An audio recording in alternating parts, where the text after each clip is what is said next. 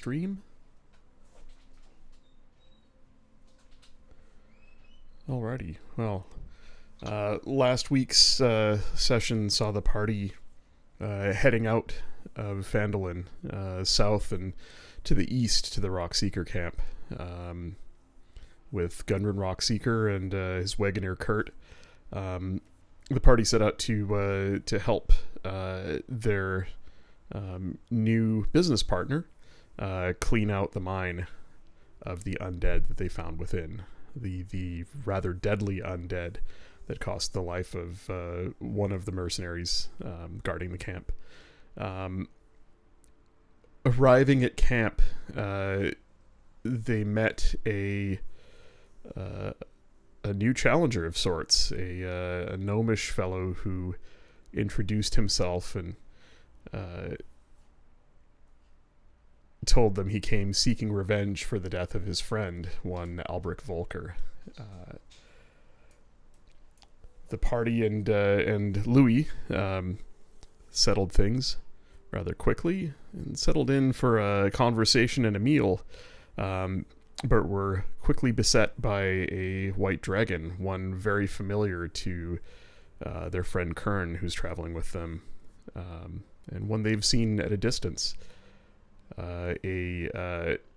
What almost turned into a battle was settled by the wizard, the new arrival to the group. A single spell sent the dragon flying off, not to be seen again that evening. Later on, Rogar and Fader, one of the two mercenaries sent to keep an eye on Louis and make sure he didn't get in trouble, went off into the woods looking for two guardsmen who were out on a hunt from the camp.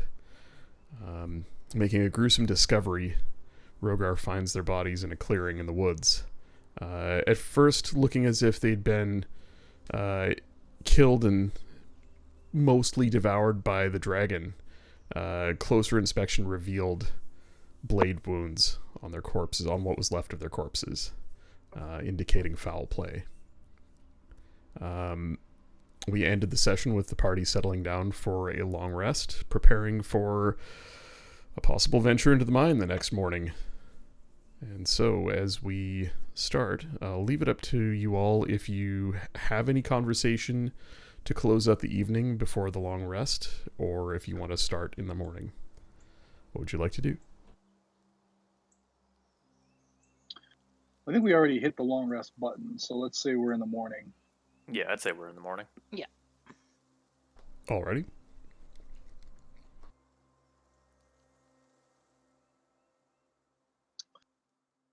Can we go to the screen of the camp? Sure. Give me a second here. I might have archived it. Oh no, it's here. Zoop.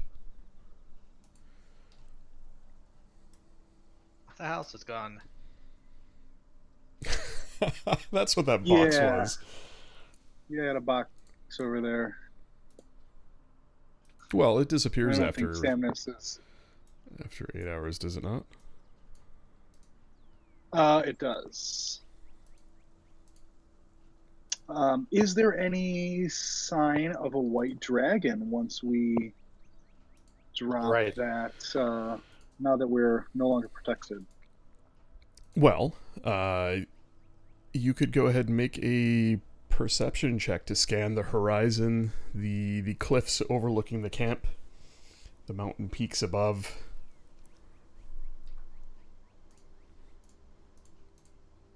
Is anybody good at that? Perception? I can do perception. I think Scribble's pretty good too. Yeah, I'm pretty decent, I think. I got +7. Oh my god. Mm-mm. And so it begins.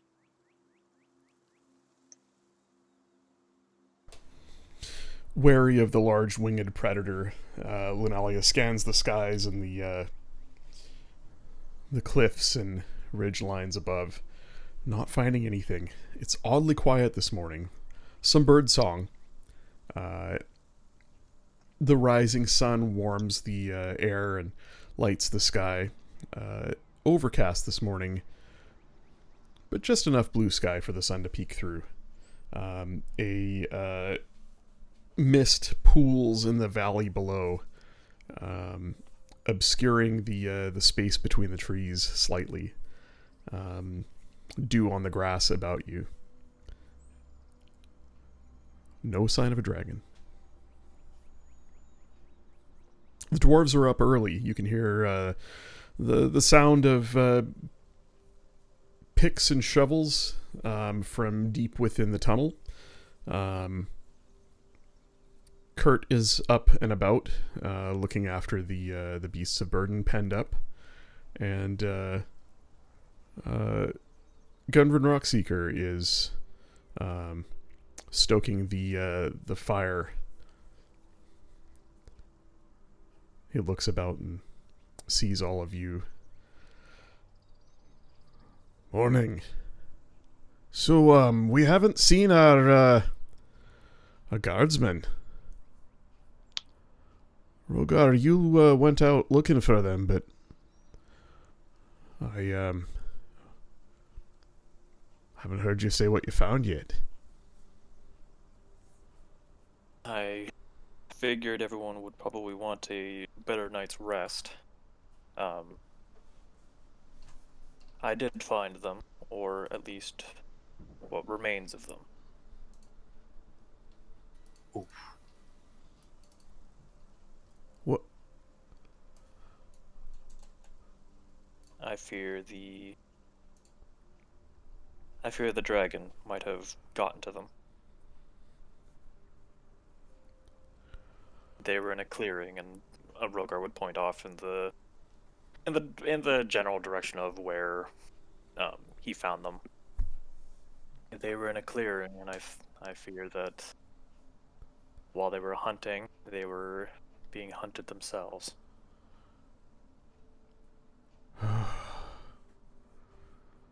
He hangs his head. They were good lads, both of them. We've lost all three of them now. It's almost more than I can bear.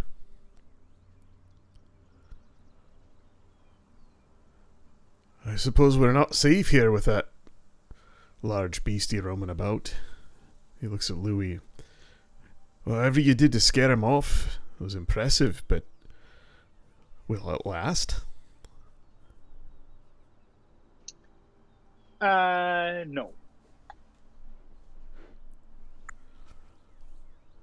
Maybe we should come up with a more permanent solution. Je ne sais pas. Or maybe we just go into the mine. As you're speaking, he's squinting, not quite keeping up with your accent, but when the word mine comes out, he nods his head.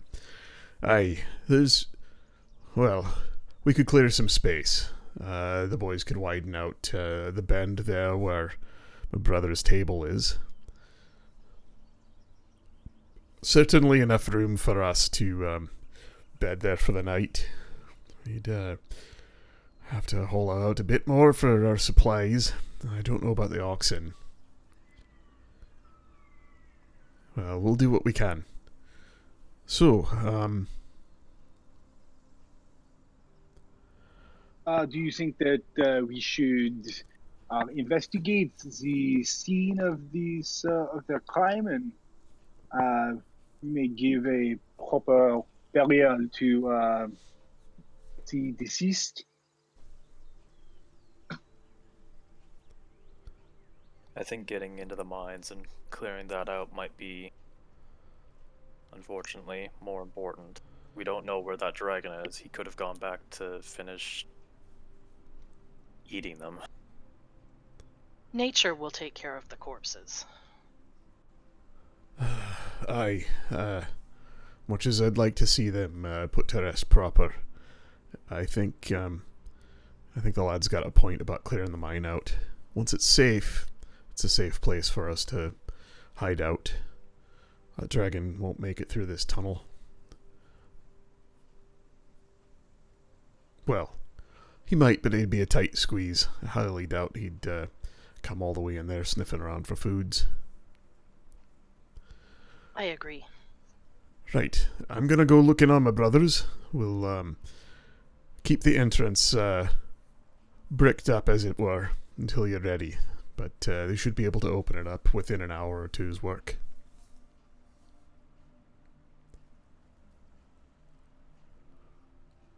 Be seeing you. Well, thank you very much. Maybe, Rogar, you could make us some of that stew. A That's ragout? très bien. Very, very good. I can make something for breakfast, yes. Merci. I pat my rotund little tummy. Oh, is he a little portly fellow? Oh yes. Little old chubby dude. Feder looks at Louis and says, Monsieur, I don't know if we should stay or go. That dragon worries me. This is more than we were paid for, but I admit I'm hesitant to travel back, just the two of us, with that beast roaming. Perhaps we could stay and look after the dwarves for a few days.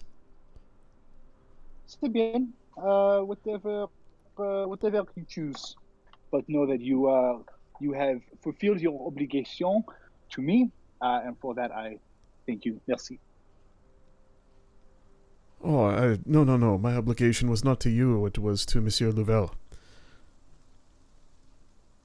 Ulrich said that he would send people out here, didn't he?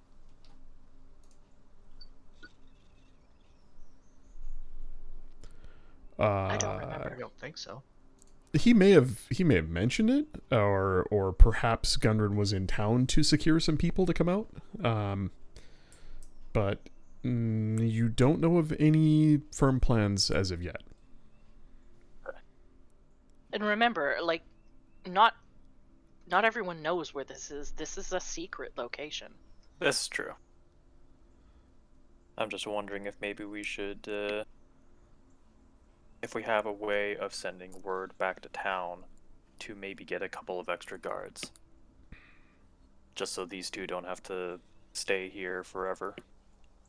I just think it's dangerous to send anyone short of a small army at this point. I think we are the guards. I agree. Feder says, it would be slow going heading back. There's a lot of open ground to cover, and we would have to stay beneath the trees where they are. But we could go back in a few days once the dwarves are set up in the mine. So at this point, are the dwarves clearing? So the entrance to the mine was blocked. So right? about 120, 150 feet in, around a bend to the right, there is the tunnel continues and breaks into what is left of the old mine. But on their way out, running from a wave of undead that overtook one of their companions, the dwarves collapsed the tunnel behind them, and so there is a cave in about 150 feet back in, and that's the sounds you hear are the sounds of them starting to clear that out. Basically, they'll move the last bit of stone when you guys are ready to go in, and either either wall it off again and trap you inside until they hear you banging on the other side, or guard it closely and or maybe close it up enough where they can make a choke point. You're not sure, but they did have to collapse it behind them to secure their escape.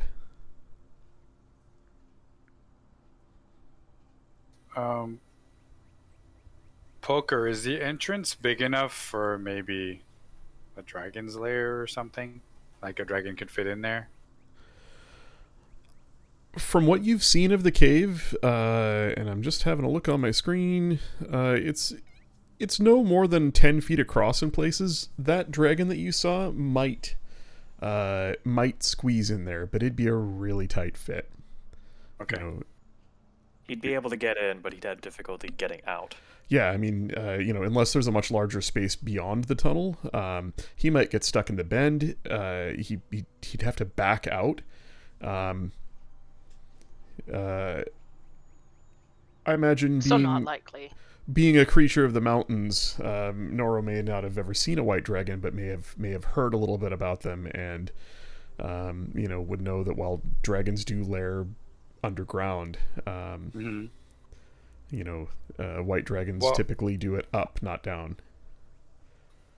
All right, and because Noro's ill knowledge of dragons, he would say something like, "Well, I'm not worried about the mother. Maybe there's children."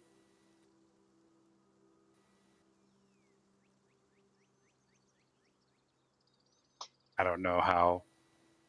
If it's a white dragon, I don't know if we would have to worry about that. Yeah. That's Noro's curiosity. C'est impossible, but je ne sais pas, the kids, we can dispatch them easily.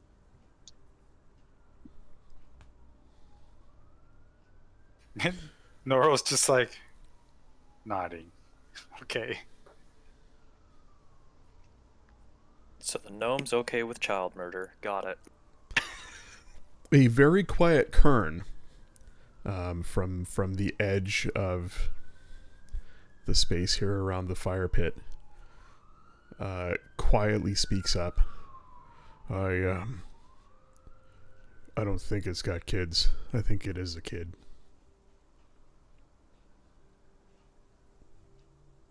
Well, it's still growing anyway. I got a good look at it up close a while back, and it's bigger than it was.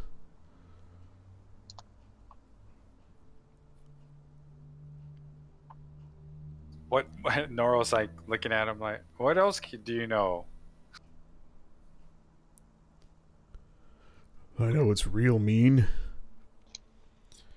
and I saw good people stand up against it and fall. That's what I know.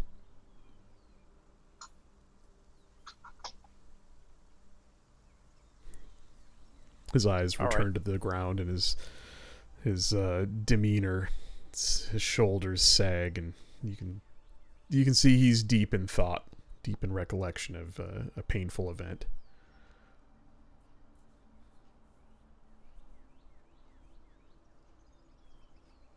Well then, moving on then.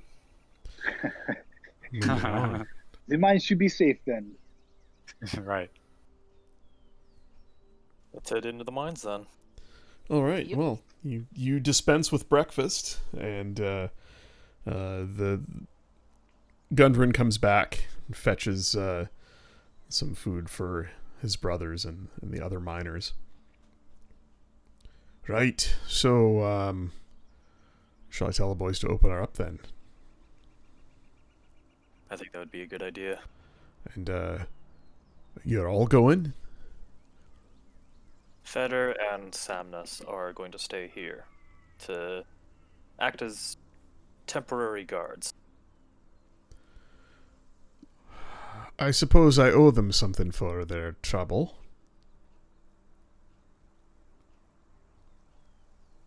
I think once we clear out this mine, or while we're doing it, if you have any way of contacting people in Phandalin, I know that this place is hidden, but getting the word out that there needs to be potentially more guards or something. Aye, might well, not be a bad idea. I was kind of hoping my new business partners would help me with that. Seeing as how it's your mine too, perhaps we can figure it out together. Well, we can leave that for once we're done then. Speaking of which, Louis, walk with me. Oui? Let's talk. He takes a few D'accord. steps away from the group and sort of raises an outstretched hand off to the west.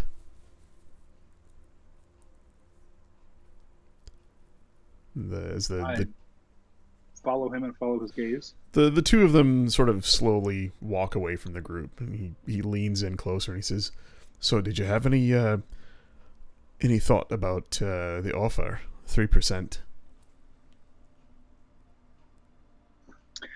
Oui. No, this will not do. I believe that there was a different offer extended to mes amis, and of 5% for a small buy-in. Oui? Look, I'll be honest. I have a hard time understanding you half the time. I don't know who this mes amis is, but Oui.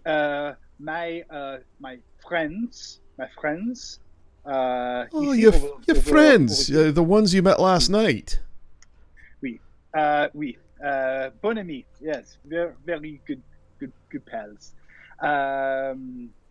You gave them 5, and I hold up my hand, 5% for investment, and they gave you 500 gold.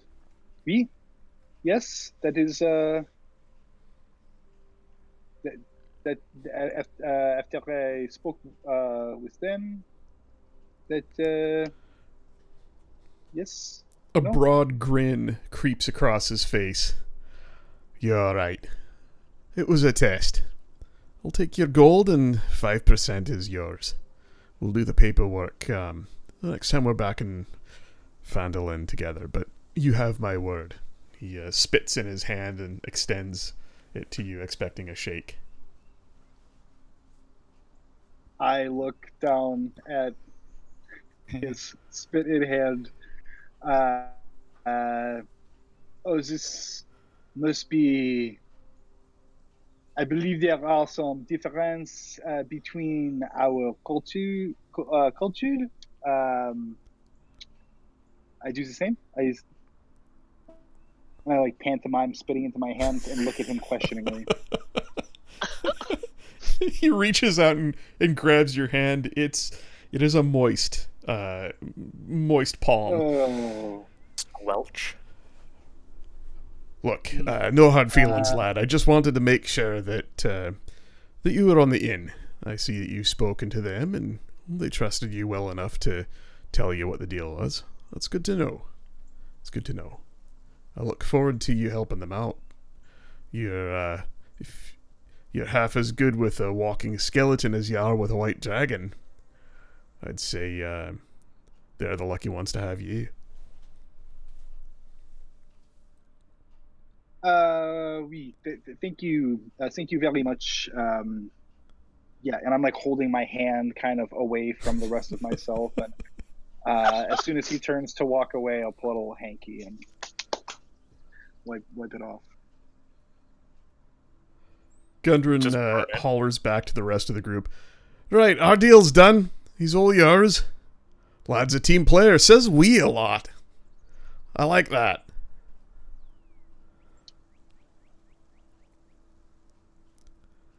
Alright, I'll get the lads warmed up and working on that rock pile.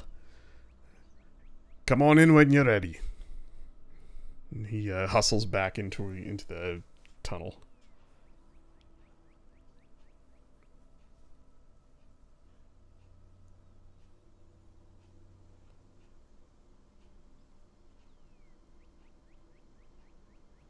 I will make a little gesture. I'll get my wagon all repacked up, all the books and stuff, and then make a little gesture. And Pierre, the little book, pops out, and he's going to run up at me and just kind of like jump into me. And there's like a little like, I don't know, kind of like a little arcane aura flows over me.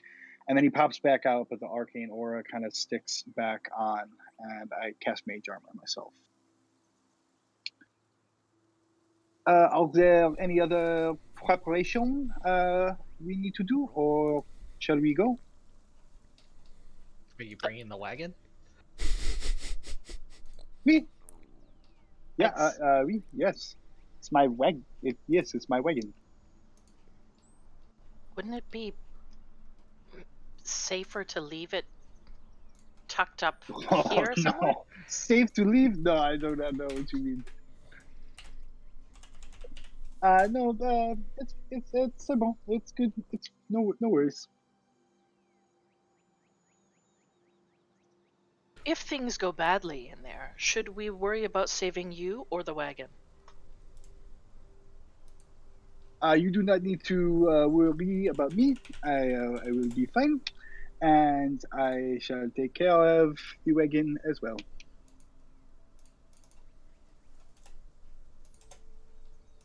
She's just gonna kind of look around at the others and Noro's gonna look at Scribble and kind of like in an excited way say, "Oh look, he does the same thing you do." And I'm gonna take that cue and cast Mage Armor on myself.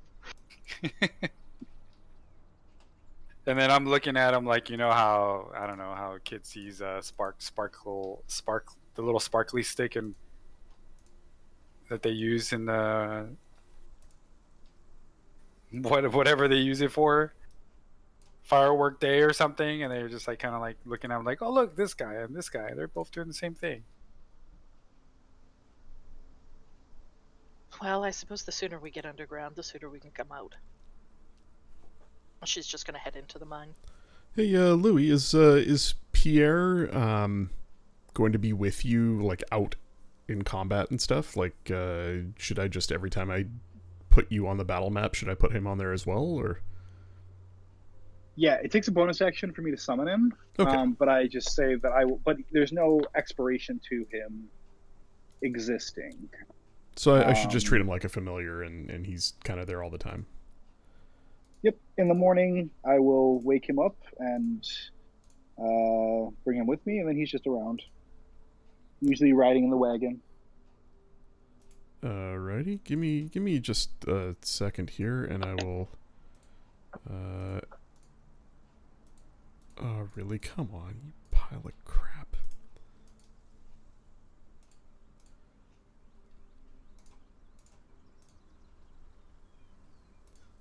His name is Pierre. We. Yeah, I think I'm gonna put him in your journal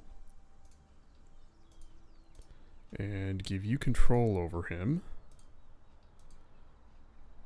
How many hit points does he have?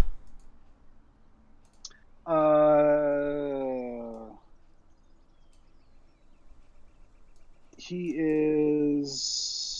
doesn't have any hit points. He is intangible and does not occupy space. He sheds dim light in a 10-foot radius. And Can you turn that off, or do you have to turn him off to get rid of it? I would have to turn him off. Okay. Or at least, have him hop in up something else, be covered, right? Right. I might get you to at some point. I can probably do it with the token image I have, but if you made that using token stamp, you can export it actually as a small or tiny token, where the transparent size of the PNG is still like 1 square, but the actual circled image is about half the size. That way it sits in the middle of the square instead of like, if I resize it, it'll snap to one corner. But for right now, I'm just going to do this the way he is, and we will, let's see, I will edit and attach the selected token, and you should see Pierre in your journal now, and you should be able to, I don't think you can actually drop a token on the page. I haven't figured out how to let players do that, but you should at least be able to control him. Oh, did yeah, you? actually, I was. Yes. Oh, beautiful. Okay, so good stuff. So he basically shows up as another character in the party. But I can't, assign. I can't edit him at all, get to the settings on him at all. Because I was going to say I could, put a little dim light radius around him.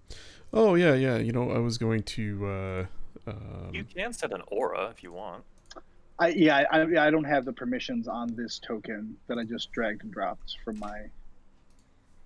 It also doesn't show his name either. Yeah, we can fix that. Sorry to be difficult. Yeah, you're a pain in the ass. We need one in every party.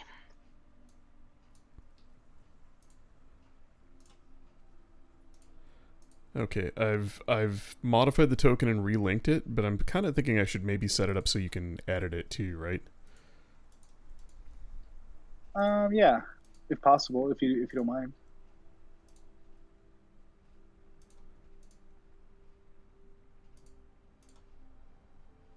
Yeah, so I let you edit the 3 bars, and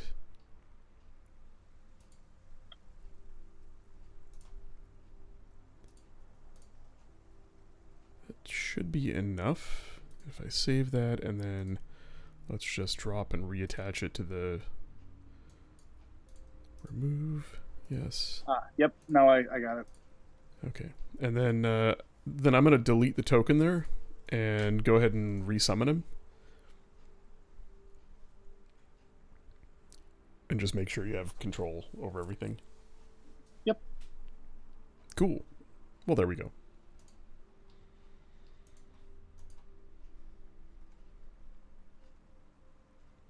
I gave you control over his 3 bars too, if you want to use them for, I don't know, to track anything. You can do that as well. Alrighty, so the party gathers up their things and heads into the tunnel. Kern tagging along quietly. Federa and Samnus. Samnus still looks like he's seen a ghost, namely his own. After having been grabbed by the dragon and and summarily dropped when the dragon was sent off. He's permanently rattled. He's quiet, stays close to Federa. And any time there's even a bit of a sound off in the distance, his hand goes to the hilt of his sword, and you can see a visible shake. The 2 of them follow you in. Kurt, who was tending to the oxen, catches up and follows suit as well. Before too long, you reach the cave-in at the back of the tunnel, with the others staying back in the bend and the party going on ahead. You see Thardan, Nundro, and Garrett and Bandor, the 2 other dwarves who were there, part of their mining team, working studiously to remove rubble from the tunnel, and they've got it cleared out to almost where you can see through. There is just one sort of dark 2x3 foot spot where you can see through the cave-in into the darkness beyond. And those of you without dark vision, it is very dark. Those of you with, you're able to see a little ways, but the tunnel does curve around to the right further and out of sight. Thardan, the older of the 2 brothers, looks up as you all approach. Right, so you're all ready, yeah? I believe so. Good.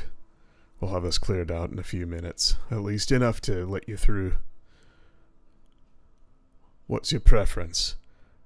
Wall you in, or leave it open and guarded?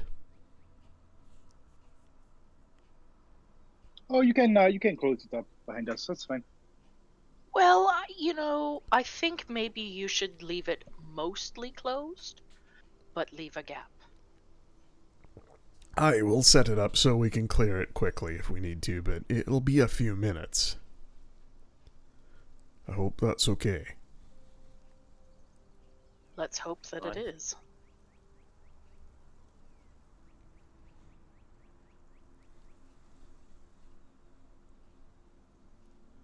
Come on, lads. Let's get it done. The entire time you notice he's still side-eyeing Kern from a distance. The dwarves finish clearing the rubble, making a hole large enough for even the two largest members of the party, to make it through. Beyond, a silent tunnel that curves away out of sight. Rough-hewn stone floor and walls. The ceiling uneven. This is the labor of these dwarves through solid stone. There is little other than occasional braces of timber where loose rock was propped into place and shored up. What's your marching order?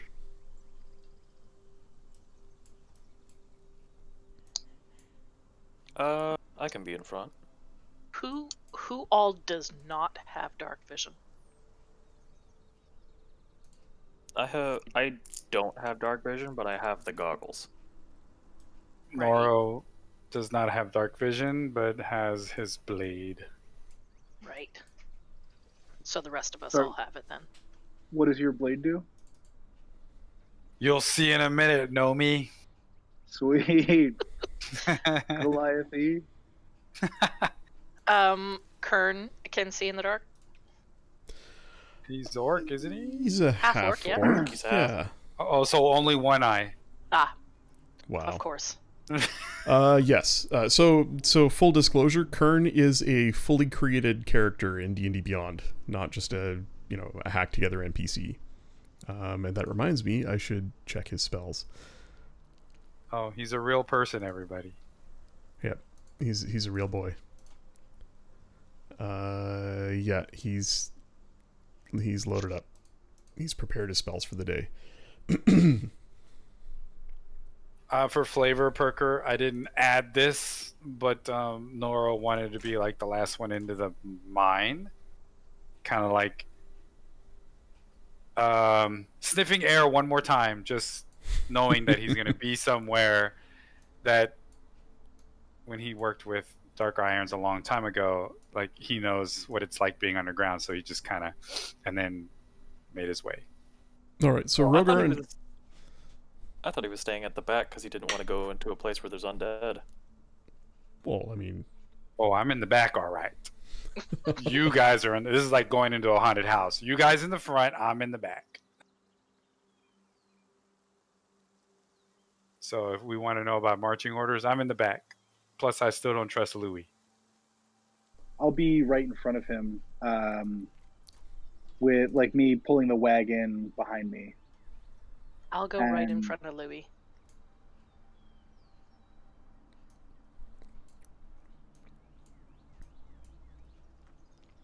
Scribble, that puts you between them and Rogar, and once you get into the tunnel, Kern sort of steps past the rest of you and catches up to just behind Rogar. Rogar, you hear Kern over your left shoulder. What do you think we're gonna find in there? Well, probably a dead Northman. Skeletons. Is this? Maybe some zombies. I don't really know. And you kind of hear Nora's like, "It's not a graveyard. It's not a graveyard." Well, it might very well be. We don't know. Just hold on to your soap, Noro. Look, if it's a graveyard, we can't touch it. Okay, that's all I ask. No problem.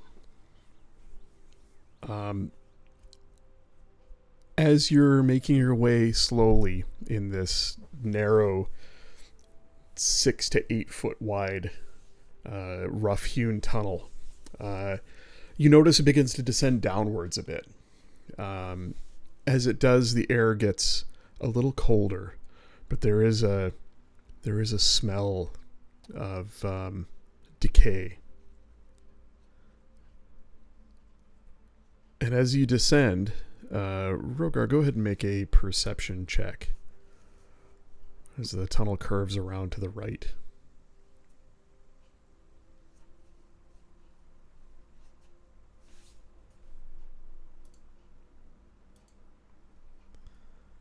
And Not I'm going bad. to dial up some appropriate sound here.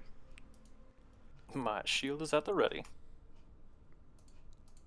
This is very exciting. I have never been in a cave before. C'est très cool. It's not that impressive. I've read about it many times, many books but I've never been underground. It is very dark. It's yeah, that's not. They don't write about how dark it is down here. No, I have heard of some mushrooms that grow in deep places. I'd like to maybe see those one day. But being underground is not comfortable.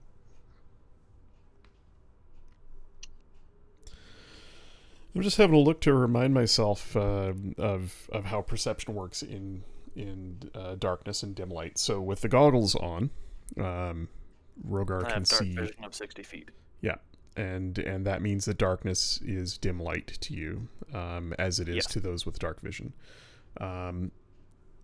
Louis has dark vision as well, right? Yeah, but actually, it I do not like how this works. I will, if it is okay, I will make some light, and I all of a sudden I'll like snap my fingers and Pierre will become radiant. Just casting a light spell on him. So that does bright light in 20-foot radius, dim light for an additional 20 feet. But then like dark vision will extend beyond that some. So I'm going Right. to change his radius, Louis' radius. But I think only you and I can see that, Poker. No, I can see it. Oh, really? Although it looks Don't like give it him any originates. fireball targets. It looks It like looks it like originates from Noro. Yeah, Does- that's what Clangor does. The sword. Mm. Ah, It's Yeah. a red dim light. Right. Yeah. Here we go. Noro and Clangor's Rend. It is a 20-foot radius, yeah. So, let me just modify that here. So can everybody see all these concentric circles? No. Oh. I can only see I I see, Noro's like- see his light. hummers. Yours might be underneath it. Like I think I could see it before he turned that on. Oh, it doesn't really matter because that's not the map that you guys are going to be on. Fair. Sorry, and was it 20-foot radius for the light spell, or is it 20-40? Yeah. It's 20 foot bright. 20 feet past that is dim. So I did like 20 feet as green, and then 40 feet is yellow, 20 feet is green.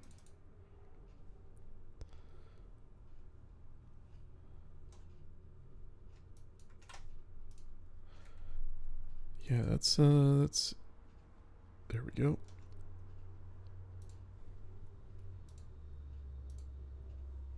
Noro is suddenly blind.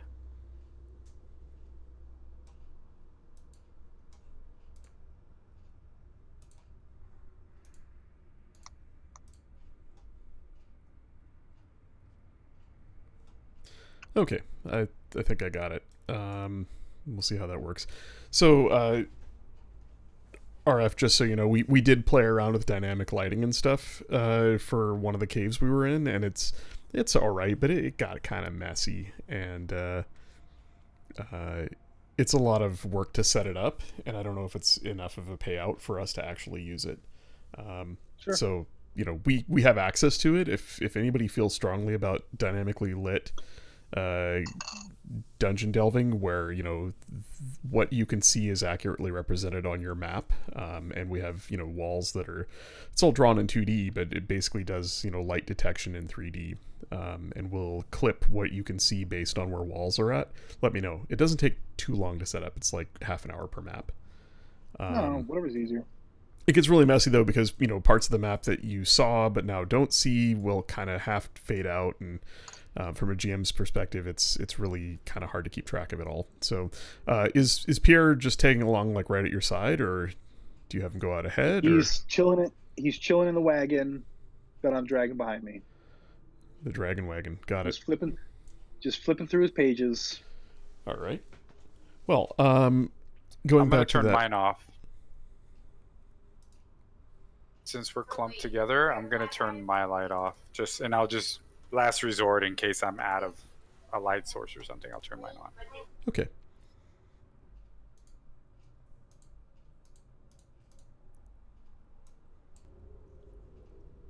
I'm gonna turn up the ambience in here because this dungeon ambience seems like it's kind of quiet, unless you guys think it's overly loud. No, it's No, fine. we can adjust it. All right.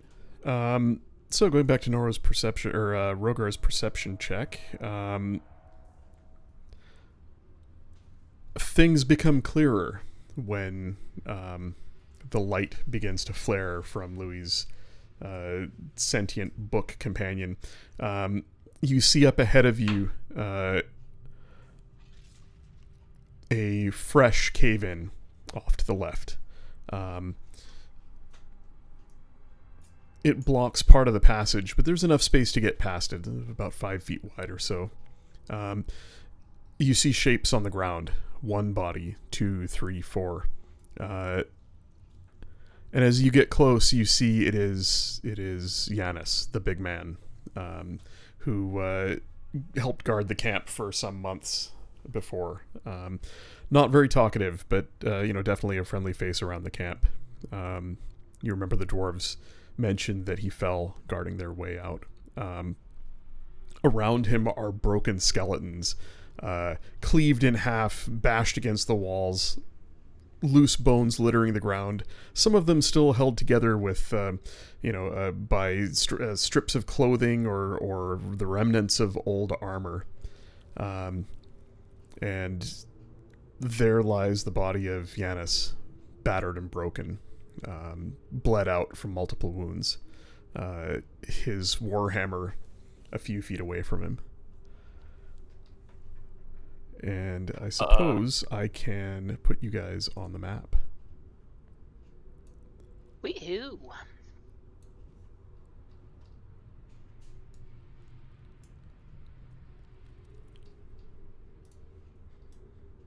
Welcome to the Lost Mine. Rogar would stop and turn to everyone, or I guess turn to Kern since he's the closest, and say, "We've got bodies up ahead."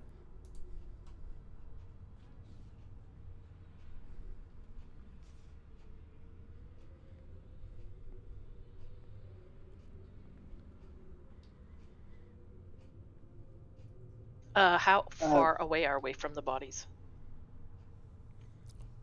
Well, what you see on the map here. Not far. Okay. And to the left of him is the cave-in you described. Mm-hmm. Okay.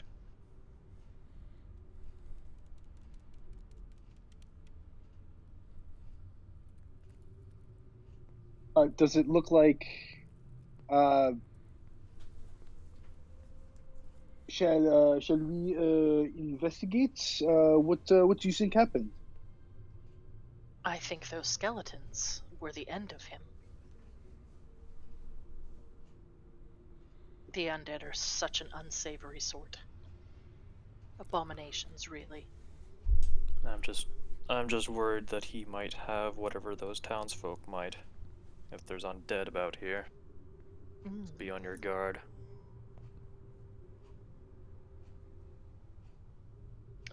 Lunelia's going to move up to the closest skeleton. Okay. Well, within 5 feet of it anyway. And she's just going to crouch down and have a closer look at it. Does it have any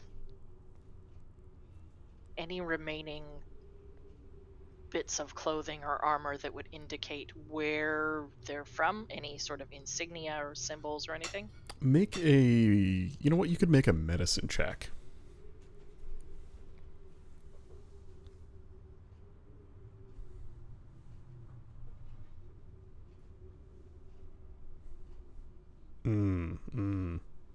Yep, it's dead.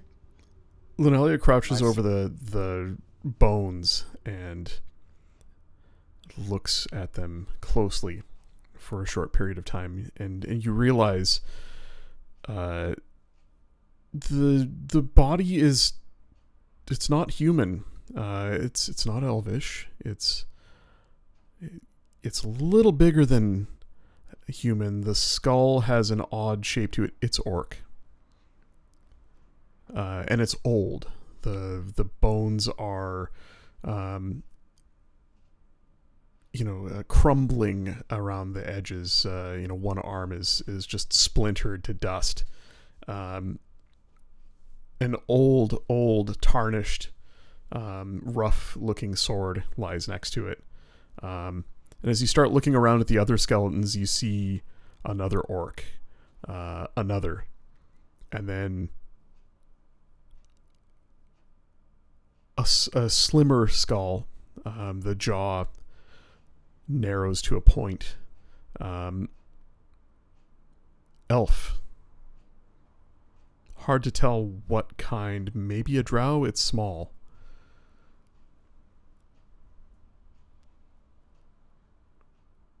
It seems an odd mix here. Many of these look to be orc, but that one is something different. Definitely not orc.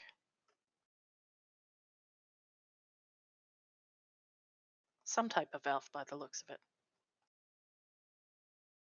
How far away is the other body? The one that looks different?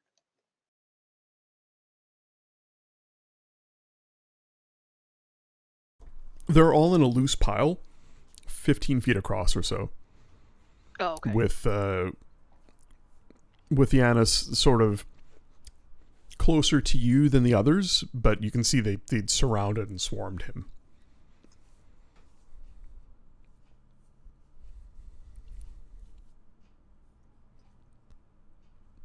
You have a look at his body as well, and he's definitely dead. There's no signs of unlife there. Massive wounds, many of them. It looks like he was fighting until the end, but just ran out of steam and life.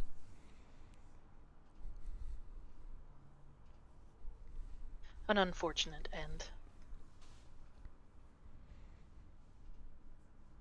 On our way out, we should bring his body with us. Kern, is there anything you can do to make sure that they don't come back to bite us in the ass?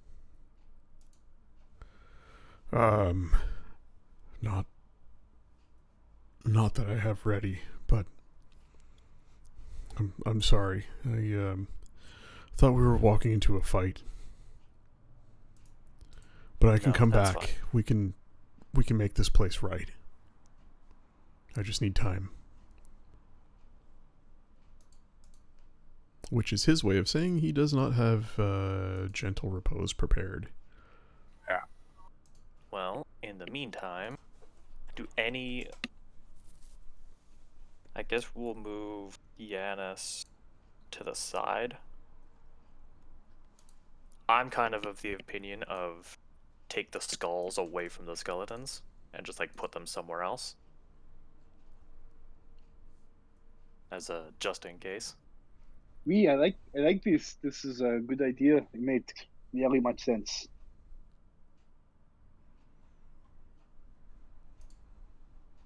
The skulls are not the part that worries me. The hands that wield swords are what worry me. Do you want to take their hands instead then? Or both. We can just throw every one of them in his wagon. No. Say it's not a good idea.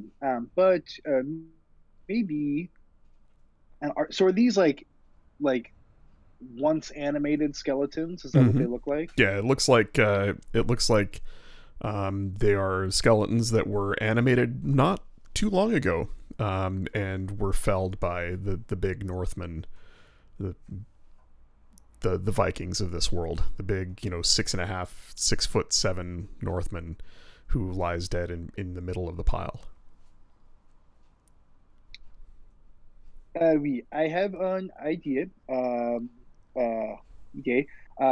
Maybe I do not know. I think I need the help of Rogar and Noro. Please, and I'll walk over and up to one of the bodies and just start jumping on it to try to just Oh, break the bones down into little pieces. It's not super effective because I am 42 pounds total. You're a Uh, big cat. it's well, no, I'm Just a portly fellow, but only 3 feet tall. guy. Just kidding. So it doesn't seem to work. But then I beckon you guys over. Maybe comme ça, like this. Follow my lead. And I Um, just start trying to like break up the bones as much as possible. so Nora's in the back, curious about what's been happening. So he's kind of seeing now the skeletons, and he sees a dead body, and he's just confirming that this isn't a grave site before he joins. Nothing yeah. here appears to be buried. It can't be a grave. No. Lunalia's gonna pick up some larger rocks and start bashing bones as well. Right. Okay. Kern moves to the Northman's corpse, kneels down, places a hand on his shoulder, and begins muttering a prayer under his breath. What's Scribble doing? I'd be looking at the pile over here, like trying to see like if there was. You said it's recently caved in. Can you see through it, or what may have caved it in? Like, was it pulled in shut for their escape, or? Make an investigation check. There's bright light, so there's no disadvantage here. It's somewhat hard to tell. It looks freshly caved in, and you can tell that because the tunnel that you're in is freshly hewn. And here in the wall of the tunnel is a mix of stone and worked stone. So there's the raw stone of just the earth about you, and then you find brickwork, indicating that maybe there was a room or a wall. And you look past the group. Everybody's been fairly focused on this scene in front of you here, and indeed you can actually see a room beyond of worked stone. And I'll just open this up here so you guys can see a little past here. There is a chamber beyond, and I suppose I can open that up a little bit more.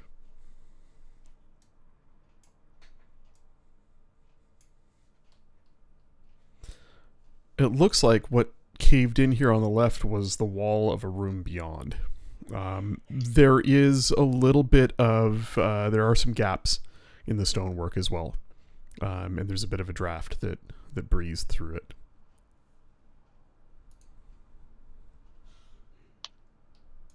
Before we actually get to smashing the corpse of the elven-looking one, Lunalia wants to have a closer look. All right. Does this one have any? Because they all, I assume, have small amounts of armor or remnants of clothing on them, or are they like mostly skeletal and bare? Mostly skeletal and bare. There is a bit of tattered clothing remaining on this one, as well as old, rotted away leather armor. Just nothing more than shreds. The steel from a pair of bracers and an old belt that's rotted mostly off. Is there any sort of imagery on it that she would recognize? You grab its rib cage and carefully lift it to see its chest, and there, hanging around the bones of its neck, on a fine mithril chain, is a spider made of mithril. Silver, not blackened. Hmm.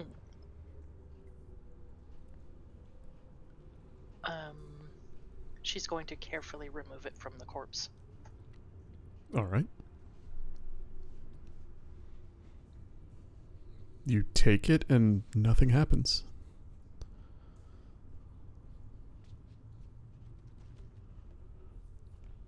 It's light to the touch. It's light in your hands. Finely crafted, and not a spot of tarnish on it, as mithril is a long-lived metal that really rarely needs polish. It's beautiful, but it's also somewhat horrifying.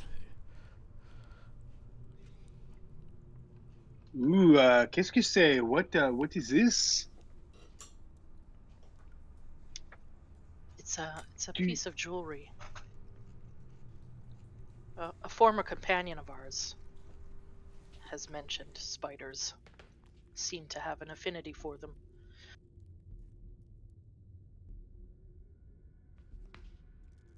Maybe if we this ever come is- across her again, I'll ask, and she'll just put it away in her pouch.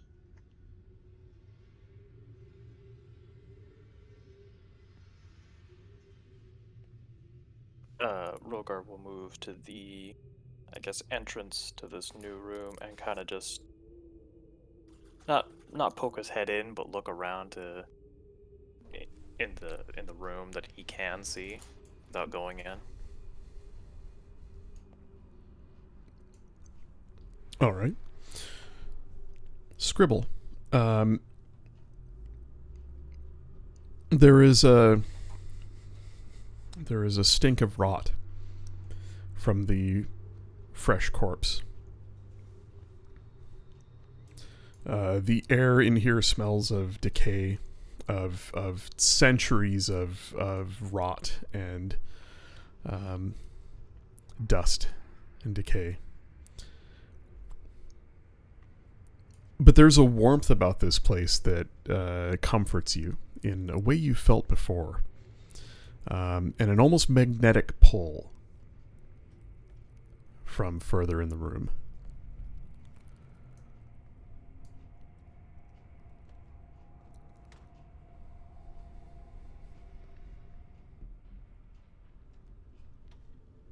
Rogar, make a perception check as you peer about the main room here, and I'll open up a little bit more of it. Oh no. Yeah, as you look out into the darkness, the dim light beyond, you don't see much. The shapes of columns, large 5-foot wide square stone columns, reminiscent of dwarven architecture. The brickwork along the walls, alternating with rough-hewn stone, reminds you of drawings you've seen in books of great dwarven holds. Certainly there is some dwarvish influence in this place. Perhaps a team of dwarven stonecutters helped hollow this out. You see off in the distance what looks like a pair of doors that stand shut. And there is just a thin sliver of light that bleeds out from between them. The room appears empty, and it is quiet. Scribble, you feel that magnetic pull intensify. It hits you like a wave and almost knocks you off your feet, trying to pull you towards it. Into the center of the room? The center of the room, or perhaps the other side, but yeah, off in this direction here. This direction.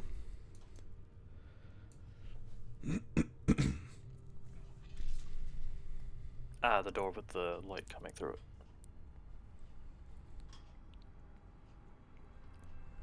Is that a door, Which door has? like, over there? Yes. Yeah, it's your vision is a little bit sharper in darkness, and you make out a pair of steel doors that stand shut with a sliver of yellow-orange light that bleeds out from between them.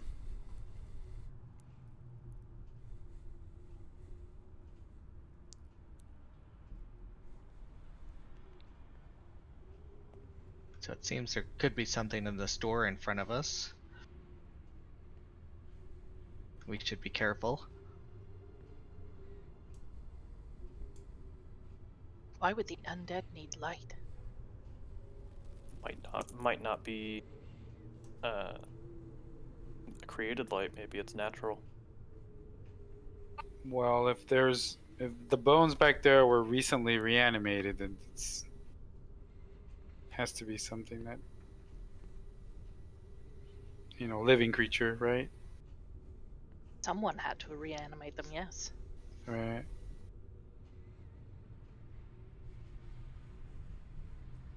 Poker, you said this is a newly found mine, right? Mm-hmm. And I guess Yanis was like a hold the line type of situation where he let everybody else escape. Did the dwarves mention anything about how far in they went by chance, other than they said they ran into undead and ran away? Not really. The most they would have mentioned is they didn't get far. And there are, even though you don't see it on the map here, there are signs of a fight. There are more what look like animated skeleton remains that have been dashed about the ground here. It looks like the fight maybe started, right around here, and they pulled back. Okay. Pretty much right away. I don't know if we could see it from this distance, but is there any indication that they got further in? Do we see any signs of traffic farther in? You could make a survival check to look for tracks. Okay. Noro. Yes. Terrible.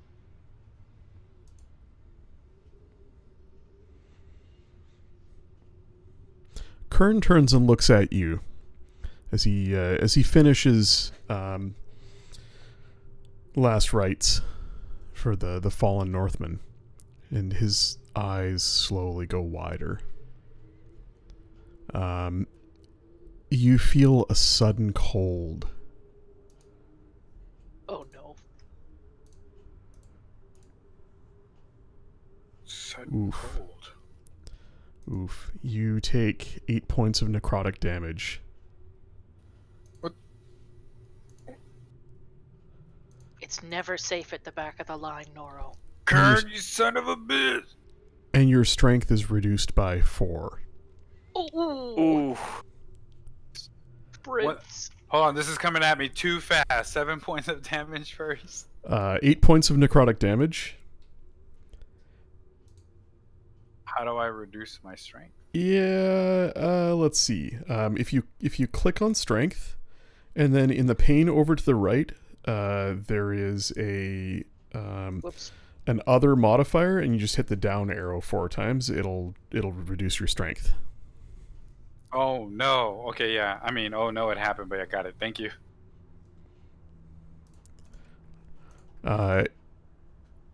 In the corners of your vision on both sides, you see darkness start to surround you.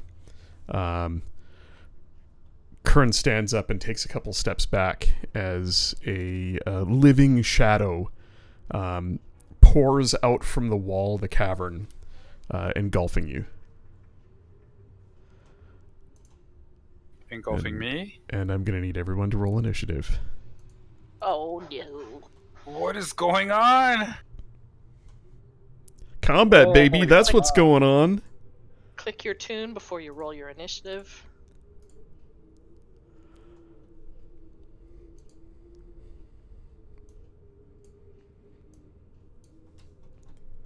Look at that. Everybody's getting loaded up on the turn tracker. It's happening. We're doing it. Yeah, Louis, take that. Still don't trust you.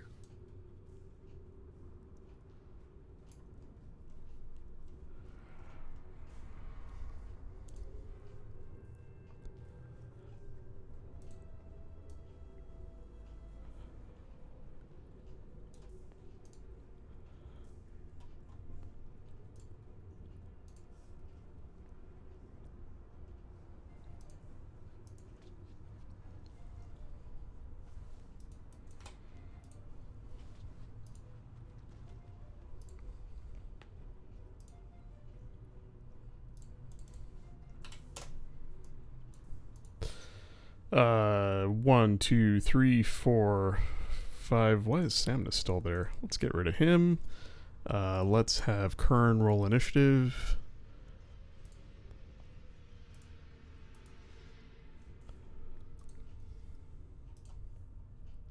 Hey, look at that. That worked. I'm a player now. Haha. Am I missing anybody? We got our party of 5 plus the Shadow and Kern, and that's everybody that we know of.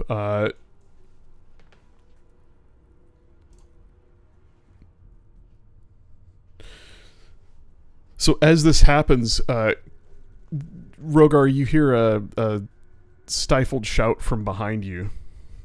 As this shadow attacks Noro in what is basically a surprise round. Oh,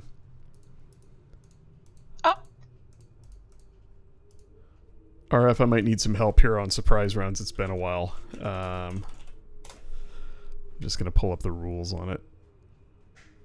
I don't know. The way that I've always done it is just whoever knows that it's happening goes, and then as soon as everyone is aware of each other, then we go into initiative. So Yeah. I would say, he took his surprise round. We were caught off guard or whatever. Then we just start from the top. And then just start from the top, yeah. All right, we'll start from the top with Noro then. Noro, shadow surrounds you, and you feel suddenly weakened. It doesn't hurt too badly, but it hits you hard, like a punch in the gut. What are you doing? Noro's freaking out because he doesn't know what this is. It's visible. I can see it? It is, yeah. You turn and see a roughly humanoid shape of swirling shadow pull away from you and occupy the space next to you. You feel your part of your life force leave you as the shadow draws away from you and materializes. I'm gonna rage.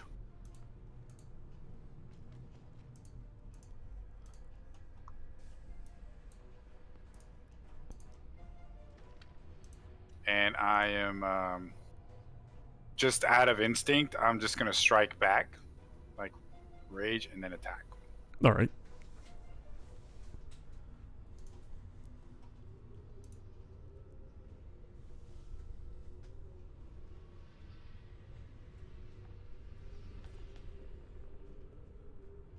That's really slow.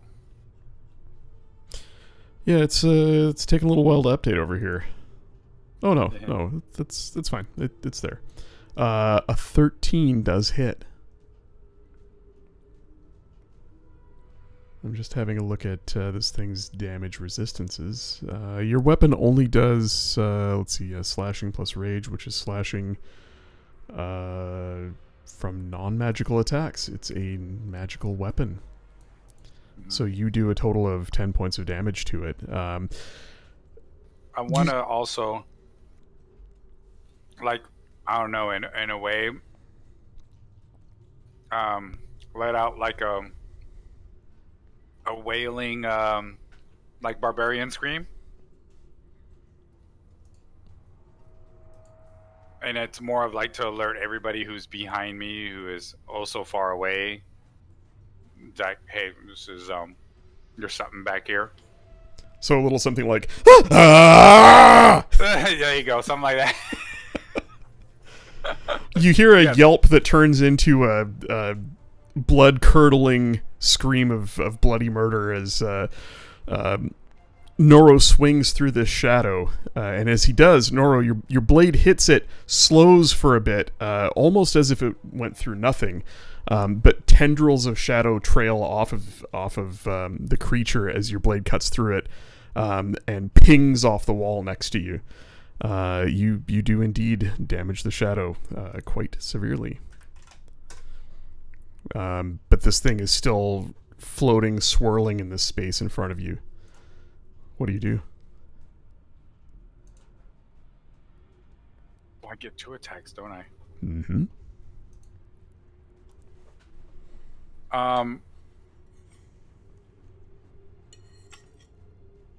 Yeah, I'm just gonna go ahead and attack. And as I'm doing, I guess this attack, I'm also calling for Kern to, get next to me, kind of like right there or something.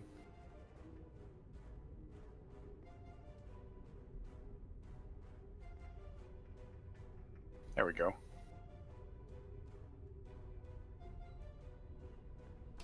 "17 hits, the blade slices through it again, this time cleaving in an upward motion. You see what remains of its shadowy form split in half and vanish. Seemingly Oh gone. my!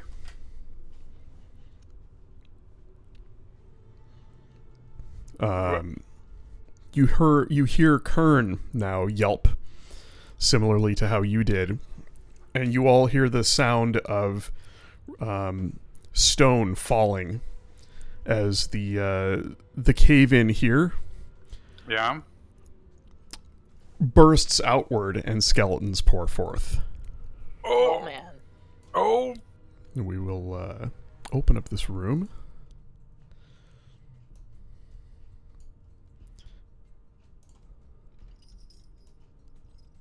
Fuck, I'll be right back.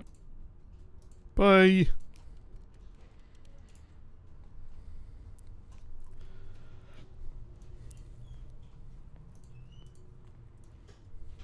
A booby trap.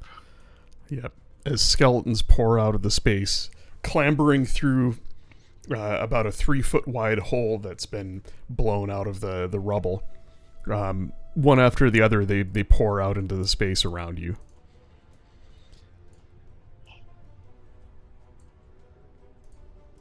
The last one Oh my! struggles to pull its way through. Each one of them has a rusty weapon, and scraps and remnants of armor hang from their skeletal frames. Let's get these guys in the initiative order. They have a +2, so that is 1, 2, This was 3. like as we killed that ghost, I and was 4. trying to talk to Kern. Like, what was that? And the wall busts open on us. Whoa.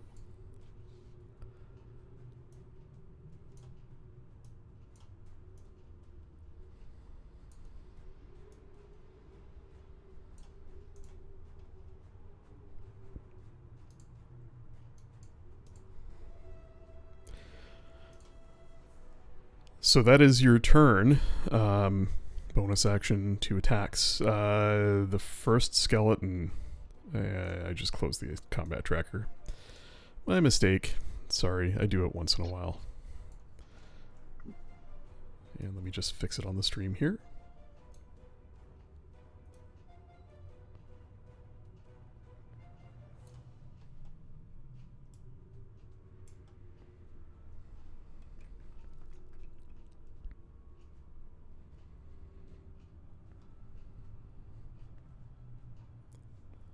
All right. The first skeleton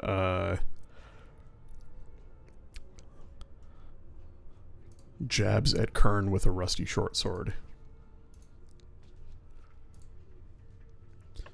A 12 does not hit. Kern raises his shield and manages to block the attack.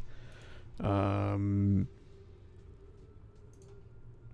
we'll get to Rogar when he comes back. Lunalia, do you want to go ahead? Yep. Before she goes, I have a question, Poker. do I have to activate Sentinel attack, or is it just something that happens because a creature's next to me that did not attack me but attacked someone else? You can choose to use it. But it would be because it says it's a reaction, so I guess which skeleton did that attack? It would be. Because I think this one and this one would it's this guy right here. Okay, so he's out of reach. I wouldn't be able to Right. do that then. Okay. But Sentinel is not something I activate, right? It's just something that I just have an ability if it happens and Yeah, the you condition presents itself, I can use it. Correct. You can choose to not use it, but yeah. Okay. Okay. Just remember that you only have one reaction per turn. So if you are saving your reaction for something else, you would have to choose not to use it. But Got it. Yeah. Understood. Cool. Thank you. Mm-hmm.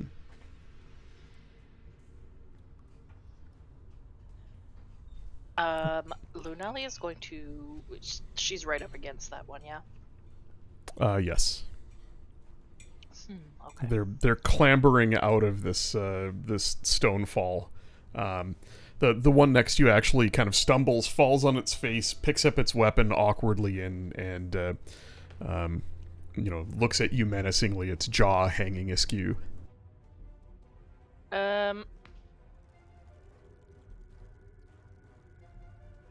I'm going to move but stay in its melee range. Why, when I move my token, does it move the whole map?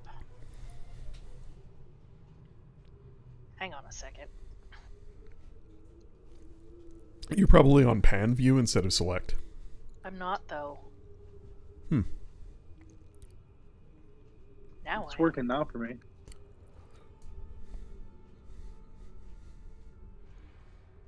Okay, so I'm gonna move there. Mm-hmm. And I'm going to cast Ice Knife on this one. All right.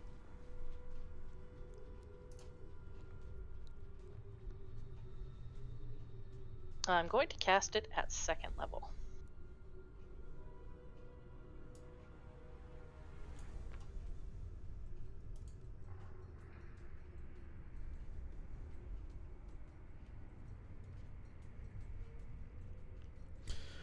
Well, a 19 hits, and that is a... Refresh my memory. Is that a dex save for... It's 4 piercing damage to your target, and then it's a dex save for everybody else to, halve the cold damage? Yeah. Yeah.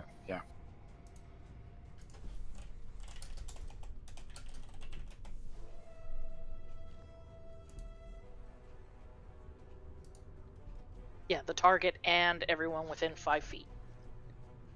So really the guy it would hit Kern too. Mm-hmm. Okay. So here's how we're going to do it. We're going to do a... It would hit Kern even though you're hitting the one diagonally to you? Yep. I'm going to roll 4 dex saves. Oh, I see. 1, 2, 3, and 4. 2 natural 20s and a... Jesus. Holy Wow. poop. Wow. 2 natural 20s and a natural 19. 8 fails. I'm just going to do 1, 2, 3, 4 left to right. So it's this guy here who takes the full damage, and that is, 13 points of cold damage? Yeah, it's 4 piercing to the main guy. To him. Yes. Okay. And then it's 13 cold to him and everyone else unless they save. Okay, I too, see. right? The save doesn't have the damage. They just don't take it at all. Correct. Yeah, lower level spells are kind of lame like that, but okay. Yeah. So he takes the 4. He did save, so he doesn't take anything. As the ice knife impacts and shatters across the breastbone of the target skeleton, the one in front of it is peppered with shards of ice. and there was just so little left of him that the skeleton flies apart. You did exactly his health in damage. Ooh, nice. As Noro, the skeleton in front of you, just shatters.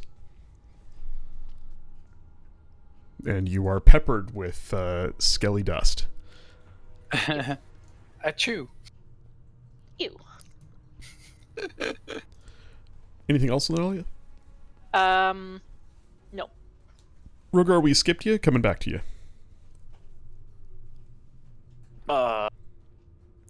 I guess I will move towards the skeleton in front of Kern and smack it. Do your worst.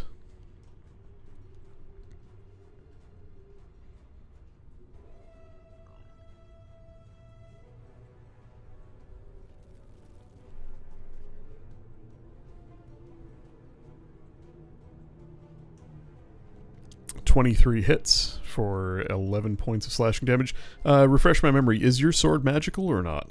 Yes. It is. Okay, good. You cut deeply into the skeleton. It remains standing, but just barely. You cleave a large portion of its rib cage away, and one of its arms flies off. Unfortunately, not its weapon arm.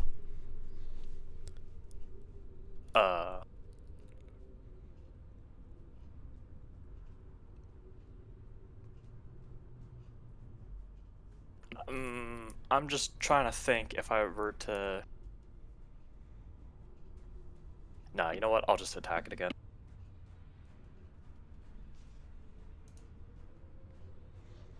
And that'll do. You spin around with the sword for a backhanded attack, catching it in the side of the head with the flat of your blade, and you effectively baseball swing its head off of its shoulders as its body falls lifeless to the ground once again. Bonus action? I will... Yeah, I guess I'll take a step forward toward the next skeleton. So I'm there, and bonus action shield slam to knock this skeleton prone.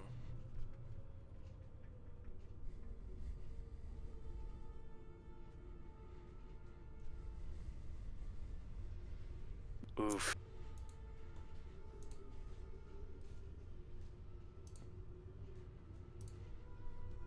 Oof is enough.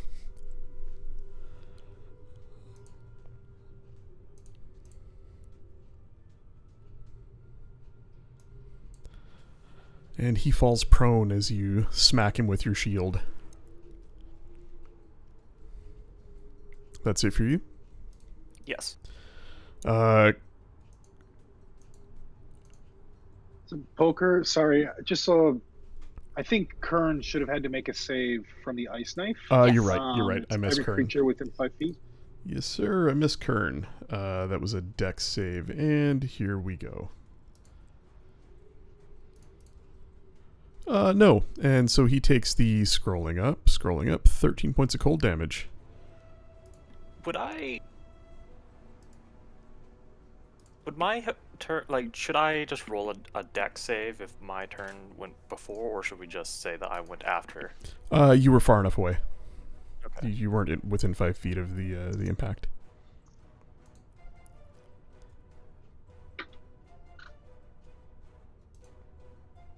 And it occurs to me that the skeleton that you just knocked prone is the one that Lunalia hit, is he not? Yes.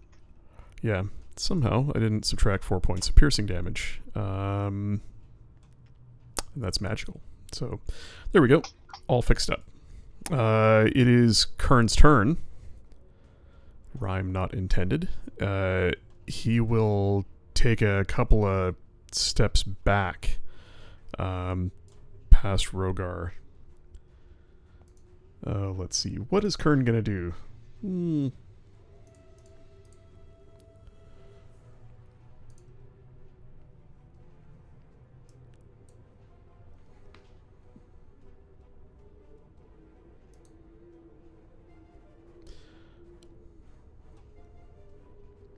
All right. Kern is going to use his cleric ability, Emboldening Bond. You hear him start chanting a prayer in Dwarvish. And as he does, who do we have here? 3 willing creatures within 30 feet. Noro, Rogar, and Lunalia.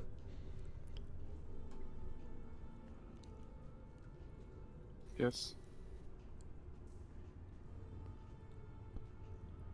For the next 10 minutes, while you're within 30 feet of each other, of either of the other two, of the three of you, once per turn you can roll a d4 and add it to an attack roll, ability check, or a saving throw.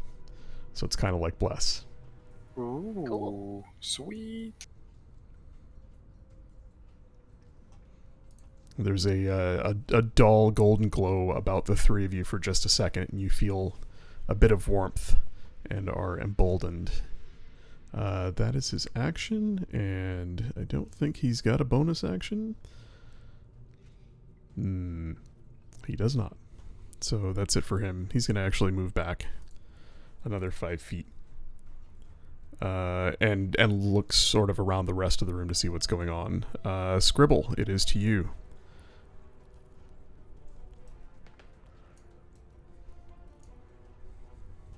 I can kind of see that there's this hallway thing over here, right? Yes.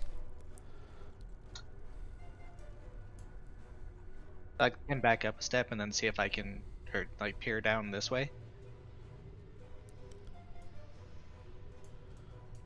As you do,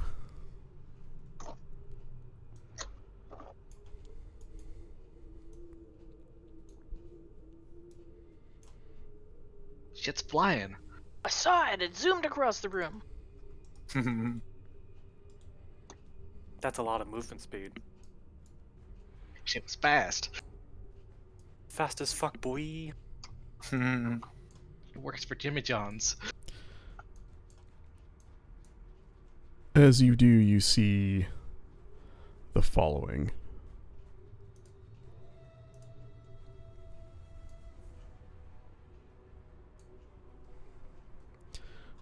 Three horrifyingly decayed corpses shambling your way. And you become aware of something large and heavy off to your right, coming from over here.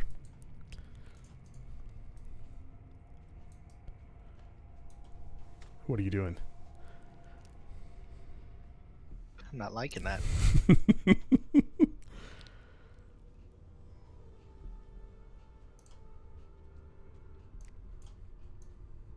I was just about to post that GIF. God damn it. I'm going to cast Chromatic Orb at the zombie in front of me, All right. and then I'll use Twin Spell to hit the one behind it. Pew pew.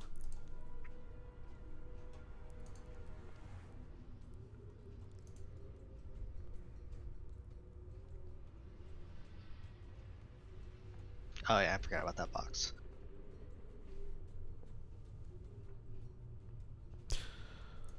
Oh, let's see. Does an 11 hit? Their armor class is 8. So an Oh. 11 actually hits. Well, that's not too bad then. For 9 cold damage, the swirling orb of shining bluish white hits it and shatters, causing a rime of ice to appear over its head and shoulders as it takes 9 points of damage. And when you twin, you roll for the second one as well, right? Yes.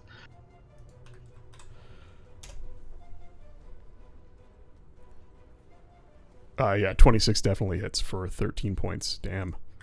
Wow. Similar Nice, effect, man. but its right arm, when the ice impacts it, its right arm freezes solid and it kind of bangs it against the wall as it's shambling, and it shatters and falls to the ground. Nice.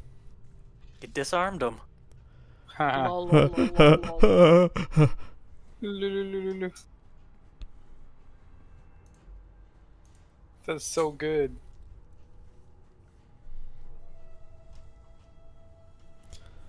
Then I'll just yell to the group that there's zombies down this hallway.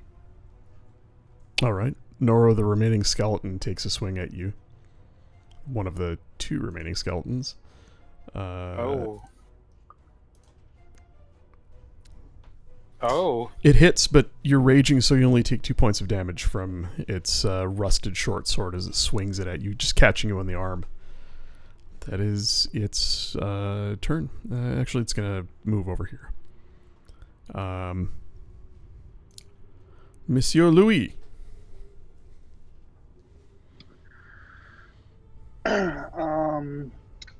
Yeah, so PAL, I'll use a bonus action to have him move to there, I think.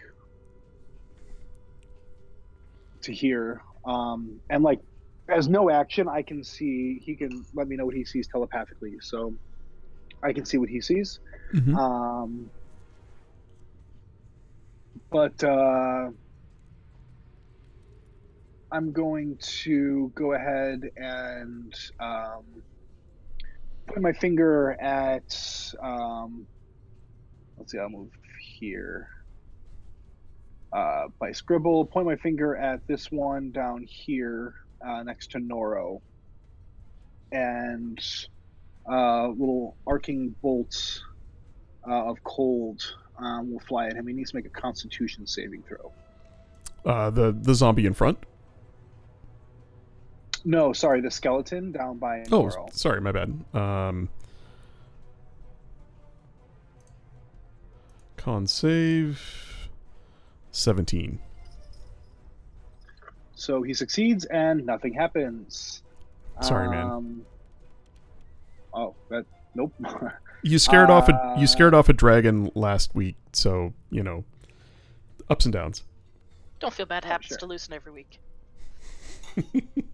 It's true. When Lucid does amazing stuff, it's amazing. I'll back up 5, and I'm done.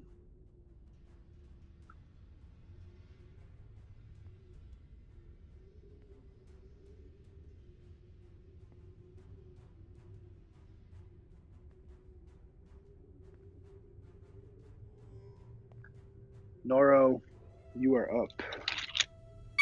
Oh. What Uh the fuck? oh.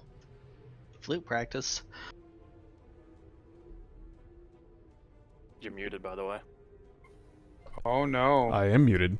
At the Oh. top of turn 2, as Noro's turn is up, a massive Minotaur skeleton appears in the hallway, wielding a huge great axe.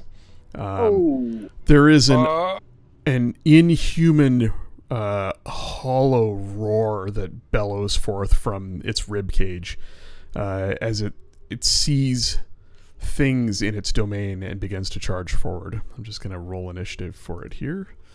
Uh-oh.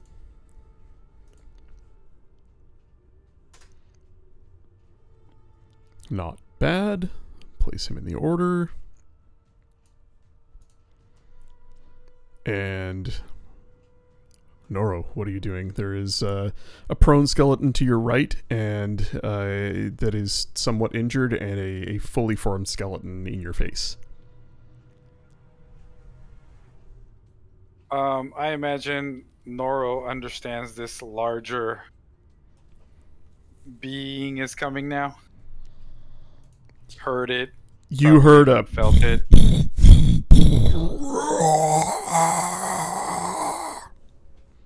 from down the ways. Oh wow. All right.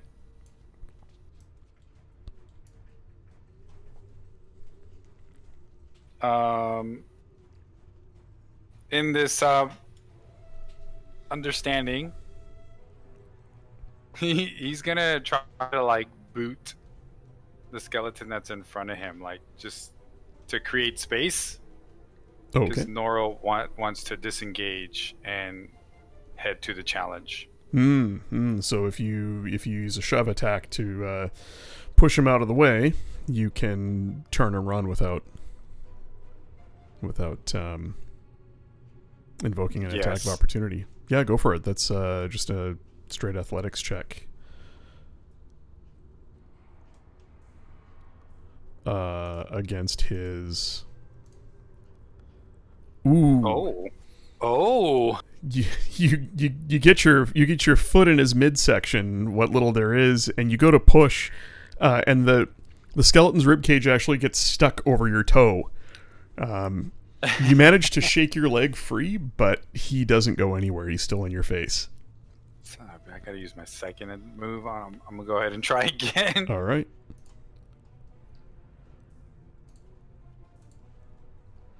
Yeah, I think you're gonna do it this time. There you go. Without even putting your foot down, you just give him another shove. This time, aiming a little higher. You catch him right in the middle of the chest, and the skeleton goes flying backwards, leaving you free to move. And it's 40 feet.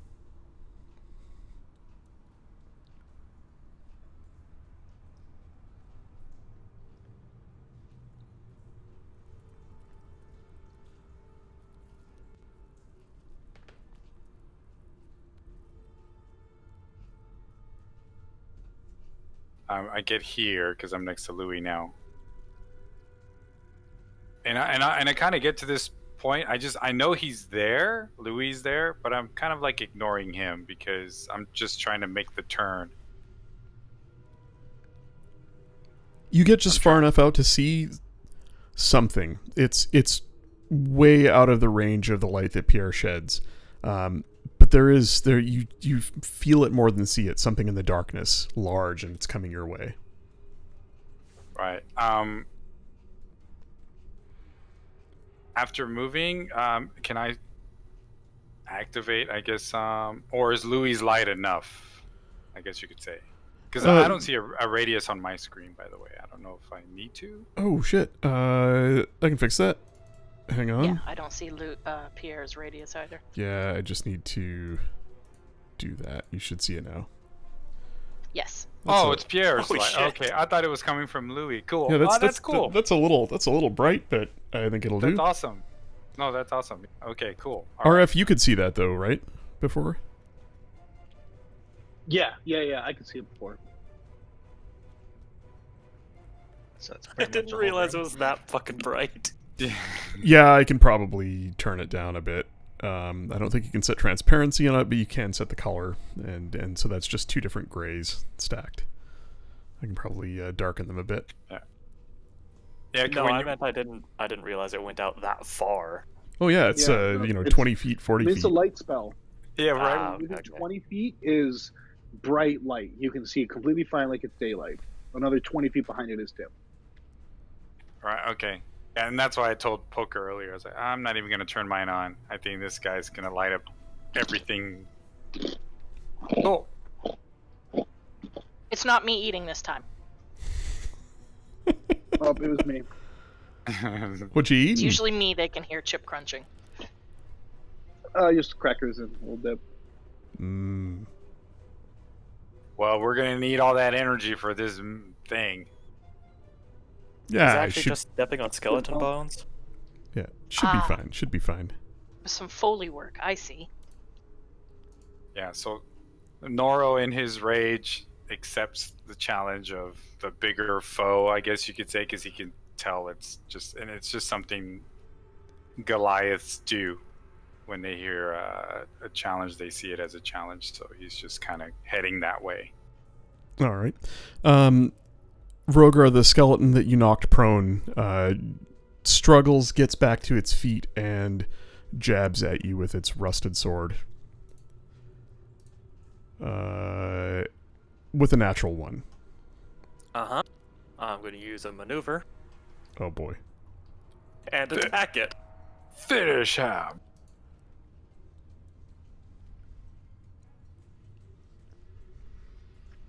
Where is it? There it is. Can I put this in I guess that'll work. So that's your. Oh, that's just the D8. Yeah, so that's the D8 that you add to. Is it just the damage roll or is it the attack roll as well? I wanted to post the maneuver in, but I guess that works too. Oh, the text for the maneuver, you mean? Yeah, I thought I could just put it in. Isn't there also a blessing on you? Yes. Yeah, you can choose to add a Yes. D4 to that if you want, but I mean that 22 hits, so Yeah, so it's fine. and 9 points of damage is exactly. 11. Oh yeah, well then, your sword goes right through it, cleaving its rib cage in half as it just shatters and splinters against the far wall. He's dead. Poker, you said this like a bless spell. Is it on the players themselves, or is this something that's radiating and we have to be in this area in order to receive it? You have to be within 30 feet of Is it Kern? either Lunalia or Rogar. Oh, okay. Is how I interpret it. He's a new cleric class from Tasha's, and I'm not entirely familiar with his abilities, but he's basically a pacifist cleric. I'm just gonna put a blue dot on my character it just lets me know that I am within range, and to check the range There every we go. time. He's a peace domain cleric. Oh, okay.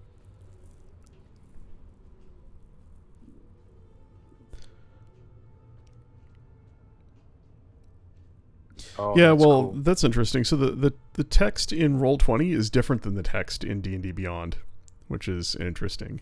So in Roll20 it says you choose a number of willing creatures within 30 feet of you equal to your proficiency bonus. Okay, so in D&D Beyond it calculates it out, but it doesn't in Roll20. It's 3 creatures. So he creates a magical bond between those creatures. He's not included in it unless he's one of the creatures. Oh, I see. And I'm just looking up Bless to see how that differs. I think it's pretty similar to the Bless spell, but it's built in and it's not concentration, which is pretty slick. Nice. And I think he can use it 3 times per long rest. Bless, attack roll or saving throw. So Bless is only attack and saving throws, not ability checks. So this is But better. there's no limit that's to awesome. how many times you can use your Bless D4 per turn. So if you have 4 Yeah, it's to attacks, everything. it's Yeah. on every single attack. If you make multiple saving throws in a round, it's on every saving throw. Oh, Yeah. No more than once per turn. Pretty good for free, though. yeah.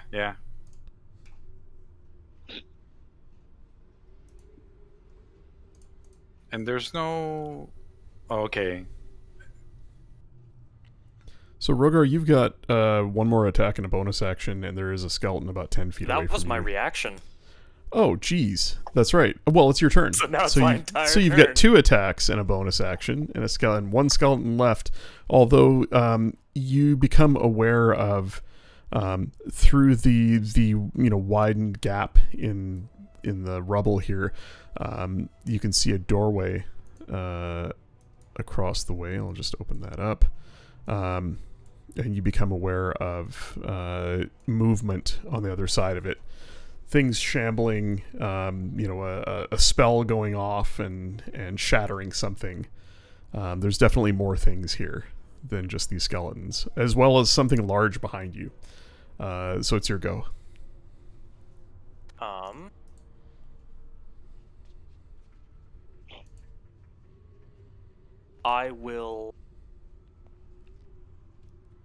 I'll turn to Lunalia and just give her like a "you got this" kind of nod, and I will run to that doorway. Okay. You climb up over the rubble. dive through the hole and come up in the doorway. You see 3 zombies to your left. One of them missing an arm, a rime of frost across its chest. The other one, its head and shoulders covered in spiky frost. Both of them seem fairly damaged, and a third one intact behind them, shambling forward slowly. I will use I guess the rest of my movement to get up close to the zombie. And I will use my breath weapon Oh, shit. to try and Nice. hit all 3.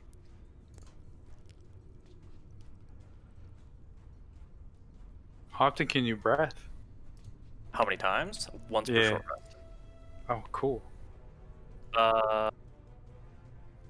DC 14 con save. And an appropriate sound effect. Oh, Turd might shit himself. that's. Although, I guess if he can see me. Mm. All right, so 3 zombies. Let me. You know what? I'm not even gonna put them in the initiative order yet because no, you know what? I should. It is the top of the turn. Initiative, and they are -2. You can make them just all go at once if you want. That's easier. Hmm. Well, they may all be dead. -1. All right. Yeah, you know what? I'm just gonna put them all in initiative order at 1. And that's a good idea, RF. I'll just put them right there. Just as one of them. The only problem is if I delete one, if I delete that one, they fall off the initiative tracker. But that's fine. They're not going to last long. Sorry, that was con saves from all 3 of them? Yes. DC 14 con save. Uh-huh. Cool. Another natural 20. Wow. I typically just go left to right when it's packs like this, so the one in the back saves and the other 2 Oof. don't. Ooh. Well, no, it was only one. That's fine.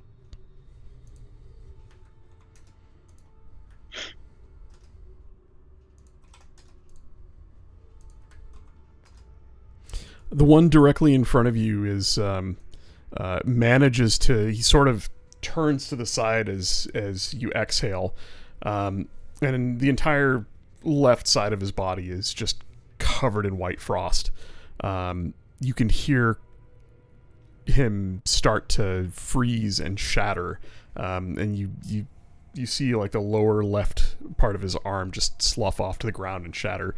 The one behind him is dashed against the wall and frozen in place to it. You can see it struggling to pull away, and as it does, rotted flesh sticks to the wall behind it, as about half of its body pulls away from the wall, missing a leg, missing its other arm. There's almost nothing left of it. It's at 1 hit point. The one in the back weathers it the best, and it's half damage? Yes. And it looks at you, frost rhyming its face, and starts to step forward. Anything else? The one in front of me is dead or not dead? Not dead. Not Hurt- dead? Okay. Injured I will- badly. We lost our initiative tracker, by the way. God damn it. I Some will- idiot keeps closing it. I will shield master shove it.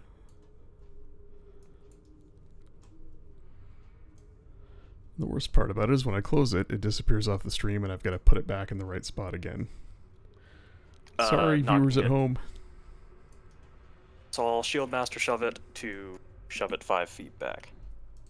All right. I don't think it's going to beat a 24.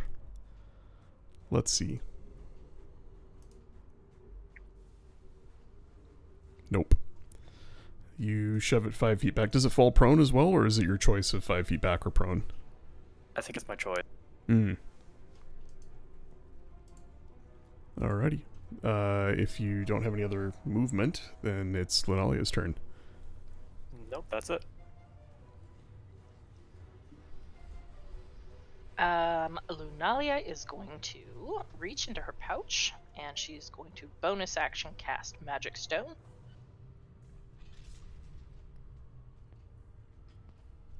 And then she's gonna fire a stone at that last skeleton.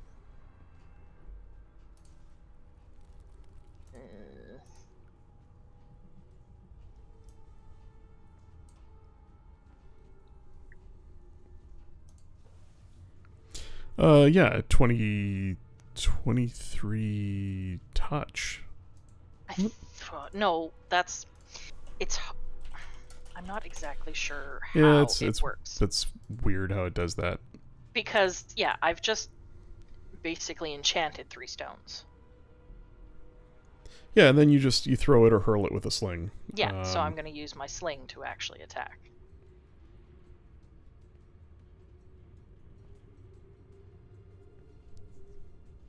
There you go. So it's 5 bludgeoning damage plus the 8. yeah. So we just use the 8 then, because it's a D4 plus 1. If you on a hit, the target takes bludgeoning damage equal to D6 plus your spellcasting ability modifier. It's not entirely clear whether it also takes the sling damage. I think it takes it in place of just the 1d4 plus 1. That's not very good. I mean, I get it, but that's not very good. It wouldn't make it on top. Yeah, but it's just a sling. Like, I think when you like the first roll that you did, I think it intends for you to cast it and then use it immediately. That's why it's the 23, then the 8. I could be wrong though. Yeah, because it's adding plus 6, which is your spellcasting ability modifier, which doesn't make sense to the attack roll. If you threw it, it would just be an improvised weapon, right? No, if you look at the spell itself, then if thrown, it has a range. The attacker adds a spell. Oh, okay. So there's no reason to use a sling at all. You would just. Yeah. Well, the benefit of it is I could cast Magic Stone and then hand the pebbles to Scribble. That's true. And he could throw them 60 feet and add my spellcasting ability modifier to them. Oh yeah, of course. It says it right there. It adds your spellcasting ability modifier, not the attackers, to the attack roll. So there is no point in hurling with a sling. You could, but both the damage and the attack roll themselves get overridden with yours. Okay, that makes sense. It's good flavor, though, to do it with a sling, right? Yeah. Oh, yeah. It also makes them a magic weapon. That's rather true. Than just any old stone. That's true, and that's good because... Which is what I intended. Well, skeletons are actually not... They're only immune to poison, but they are vulnerable to bludgeoning damage. And so instead of doing 8, it does 16. This tiny little stone hits the skeleton right in dead center in its breastbone, and the entire skeleton just shatters as it hits.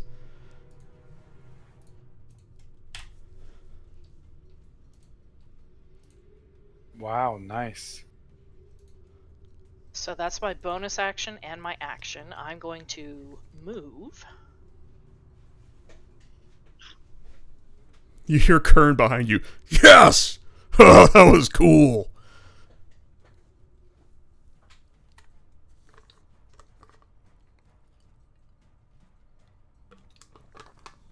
Just gonna move up here. So now she can see down the hall to see Rogar. Ooh, actually, she doesn't want to be that far. She's gonna move here. She's gonna hide behind Pierre. Yes, tiny little Pierre. The little book. Le petit book? Le petit. Le petit. Libre. I think it's libre. Well, I don't know. Is it French, or is it a made-up language that has a French accent? It's French. Why it is not Le both? French. Why can't it be both? All right. On Kern's turn, he is going to probably do something supportive.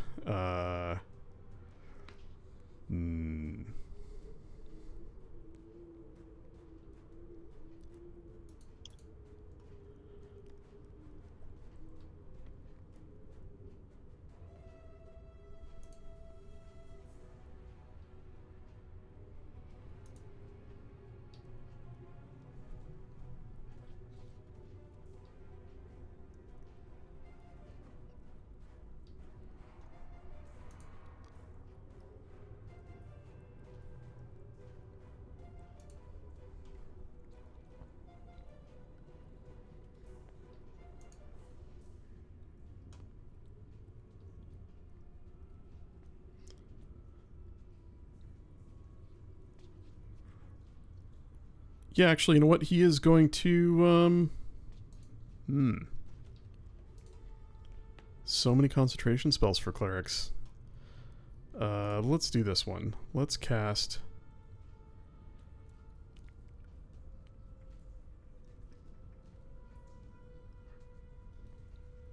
30 feet. Everybody's within 30 feet. He's going to cast Beacon of Hope. Oh, What is this? You all have advantage on wisdom saves and death saving throws, and regain max HP when you get healed from any healing, whether it be an ability, a potion, a spell. Oh man, accidental spillage of healing potion on my lips.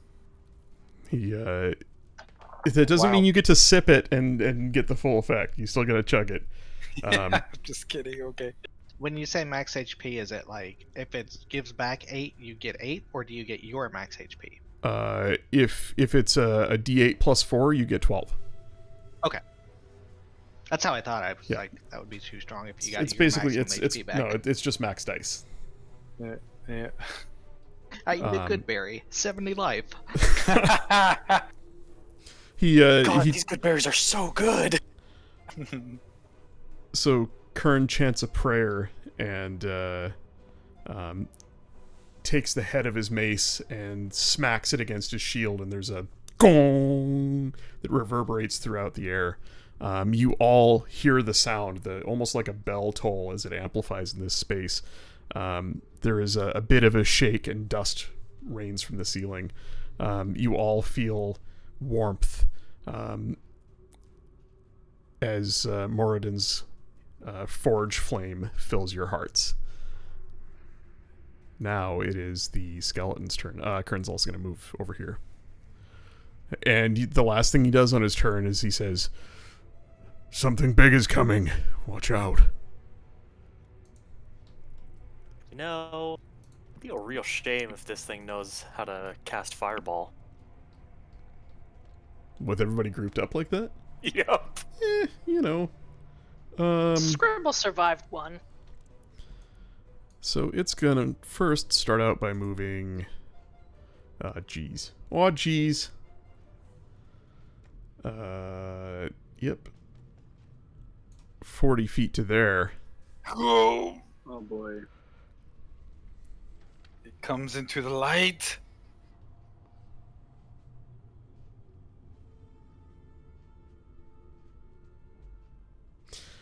Yeah, well, it's going to charge right up to Scribble here.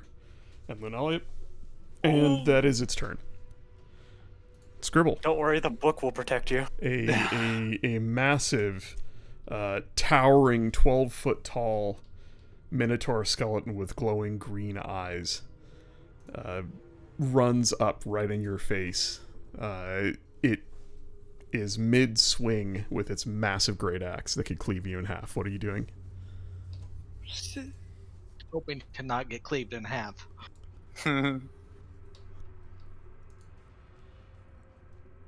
Lunalia's so just gonna remind me, drop what's flat. this?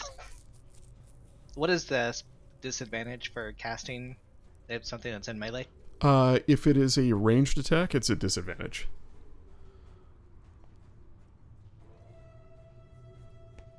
Oh shit! Oh shit! Oh shit! Oh shit! If it's saving throw based, then there's no effect on it. It just works as normal. Pay no attention to the poop smell coming from directly beside you. You could step back 5 feet and then cast. And it gets the opportunity attack. Pretty sure you could survive one. Oof! Don't get baited. Don't get baited.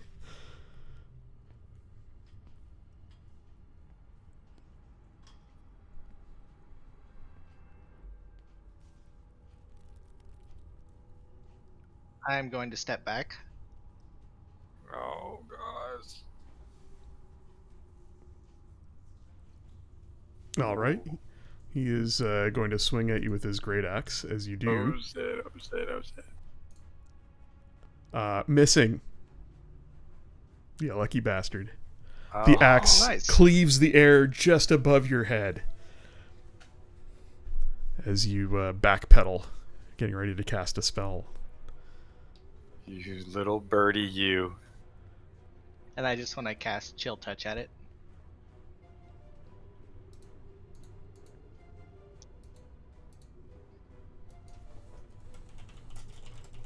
And miss.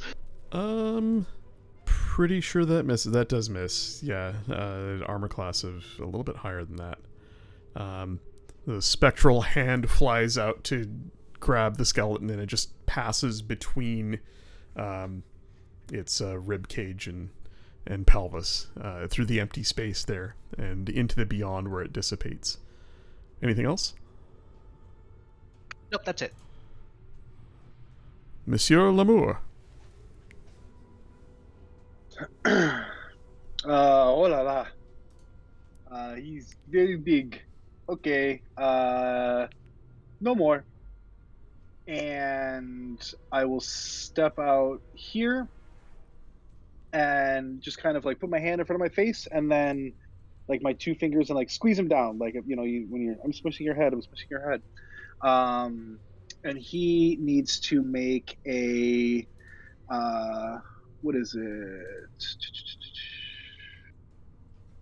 Is there a...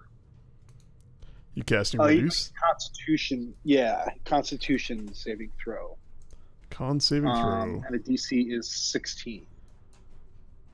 No. Oh. So he shrinks down to half his size, or his size is reduced. Yeah, it's halved. So he was 12 feet. He is now 6 feet. Nice. Oh yeah, it says there for medium to large, or as an example. Yeah, so there's a shimmer of arcane energy about the skeleton, and all of a sudden he shrinks down, his head dropping and his feet rising to half his size, and then he falls the 3 feet to the ground, landing awkwardly. Looks around. There's that same slide whistle sound of you as he shrinks down. Amazing. And then I'm gonna step back here. I don't want to be in the corner. I'll step back to here. And Pierre, be careful. And I'll put a concentration mark on you. And I should yes, thank I should you. put one on Kern as well. There we go. And Pierre is gonna move to there as well. I'm And changing Noro's mark to red for I'm rage. done. All right. Oh, I No- think that was for the blessed thing. yeah, we can do that with another thing here. I'll just put green. Well, I can just put a pair of sunglasses on you guys. Oh, okay, that works. Yeah, Is There it you still go. active? Mm-hmm. as long as I'm in range of Lunalia or Rogar. Oh, it didn't have to be both. No, and it is active for the entire 10 minutes, I 10 think minutes. was. Yeah. or until 10 he uses minutes. the feature again. Whenever That's awesome. any one of them is within 30 feet of another, it's okay. active. Cool. So yeah, you don't have to, like, you can break the chain and then get back close to each other again, and it becomes active again. Nice. I think before Noro goes, it's the zombies' turn. Because they were at 1. Yeah, they were ones. Yes, they were at 1. And they're all still alive, aren't they? I think so. I mean, this isn't going to be a lot of fun for me because your AC is so stupidly high that, and they're just basically slamming into you with like their heads or stumps. But yeah, the 3 of them are gonna come up and shamble forward, and 1, 2, 3. 1, Oh. 2, 3. One of them manages to. Oh wow! Actually, 2 of them managed to them. get through your defenses.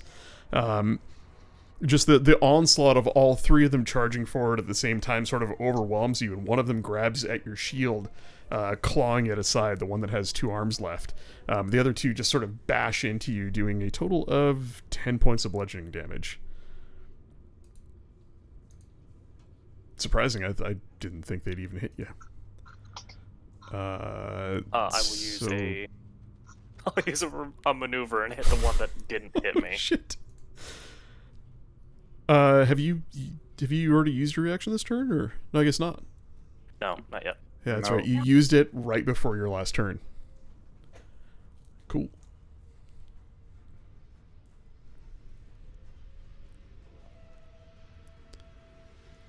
Nice. And that's 12 damage? against one of the two that hit you, right? That's against the one that did a 6. The one that did a That rolled a 6 to hit. the one that missed. So the Yes. one in the middle. No, not the one in the middle. That one, because I said the. Oh no, that's right. Because I said the one that had both its arms left is the one that pried your shield aside, and the other two hit you. So that is the one. So that is a minus 10 points of damage. Total 12 points of damage, right? Yes. Yeah, it pulls your shield aside, and as the other two bash into you, you manage to get your sword into it and carve one of its arms off. So it won't be pulling your shield aside again. Noro, it is to you. This massive Minotaur skeleton has just shrunk to your size. How does Noro feel about cheating magic in fights?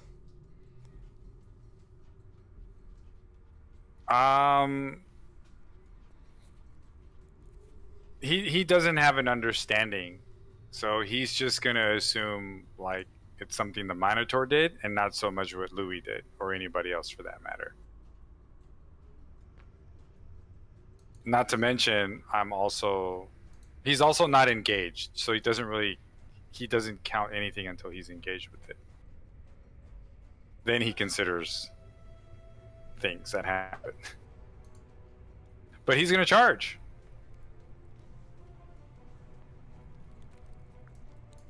Alrighty, here we go. Do I stay here or do I go to the next square? Go to the next one. I'll just put him here. Okay.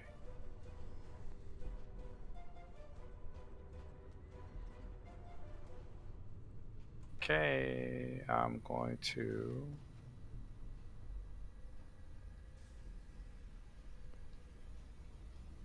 Um.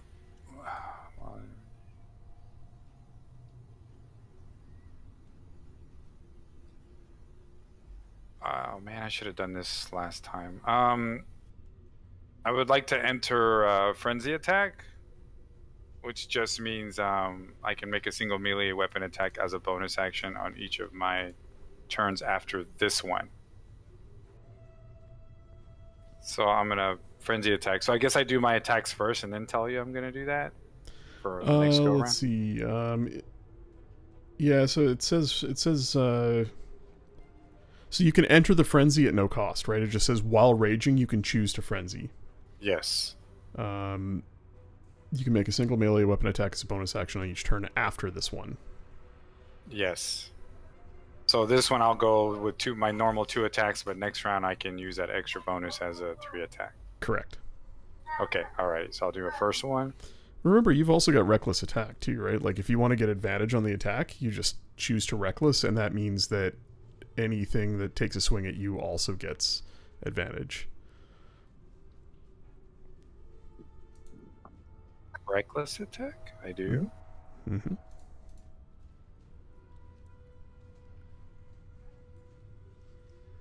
Oh yes. Why did I not? You don't even have to be raging to use that, and it's your choice, right? The only cost is that you're easier to hit as well. It gives you advantage on all of your melee weapon attack rolls this turn. Until your next turn. Yeah, that's okay. Yeah, that I guess that's what I was thinking of as well, because I was like, I thought it did something better. Yeah, Yes, so you- and yeah, you can- I'd like to reckless then. Okay. Sweet, I might actually hit you.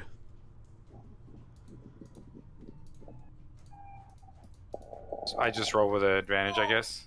Yes.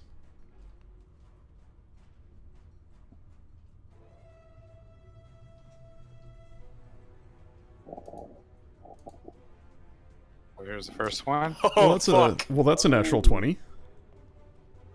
Nice.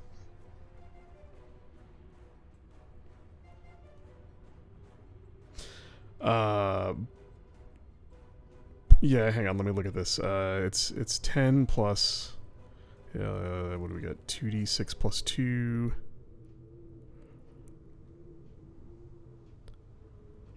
Is that right? It's been a while since we've had a crit. Yeah, I agree. Okay, so Klangor's Ren's damage. Oh, that's right. The plus 2 didn't look right, but it's because your strength is sapped. Right. 2d6 plus 2 is the That's the regular weapon damage, plus 2 for rage, yeah. and then So roll an additional 2d6 for the crit. And we don't actually do crits that way. We do crit as plus max dice. So we kind of Nice. ignore whatever it rolls, and if it's 2d6 plus 2 is what is in this case 2d6 plus 4, then it's just plus an additional 12. So 12 damage plus an additional 12 damage is a total of 24 points of damage to the Minotaur skeleton.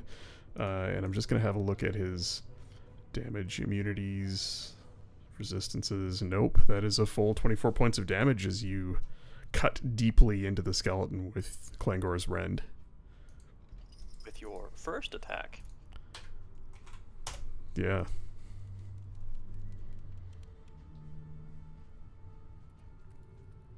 All right, next attack.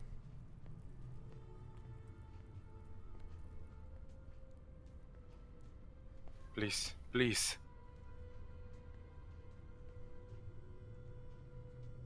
The next attack hits as well for another 11 points of damage. Friggin' savage, dude. Finally playing him the way I'm supposed to. And that's your Oh, turn. yeah. I We lost the totally- initiative tracker. Yeah. It happens. It really, I wish there was a way I could unpin it and pull it off to another screen, but I can't. It just kind of blocks the map wherever I put it.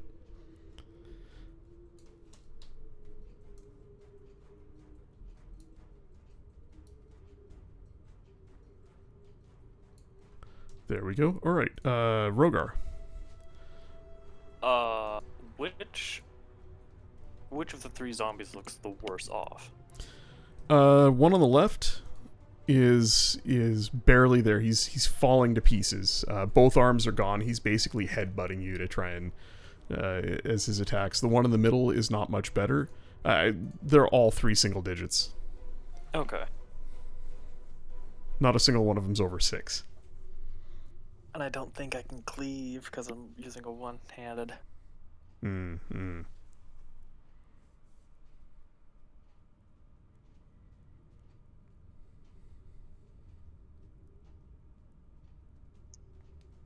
Your shield talent, it's only a shove attack, right? You can't you can't use that as like a D4 damage or a point of damage or anything, can you? Well, that's what I was gonna ask with the skeleton. Like if I'm bashing it, would it do damage? But I don't. It doesn't say that you do damage or anything. Yeah.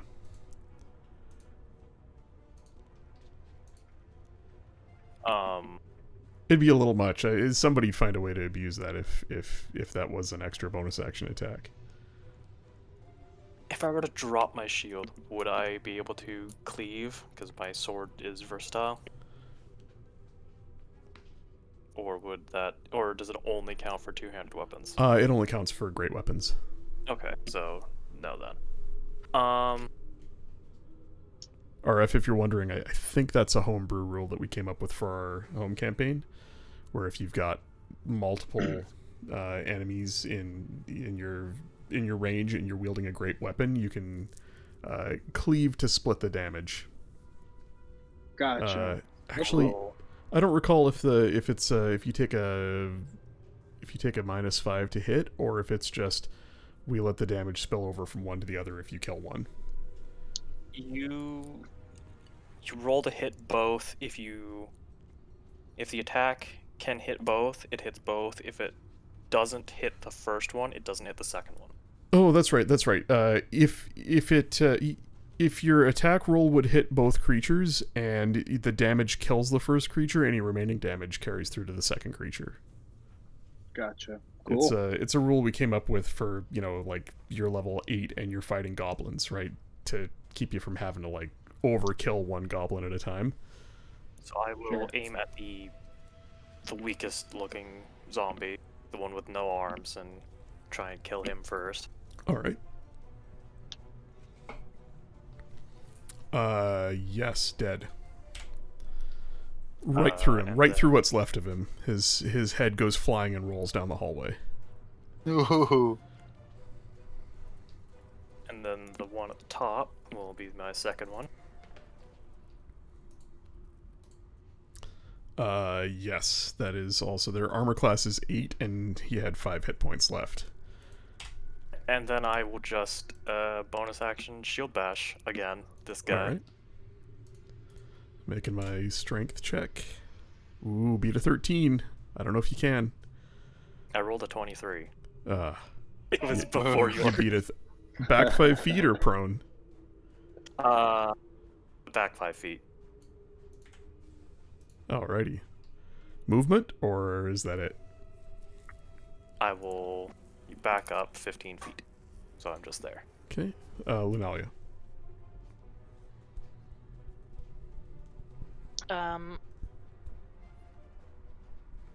Lunelli's gonna move a little bit behind Noro. And as she does, she's going to reach out towards him and say, "You've got this, big man," and cast haste. Oh, God. Sweet.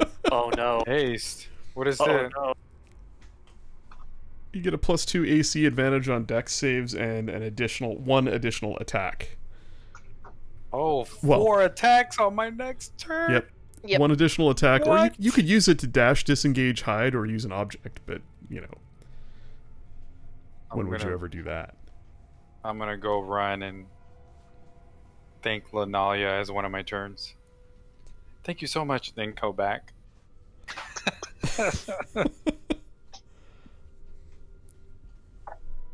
Well, you Oh may God, not. your move. If you can't do max DPS, you might as well have manners. Fucking Christ, and your movement speed is doubled. Yep. You Oh, have wow. 80 movement speed. So that means I can go back to Lanalia, say thanks, and then come back. No problem. Dash, disengage, hide. Wow.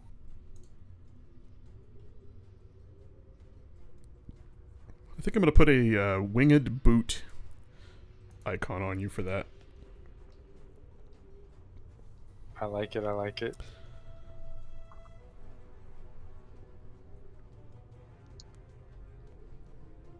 I'm going to try something here. We're going to go Noro Haste. And with a round calculator of...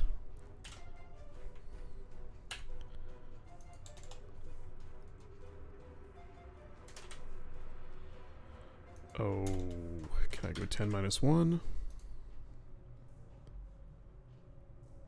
Nope.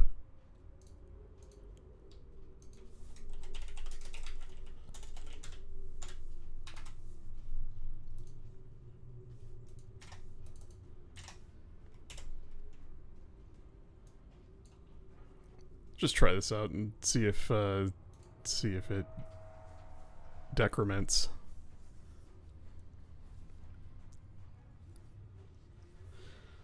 Anything else, Linalia, or is that it for you? Uh, mm, mm, mm, mm. No, that's about it for her. On Kern's turn, he is going to have a look around, and he's gonna move to here. And you know what? He's gonna cast a spell because he is hurt.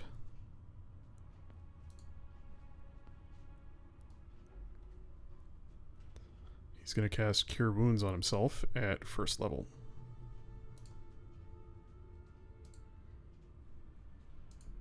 maximized. Yeah, so for a total of 11, which is good because that was a natural one. So he is healed for 11 hit points,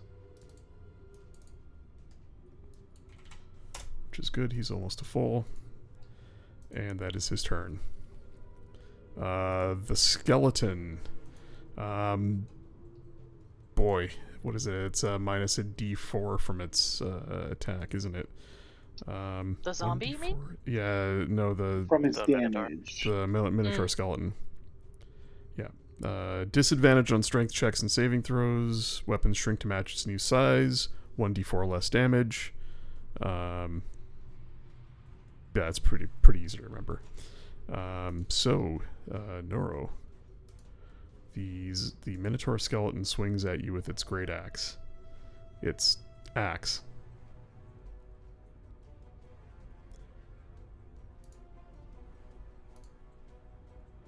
No. Oh, with advantage.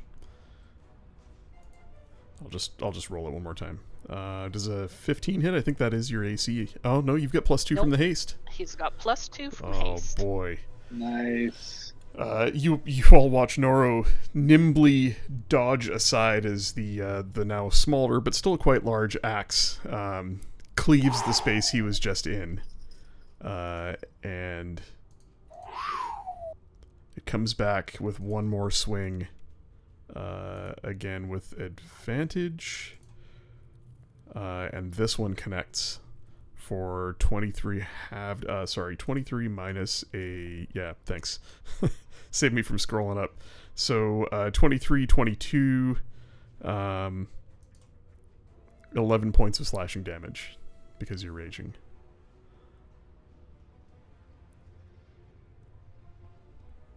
Got it.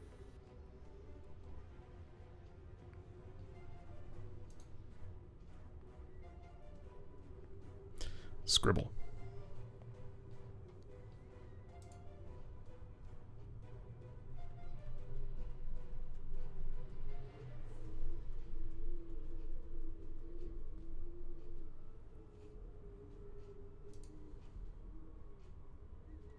I will move over here, and I will cast Chromatic Orb.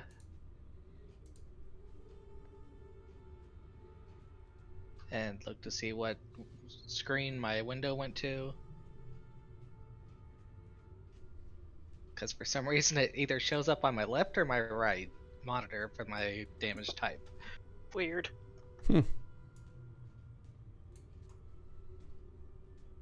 At least it doesn't port you to Orbos. This is true. 15 hits for 16 lightning damage. Yeah. Burn them up.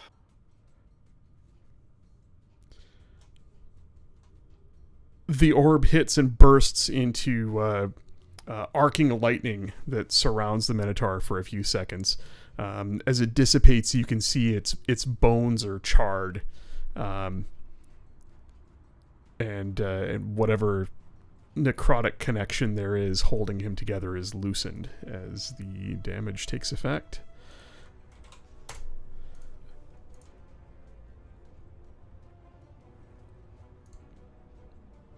Unless Scribble's got anything else, Monsieur Lamour.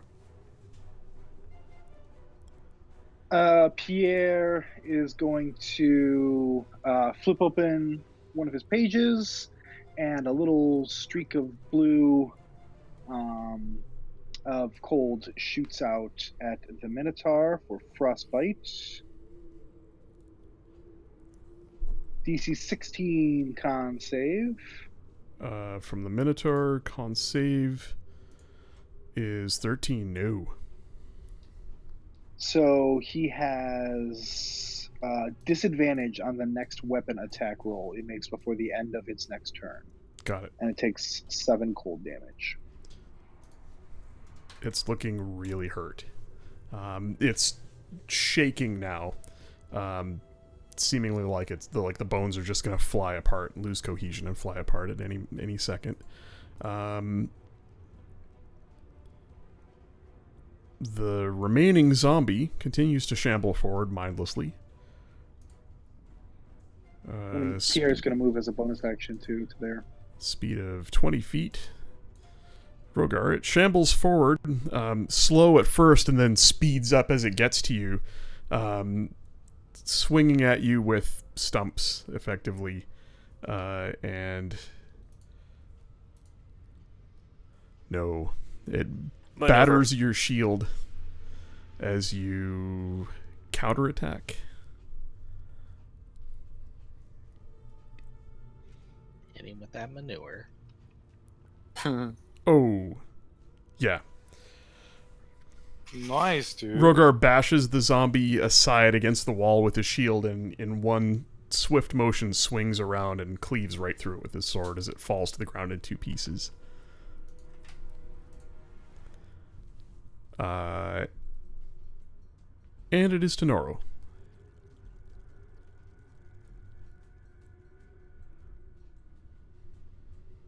I let out a nice roaring rage sound, and go ahead and do my first attack.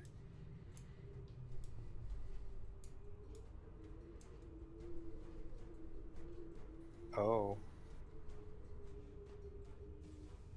So you are reckless attacking again? Yes. Don't forget you have that bless thing on. Yeah, you can add a d4 to that, but you know what? Don't, because a 12 hits. Oh. Nice. I just want to make sure I bury my weapon in it, so I'm going to roll anyways. No, I'm just kidding. You can if you want, but No, it's okay. 12 hits. but I'm gonna ask you, how do you want to finish it off, because it has 9 hit points left. Nice. It's a Minotaur, right? Mm-hmm. I guess I'm just gonna in a cross, like if I wanted to go across from like top left to bottom right, like from his shoulder down to his hip. I'm just gonna cut right through there. You sure can. And I get he's bones mostly, is it? At least according to your picture. It is, yeah, and they're shaking like they're about to lose cohesion. You know, whatever invisible force binds them together is faltering. Okay, and so then I try to cut through the bones and just kind of try to separate the bone structure. As your weapon hits, there is a flash of red light from the perpetually wet groove down either side of the weapon. As it lands the killing blow, you cleave through the zombie and its bones just fly apart. Its skull, the only thing that doesn't shatter and fly around the room, it lands at your feet just spinning and comes to a stop.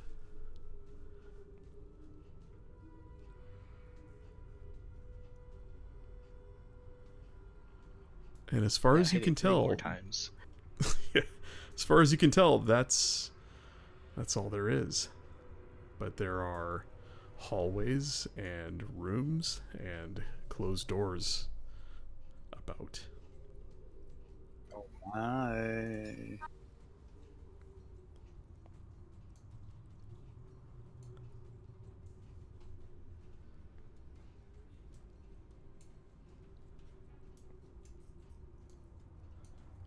Bravo, everyone. Very well done. Pierre, of course, the how do you say, MVP. Good job, everybody.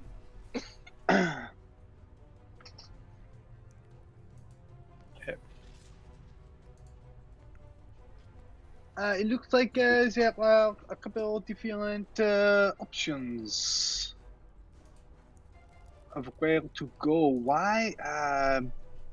Qu'est-ce que c'est this light from to the east? I think we need to take just a bit of a breather.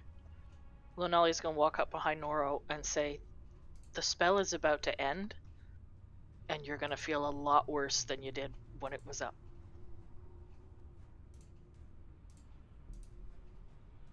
Because when haste ends, Yeah. you can't move or take any actions for a turn. It only lasts for 6 seconds, but that's the price you pay. So I'm just Alright. curious.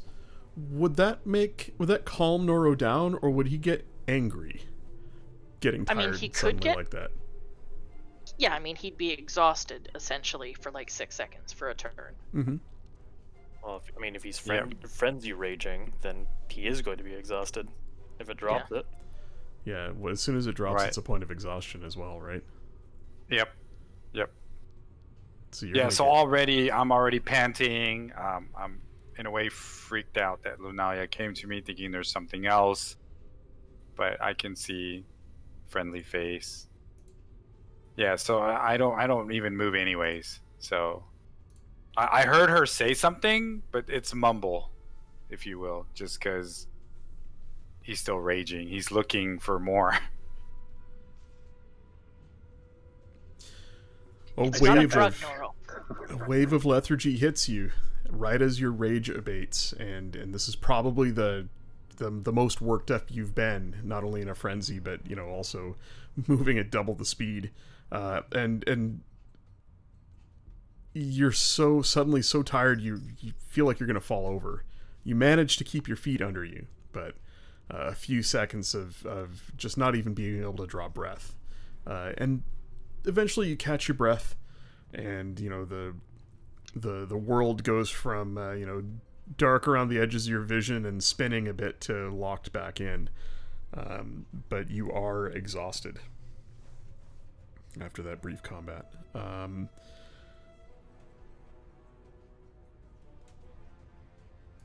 We'll calm the combat music down, and So, were you in a frenzied rage?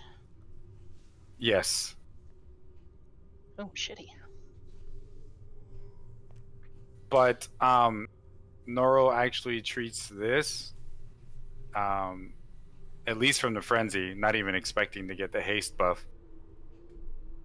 It's almost like when you have a child who cries and they just need a nap. Mm-hmm. Well, this is like Noro playing at max level, and he just basically exhausted himself, so it almost immediately calms him down, just due to the exhaustion level. Right. And you add in the haste, he's for sure like he wants to take a nap now. Nap time.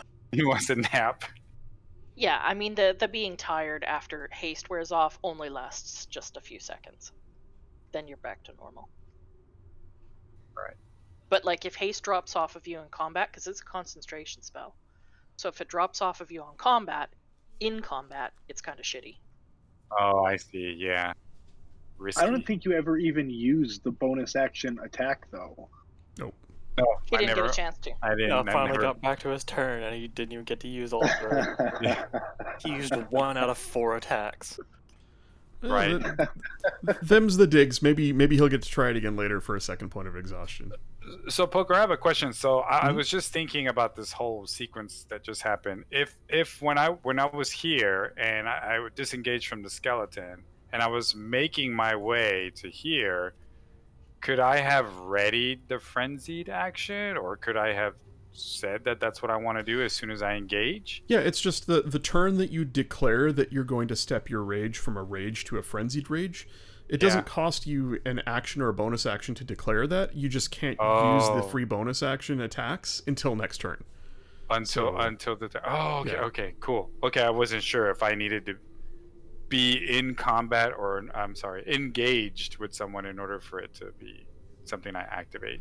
Okay, No, cool. you just have to you have to be careful, because if you have any dips in combat where you're not fighting, either attacking or taking damage for a turn, you can renew your rage by re-raging, but you definitely don't want to frenzy and then lose it, because you'll immediately take that point of exhaustion. So you want to frenzy, in that turn before you start attacking big. Right. Okay, got it. I never realized it was on each of your turns after this one. I didn't realize that. Yeah. Yeah, it doesn't. It doesn't. Unfortunately, it doesn't include the turn where you actually declare the frenzy.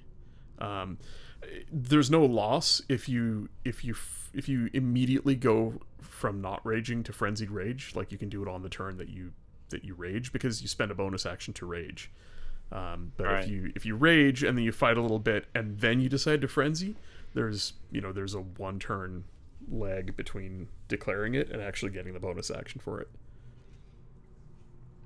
Getting to use the bonus action to attack. So that right, I got you. Okay. But in a long fight, it's totally worth it. Yeah, and this kind of felt like it was. I just had to. I just didn't use it soon enough, but I also didn't know what we were running into. So it's like, okay, it's all right. Well, I it mean, worked out. everybody started jacking your kill, so No, yeah, no, this is good. I mean, the less work I do, the better. The better. That means our team C'est is bon. good. I look at a fight like that and I'm like, I should have put more dudes up against you, or they should have been harder, or whatever. But I mean, you've literally walked into one room in a hallway in this place, and there is, Mhm. you can see the map's bigger, and the black space is not just empty space. So, Right. Cool. No, that's really cool because I mean, I think this is the first time I tried to activate as much abilities as possible, I guess, and try to use them, which is really neat.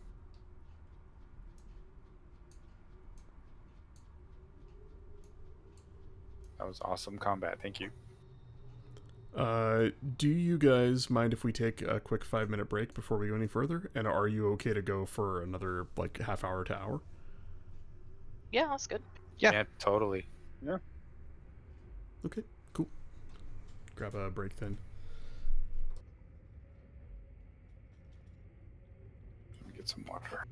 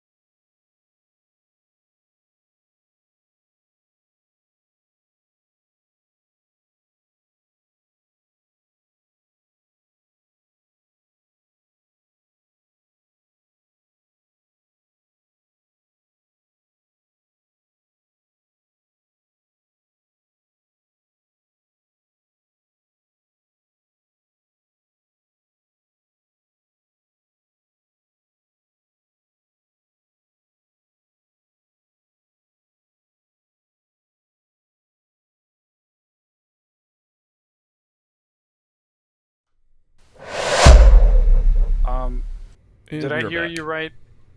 Did I hear you right earlier saying that I can frenzy attack even without rage?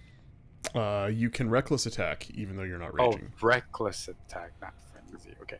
I mean, literally everything that comes out of my mouth should be taken with a grain of salt because, like, I've never played a barbarian. I've only, watched a lot of Oh, Critical I see. Role and watched Ice play a barbarian. Uh-huh. But I'm pretty sure reckless attack is not chained to rage at all. That's correct. Cool. Okay. Yeah. But frenzy is. Yeah, You can yeah, only exactly. frenzy when you rage. Yeah, like Yeah, the first sentence is while raging, you can choose to frenzy. So they're pretty clear in the language of indicating whether you have to be raging or not for other abilities that are linked to it. There is something I'm not 100% sure on. I think your reckless attack lasts through. It just says on your turn. When you make your first attack on your turn, giving you advantage on melee weapon attacks during this turn. Does this turn include reactions between this turn and next turn? I think so, but the wording is. I would think so. I mean, if they get advantage on you until your next turn, The you should next get turn, advantage on then- them Yes. until your next turn too. It seems unfair otherwise. Right. So if you that's- say during this turn, Yeah. that means your specific turn. If it would say during this round, that would mean it would count for your. until my next turn. Yeah. That's really But dumb. it's just your turn is just the specific time that you are acting. Yeah, I don't agree with that. I mean, I agree with that that's the intent, but I don't like that. It seems terribly unfair. Like, why wouldn't you also get it on your reaction? I mean, because Sentinel. Yeah, And and that's what I was thinking. yeah, and Take advantage of that. I mean, it's if you had 4 attacks this turn, let's say, not that you would, but like hasted, whatever, you would get it on every single attack. What's the harm of having it on your one reaction as well? Like, All right. I don't know. But I agree with RF. The wording indicates that you wouldn't get it on your reaction because it just says Right, this right. turn. And again, they're usually pretty uniform with the wording. This turn means end of this turn. Until the start of your next turn means from now until then. I'm just going to have a quick look and see what the internet's saying about reckless attack and opportunity attacks.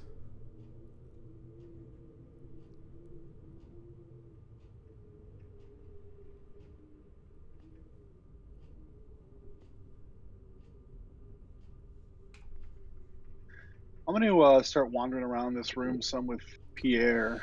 Yeah, and that's sort of the intent of it is to have a look around. So if there's always a fine line between making battle maps that are like a single room or the entire dungeon, or can we just explain the rest of the dungeon? I find that if I draw the map, it helps me visualize, but we don't necessarily have to pretend we're in combat the whole time. So in the spirit of that, I want you guys to tell me because there may or may not be things behind these doors. Are you moving around the place as a group, or are you sort of, now that the crisis is over, spreading out? And and having a look here and there. I mean, Rogar would check down this hallway, just because that's kind of where the zombies came from, and he wants to make sure that there's not more hiding around the corner. Okay. But he's not going to open any doors yet.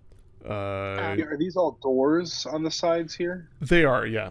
Yeah, is it... Gotcha. Oh, I guess I don't have the reveal quite wide enough to indicate that they are doors to rooms. How about that? Gotcha.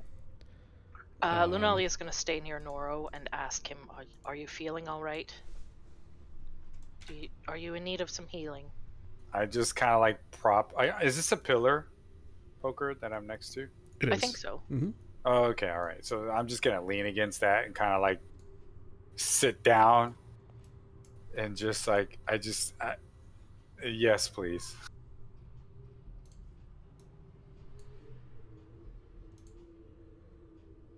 Yeah, Louis would, kind of see that Noro's taking a breather and use that opportunity to sate his curiosity, just kind of exploring this room some. It looks like there's some general rubble and stuff.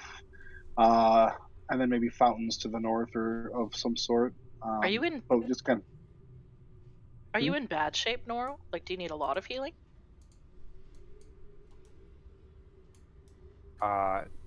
Yes.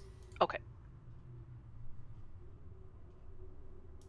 I'm going to use my handy dandy wand. Oh. Beacon should still be up, right? Oh, that's right. Yes, the beacon is up, and sorry, Kern is maintaining it. I don't know why I took the concentration off him. It's 10. No, sorry, the beacon is 1 minute. So the beacon would have expired, in no more than another 30 or 40 seconds. So if that is a conversation that happened right then and there as combat ended, the beacon would apply. But if there was more than a few turns pause before Lunalia asked, No, so I'll leave it up to you. No, it would have been after the combat. Okay. She's just going to ask Rogar to come back into the room a little bit so that she can hit everyone.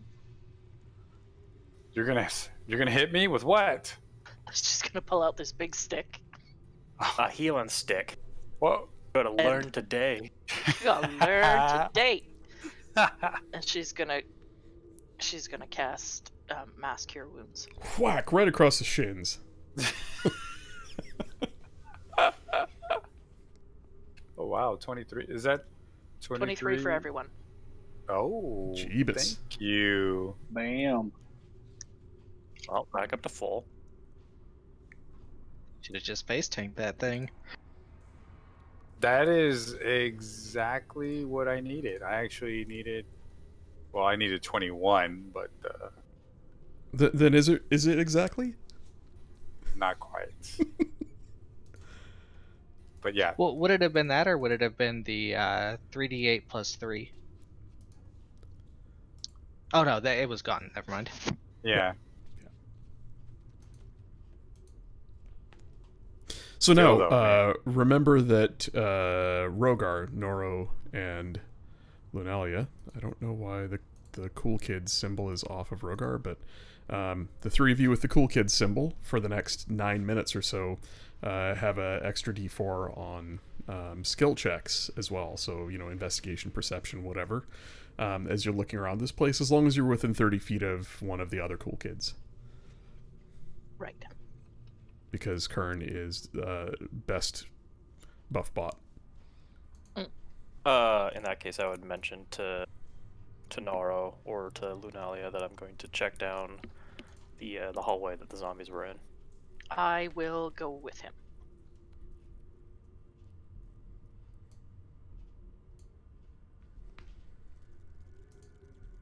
Aw, poor Louis.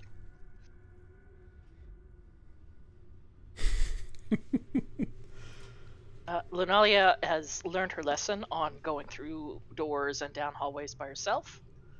She's going to listen and see if she can hear any scratchings, moving, anything coming from the closed doors.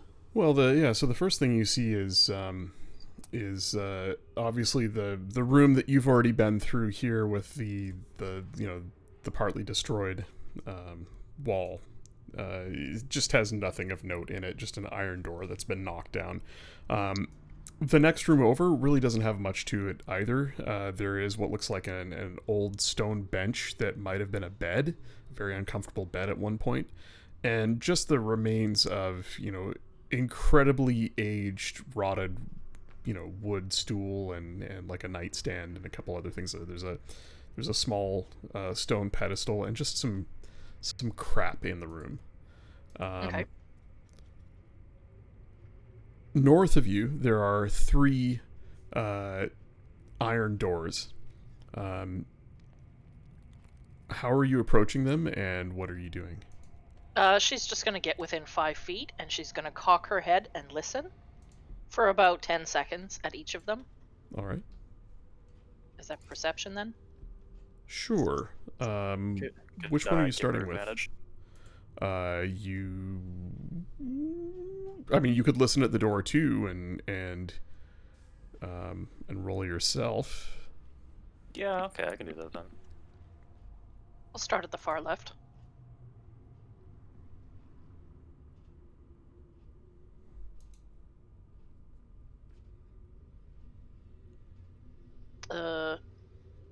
Do we add? You can add that A D4 D4? if you want. Yeah. 15. 15 is just enough. You both, as you lean and put your ear against the door, or whatever the hell Dragonborn have, ear hole, side of head fins, I'm not sure. As you lean against the door, your eyes both go wide at the same time as you hear the sound of slow-moving humanoids shuffling behind the door, kind of leaned up against it, shuffling. But no Like- voices, no Nothing, just conversation. the quiet grind of rotted shoes on stone as these zombies try to push through a door that won't open. Okay, and that was it. The first door. That was the first door. Okay. Are we rolling again for the second door? We're gonna do the same thing, or I Yeah. am anyway. Yeah, go ahead.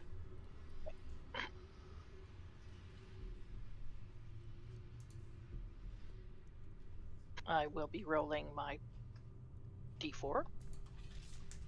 Oh, did you create a custom roll for the D4? No.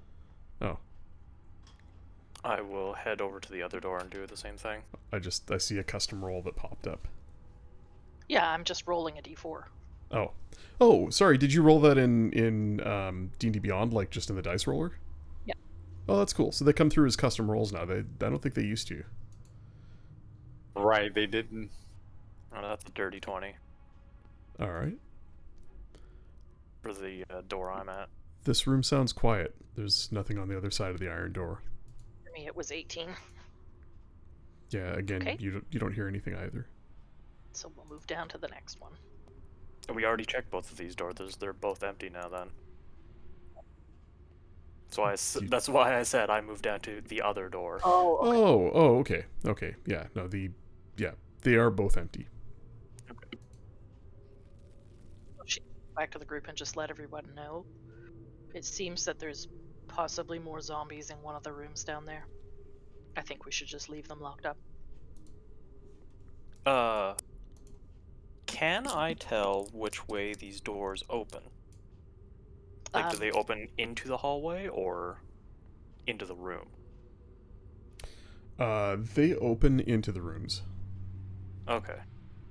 Talia would not actually say let's leave them. She hates undead.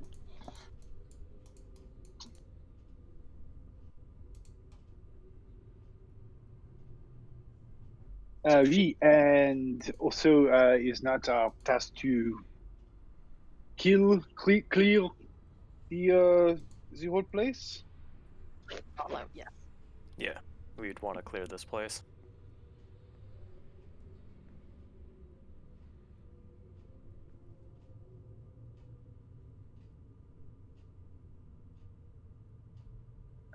If you need some more rest, Rogar and myself and maybe Scribble could go and clear them out, I'm sure. I would be inspecting this door that's pulling me to it. Ooh. Do we notice that Scribble's... Like, are you behaving different? She gonna insight check Scribble? Your passive perception is pretty high. You might notice him, but at the same time, Scribble's always kind of doing stuff, looking at things over there, checking that out. Oftentimes, having a look around, having a little loot. So I don't know if you would brush off his behavior or notice it. Yeah, he's doing a scribble thing. Yeah. Your passive perception's high, but your passive insight's low, and so is your insight check. He's doing the same thing we're doing, just on the opposite side of the room. Yeah, Yeah. pretty much. Can I investigate? Do I make an investigation check just to look through this rubble and anything else in the large room here and see if there's anything of that? I'm very curious. Yeah, Louis, I've got a question for you. The Lost Mine of Phandelver is somewhat well known across the Free States of Radia.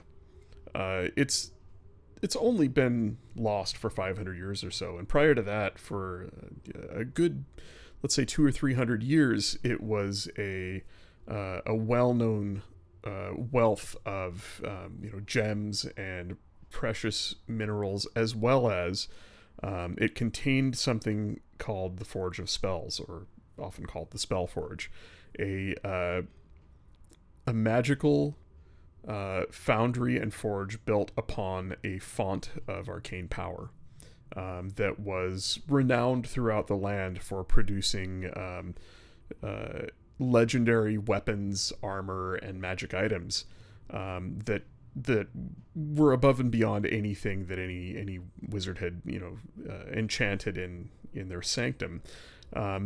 It drew those practiced in the arcane from all over the land. They would come here to study, to craft things. There was almost a line out the door. Phandalin, the nearby town, grew as a result of the mine's prosperity and the popularity of this arcane forge, until a large band of orcs swept over the land. There we go. There's the history check that backs up my spiel. My question to you is... Yeah, I know this place. My question to you is, knowing that you were headed this way, having found out that Albrecht had gone this direction, and having traced his trail to Phandalin, would Louis have done some studying? Would he have grabbed some books on this area, on the history of the Lost Mine? Could we say that he might be a little bit more educated on this area than most? Just having, is he the type to, I'm going here, I'm going to read up on the area and see what's magical about it? Or? Yes. Okay. With a 19 intelligence check, just kind of, yes, he would have, especially knowing that he had a long journey to get here and a lot to, read and stuff, he would have done a little bit of research. He knew that this was his destination when he departed where he was leaving. So, and interesting, this lost mine is in the area as well. I should read up on it and see what it's all about. All right. Well, then you would also know that people have tried to find it over the years, and the common story is that a massive band of orcs that had come from the east migrated into the area and just swept through Phandalin, razing the town, and eventually fell upon the gates of the Phandelver mine. The wizards and spellcasters within, along with mine workers and guards, mounted a valiant defense, but it ended up having to bring the mountain down on the mine entrance, ostensibly killing them and their attackers in the process. The mine was lost to time after that, and people over the years, especially in more recent years, have set out on ventures to find it, to little result. So here you are in this place that is, from what you've read, and from your history check recalling what you've read, everything about this place feels right. This might actually be the Lost Mine.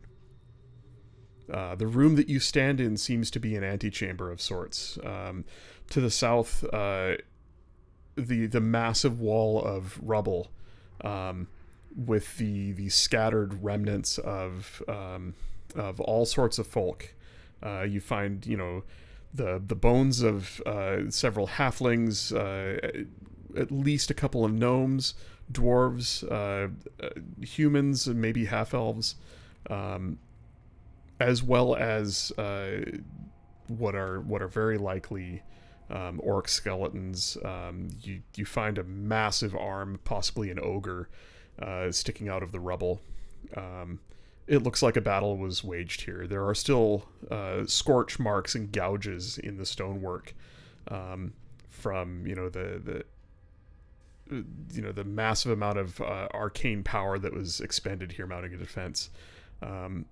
This looks like where the fight happened, and this chamber seems to be the entrance to the mine. Although you're standing behind the point where it collapsed.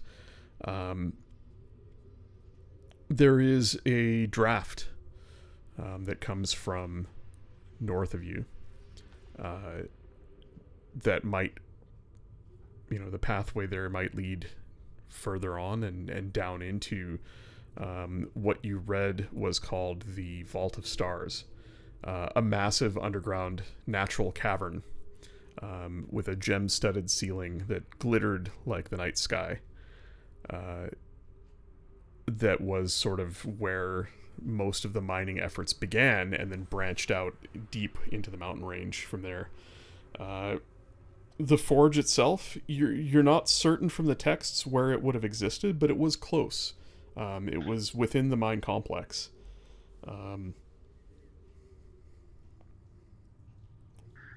So just like knowing all of that, then I mean, and also Louis' inherent curiosity, he'd be just kind of going through and kind of just mumbling to himself in Pierre and looking through rubble, and also being like super strong, like literally just like casually pushing aside huge boulders and stuff, going through the rubble. With his gauntlets, right? Yeah. Oh Jesus, I what- forgot about that. But wouldn't necessarily only rolled a 10 investigation, so doesn't really find much, but is excitedly just kind of digging through stuff and what's over here. There's a rumble, and several of you turn and see the little man pushing boulders aside like they weigh nothing, disturbing the massive pile of mountain in front of him. As you can see, as the stones settle, there's little sprigs of dust that pour down around him. Does Pierre speak? I can't remember. Nope. Mhm. Well, not to you, not out loud. Huh.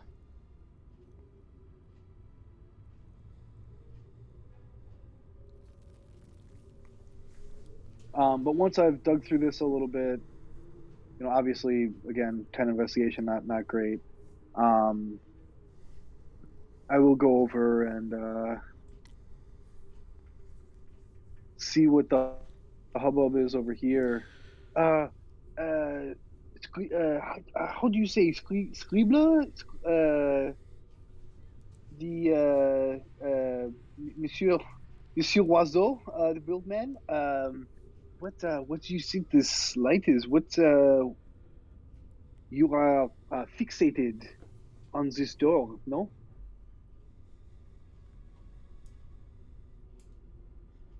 Like, how strong would I be drawn to it? It's hard to say. You kind of lost track of it in the fight. But now that you're idle again, you feel that pull. You feel that it's an odd magnetism, and it's something akin to what you felt at the stone cairns where the dwarves were buried. A little like what you felt from the rune inscribed dwarven skull. Being near the Black Spider himself, again, there was that connection, that warmth, that touch of shadow that you find oddly comforting.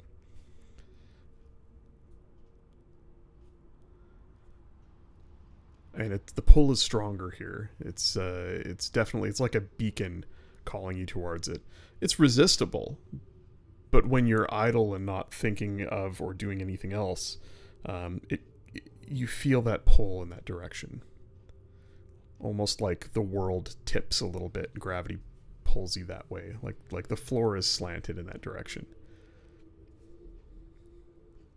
What does the door look like? Are they like a big, strong door? Yeah, so the doorway itself is 10 feet across. Each door made of solid iron, rusted heavily over the ages. Arcane runes decorate them. What languages do you and Louis speak, given that you two happen to be standing there looking at it? I just have Orin and Common. I speak Celestial, Common, Draconic, and Gnomish. But if I found a language I didn't know, I do have Comprehend Languages. So do I. I was hoping you'd say I have Pierre. Pierre, he knows all.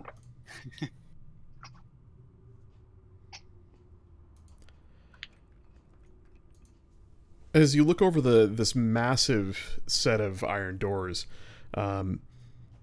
you see in several different languages, including Gnomish, what you recognize to be possibly Dwarvish,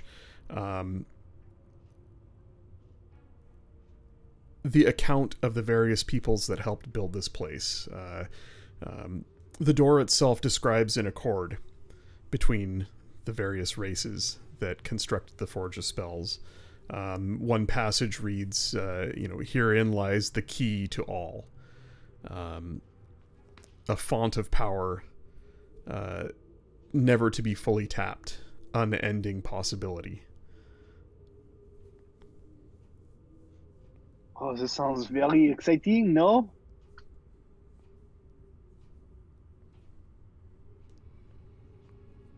So like it hints that it's behind this door? Yes. It seems very much like it is. And when you get close to the door, the iron doors are fitted very well in their frame. There is just a small gap between them, maybe just a half inch or so. And there is a brilliant orange-yellow glow coming from the other side. There is something quite bright. If you get close enough, you can even feel a little bit of heat through the crack in the doors. But it doesn't seem like there's a lock or something that could be picked on it to open it. Not that you can see. You could make a investigation check as you look over the doors carefully. Can I aid another and provide advantage? Sure. I feel like it's a little different when, it's somebody putting their ear up to a door. Like, how do you help them with that? You just kind of have to do it yourself, too, and then compare notes, right? Which is almost two separate roles. In this case, like, the two of you are spending some time looking over the door, maybe talking about it. Oh, sorry. I didn't realize. Sorry. You said advantage, so I didn't know. Yeah, that's what I figured, like, just, like, taking the help action. Yeah. Right? Yeah. Is that... Yeah. But yeah, if it's easier, I can just roll myself too. No. I mean, the help action would work in this case. You can't find a lock, but the doors don't seem to want to move. I don't know how hard you try to pull or push on them, but it might be just that they're heavy. It might be that there's something blocking them, or that there is some sort of hidden lock.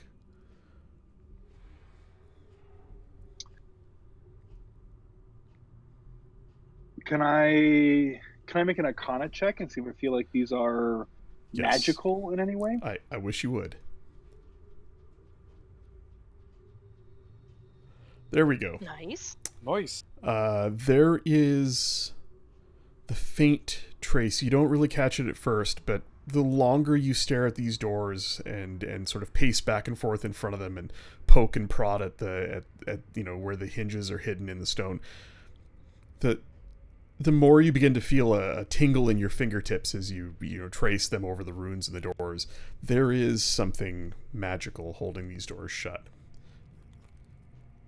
They are locked, perhaps as if with the arcane lock spell or something similar.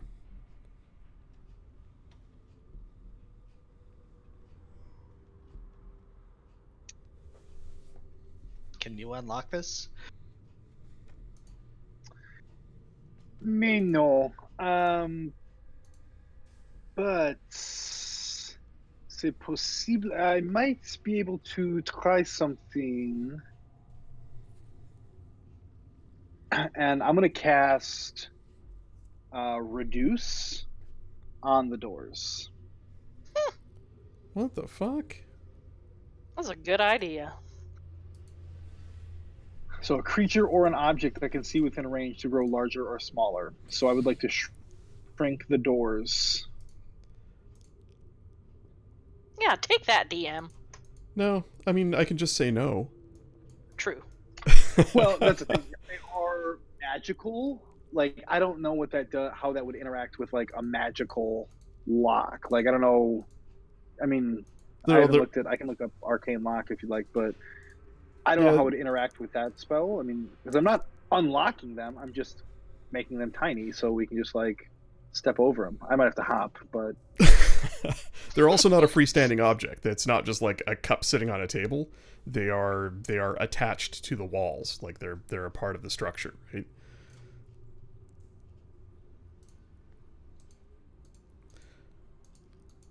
I don't think it would work, and I would say that I don't think that would work on any door because of the nature of it being part of everything else. Like, I mean, you can split hairs and say, you know, I could reduce a nail that was hammered into a board, and I might say, well, that nail and the board are one object. Mm. You know, how do you dice that goat? yeah, I think that's totally something that is absolutely your call. It says a creature or an object that is neither worn nor carried, but Mm-hmm. if we want to consider them as part of the wall or something, then I mean you can't shrink a. Yeah, no, that's fine. I think in this case, I can make it simpler and just say that, you know, given the enchantment on the doors, it wouldn't work anyway, because that would be you know, it's effectively a spell versus spell, right? I mean, they're locked. You know what? Sure. Roll a spell attack. I'm curious. Oh, not my day. There is some sort of abjuration magic in these doors. You're certain of it.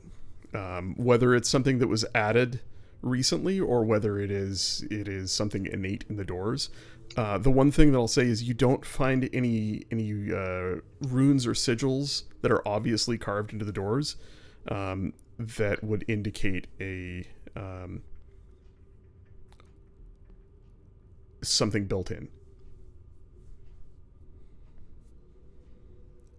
Unless they're on the other side, it seems to be a spell that was cast after. Got it. Might just be a gut feeling. You're not sure, but you feel like somebody locked these doors after the fact, not that they were made to be locked.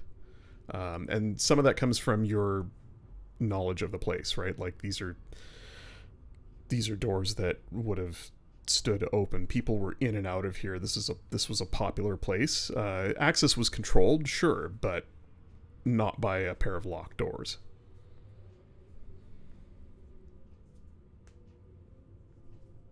Monsieur Oiseau, I do not know. I cannot get around this. I love that he calls him Oiseau. Is that just French for bird? Yeah. Yep. Amazing. Mr. Bird. Well, like half of my Can we NPCs tell, like- call him my feathered friend, so, you know. So, like, is there any, like, distance we can see, like, how, like, thick the doors would be? Yeah, I mean, sort of based on the light filtering through the crack in the doors, you kind of get a feeling they're a good like 3 inches thick or so.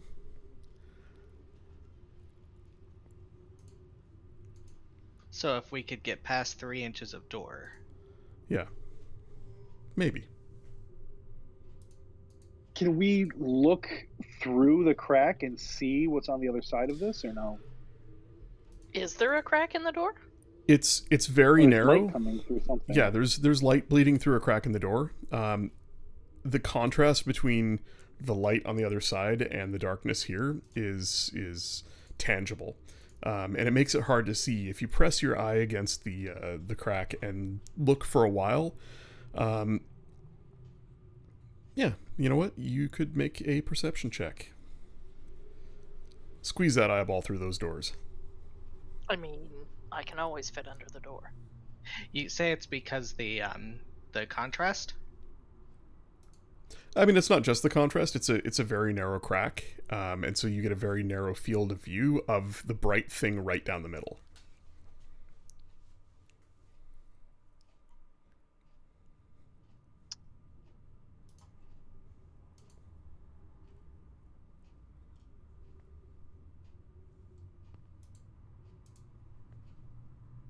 So I can see that there is a room and something bright, but I can't really make much detail out. Yeah, it's with a 12. You think you make out a shape moving off in the distance, framed by brilliant light. Maybe a man standing on a pedestal.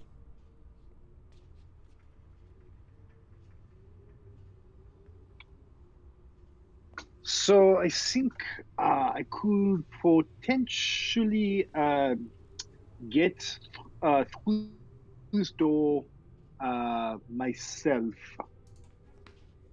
but I do not know that I can bring us all. I could bring a friend, but I could not then bring that friend back.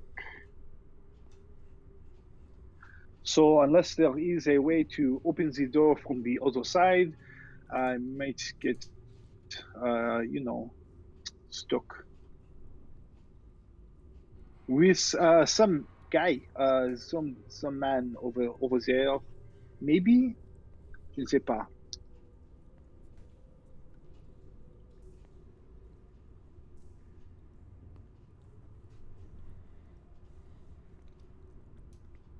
I mean, at this point, Lunali would start looking at what the rest of the group is doing. And seeing that they're fixated on the door, she'd say to Rogar, maybe we should come back when we finish looking at the rest of the place. These guys in here aren't going anywhere. Yeah, that sounds fair. So we'll head back to the group. And see what they're doing. All right. Yeah, those zombies are behind either a door that's, an iron door that is either locked or stuck, and they don't seem to be intelligent enough to open it. The other two rooms sound empty, might have stuff in them, don't know. The doors also seem to be either locked or jammed. So yeah, she's just gonna ask the rest of the group, what's up, what's behind the doors. Any idea? Or No. it was like magic. I do not know this magic, but I think there is someone on the other side, but I cannot get through. Do you want me to go and have a look and come back? Oui, if you would like. I mean, the others have seen me do it, but I do not know how you do so, but you do it very carefully and in a much smaller form. And with that, she will wild shape into probably tiny spider. So, RF. Curious. Arcane Lock. Is the door just unopenable, or does it block passage? The spell talks about it blocking passage, but I've always kind of been on the fence about that. What do you think?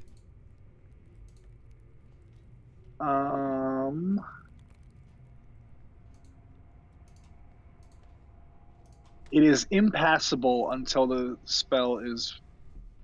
is broken or the spell is dispelled or suppressed. Then I would not have bothered wild shaping.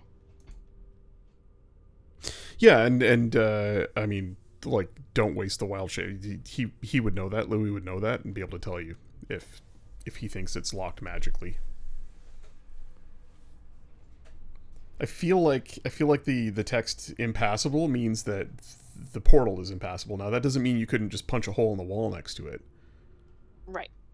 Which Right. I'm pretty sure Ice's other character in our other campaign has gone around a magically locked door by just getting out his mining tools and, you know, going through the cave wall. I think so. Yeah. Yeah. But I would say that means, because there's some like minor teleportation spells that say that you can teleport to somewhere that you can see. Mhm. Yeah, I would think that But that I would would- bypass it. I don't know. I mean, it says impassable. All right. You the creature doesn't what's Yeah, I know. It's a tough one.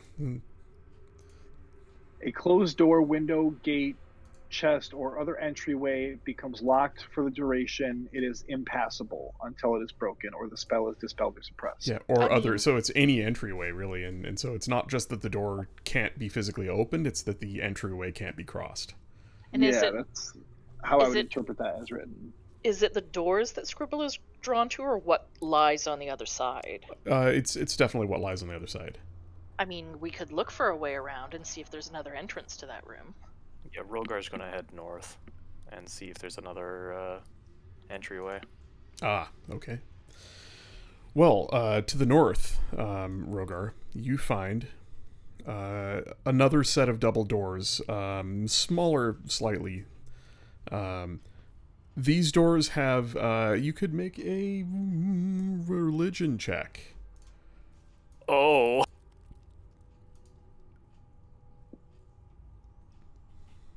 That's not bad. Yeah, these doors have religious iconography on them. A variety of benevolent gods representing a variety of races. Similar to the mix of races that Louis would have found in the rubble at the entrance. Might be a temple chamber of some sort or a shrine. Is that to the left here? That's to the left, yeah. And to the right is a small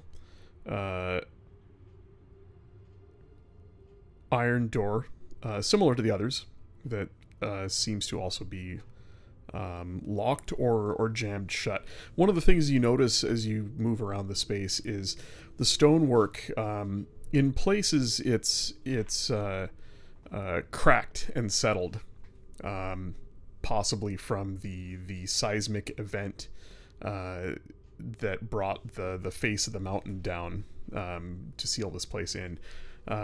It's possible that some of these doors are just jammed shut. But you won't really know until you put a shoulder into them or you know, look for a lock to pick or whatnot. Yeah, I'll look at the door to the that one. All right. Go ahead and make a investigation check.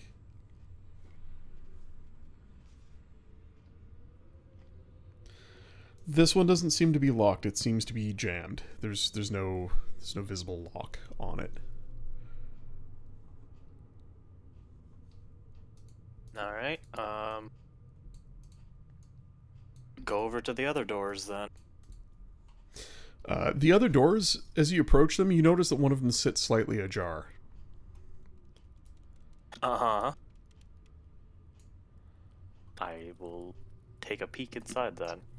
All right, as you pry the door open,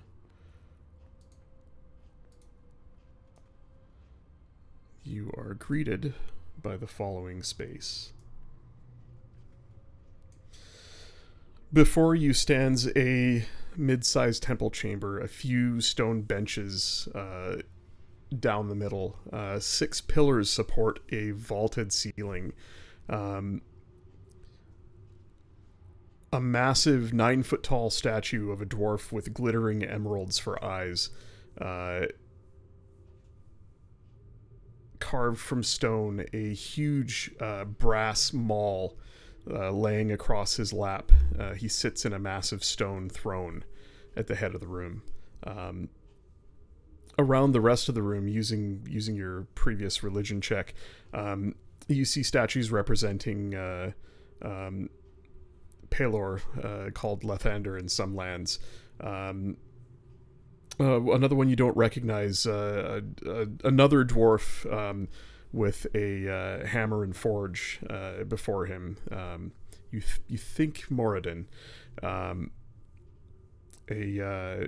A couple other statues you don't recognize. This seems to be a shrine to multiple gods. Possibly a shared space for prayer and reverence for the folk who inhabited this place. And it seems to be empty. There are tarnished candelabras at the far end on either side of the large statue that are unlit. I would... Fuck it. I'd go get Kern. All right. You go get Kern. He's just kind of been milling about, watching folks, being kind of his awkward self. He comes into the room behind you. Oh. Yeah, this is a good place. You feel that? They're here. I don't feel anything, although I'm not very connected, I guess. He slowly walks around the room, pacing past each statue.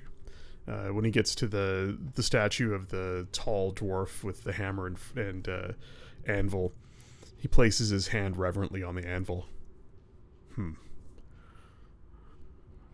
It's warm. He's with us. This is good. It's a good sign.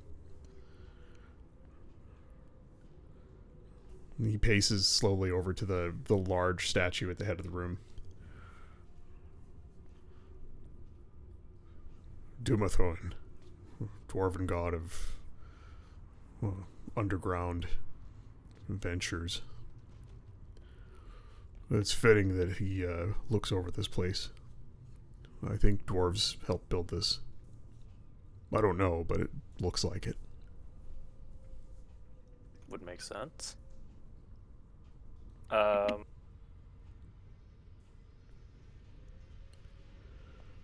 not going to pretend I didn't see that orc skull. I know who brought ruin on this place, and I'm not proud of it. I will go up to the candelabras in the back.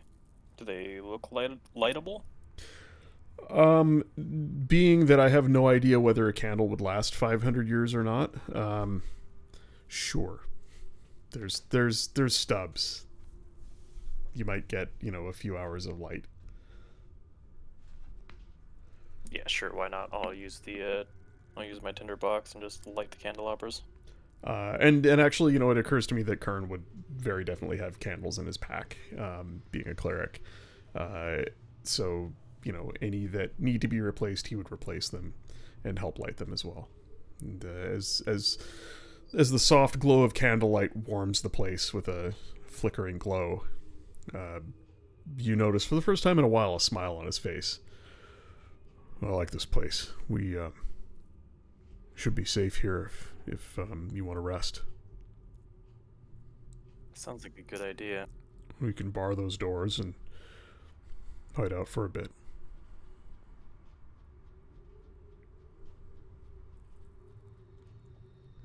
Back out in the hall, that draft continues to gently bring cooler air from below, with just a hint of dampness to it as well. Where is it blowing from? From the north end of the room, from the hallway that continues onwards. Does it smell any different?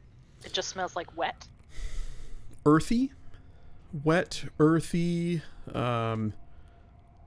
cool. Well, if anybody knows cool, earthy, and wet, it's this guy.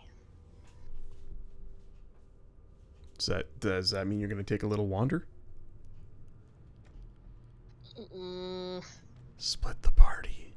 You know you want She's to. gonna ask Noro and Scribble to come too.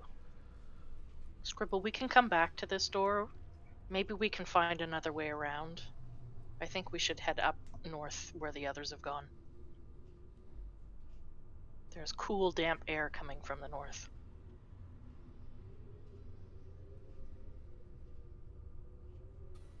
After investigating the door, would I have been more drawn to it, or? It's a feeling that you're at peace with now. You still feel it, but it's not overwhelming. Okay. Like, as soon as Yeah, you then I'll find move something on to else distracting, you kind of forget about it. It's just when you're standing around with nothing else to do, you feel that pull. Like the ground is slightly shifted, slanted in that direction. Like, it's just a little easier to walk that way than another. Come on, Noro, you don't want to fall behind in here. Oh, that's low. Not again. And she'll see that they've moved into this room to the left. But she's gonna stand right at the entrance to the hallway going north. And she's gonna listen first. Perception check. Okay.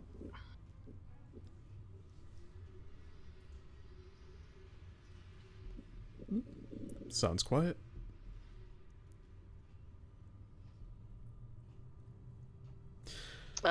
Yeah, looking over her shoulder to make sure that there's people nearby, she's gonna move up 10 feet.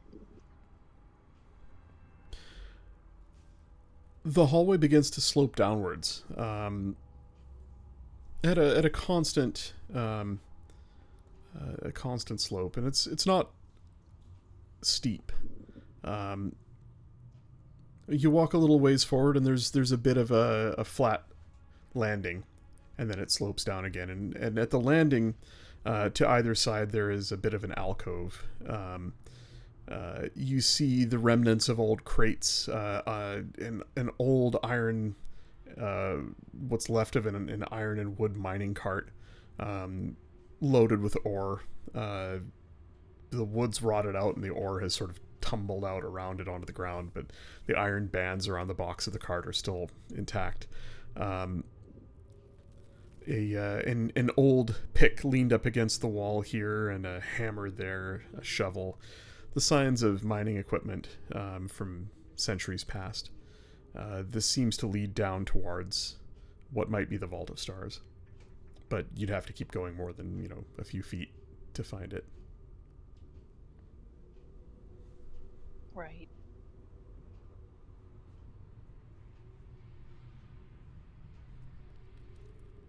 Would Louis have, like, as he's talking to himself, would he be describing what, like, this vault and everything? Yeah, I don't know, would he? Oh, he would prattle on to anyone that would listen about the interesting history and what all these things could represent, and describing in depth all of these gods and what their beliefs are, and theorizing wildly about what could have happened in order to bring all of these people that don't always see eye to eye together. He'd just be prattling on and on. And whether it's out loud, and he's talking to Pierre, his research assistant, right?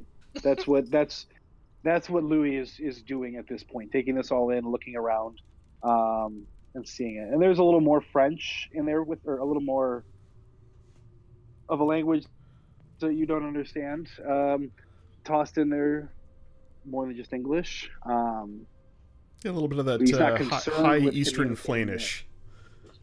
Yes. He's not necessarily trying to communicate this to people, but he's talking to Pierre about it. And you look over at Pierre, and he has his pages open, and there is a quill that's just writing on these pages in very, very quickly, Nice. taking down like notes and stuff.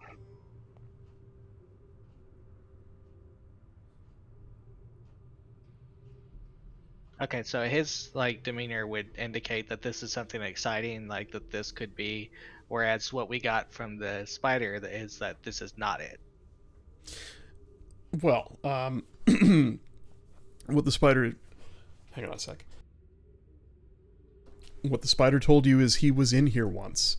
The dwarves were close, and he one night snuck into their tunnel, took a leap of faith, and teleported himself through the rest of the stone. Found himself in here surrounded by the dead. Was here long enough to confirm that what he's looking for is no longer here, and as such he has no need for the mine anymore. And he's specifically looking for the spell forge. Yeah. Yeah, he doesn't care about the mine. He cares about the Forge of Spells, and it has been, he said, it has been moved. It has been removed from this place. His belief is that, would he have said that? I don't know. The map that Noro has is to a great and hidden treasure in these hills. And it could be inferred that the forged copy that Noro sold to the spider's doppelganger is perhaps, given that it came from dwarves, perhaps a map to its new location. Oh, okay. But the mine is very definitely still here, as is the Vault of Stars beneath it, which is a massive cavern complex of that is filled with a wealth of gems and ores. And that's really what the brothers are after. Although, I mean, like if they found the Spellforge as well, that just means that they would control another thing they could make money off of too. But they're after the whole kit and caboodle. So whatever they can find here that's profitable is good. All right, Scribble would move forward with her, moving towards what might be the vault. Yeah, and if I see Scribble and Lunalia move past, then I would say to Rogar and Kern, I am I'm not quite tired yet. Maybe later we come back and we can take a little nap. But for now, maybe we forge ahead. Was that a joke, Louis? Is that a pun? Oh, I do not know puns. There's the lowest form of humor. I do not think so. Okay. I don't really get most jokes, so. Rogar, I do not tell jokes. Kern quietly leans over to Rogar and just says, "I'd pay good money if he'd shut up."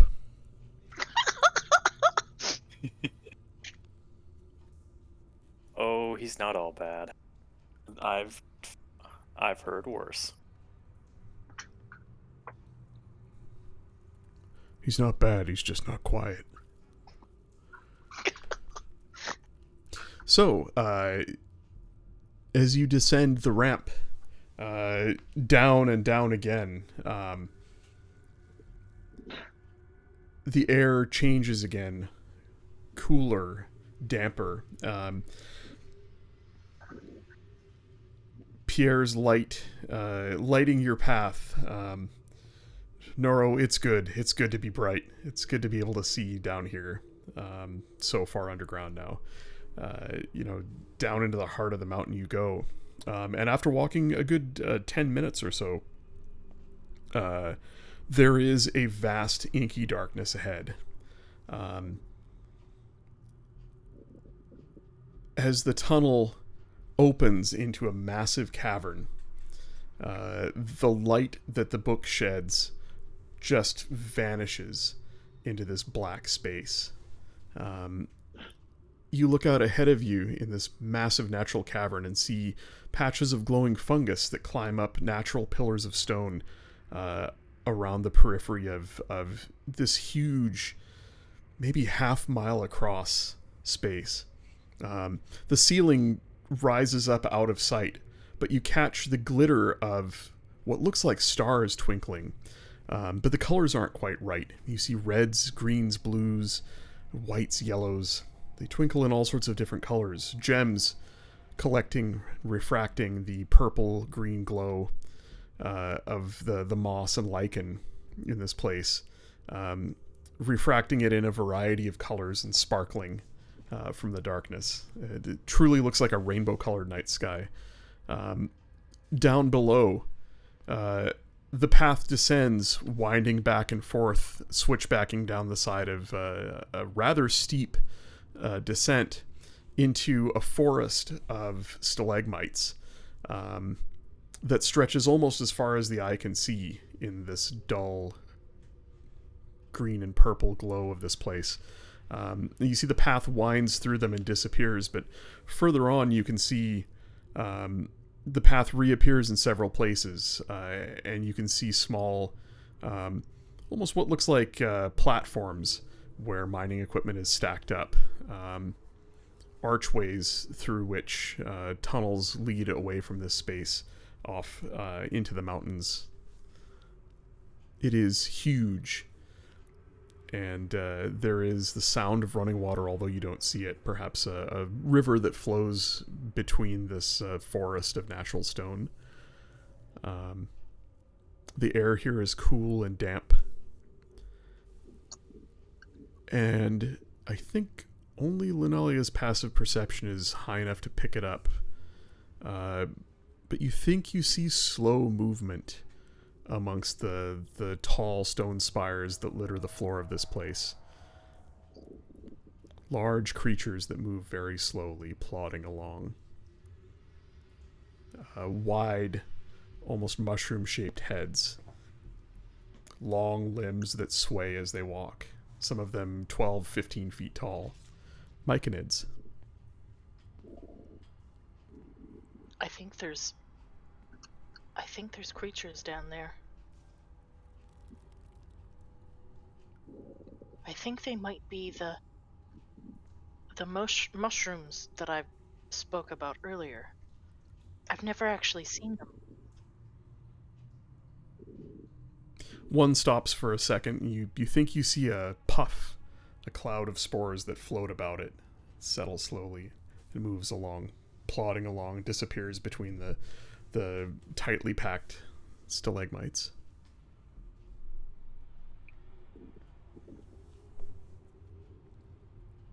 So you also hear just the constant little prattle of Louis just kind of going on, and like asking questions about the mushroom people and not really expecting any answers. And then of course still pulling like the wagon behind him, and Pierre's traipsing along.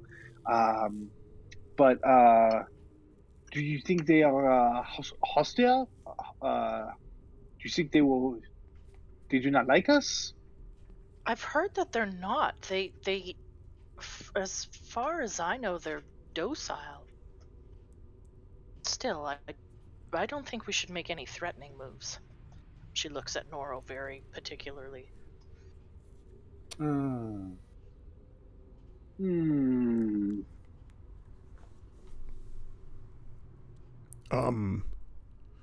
we gonna go down there? Because I thought we came here to kill the dead. I don't want to fight mushrooms. That sounds weird. I don't think we did fight mushrooms. They seem to be just doing their own thing down there.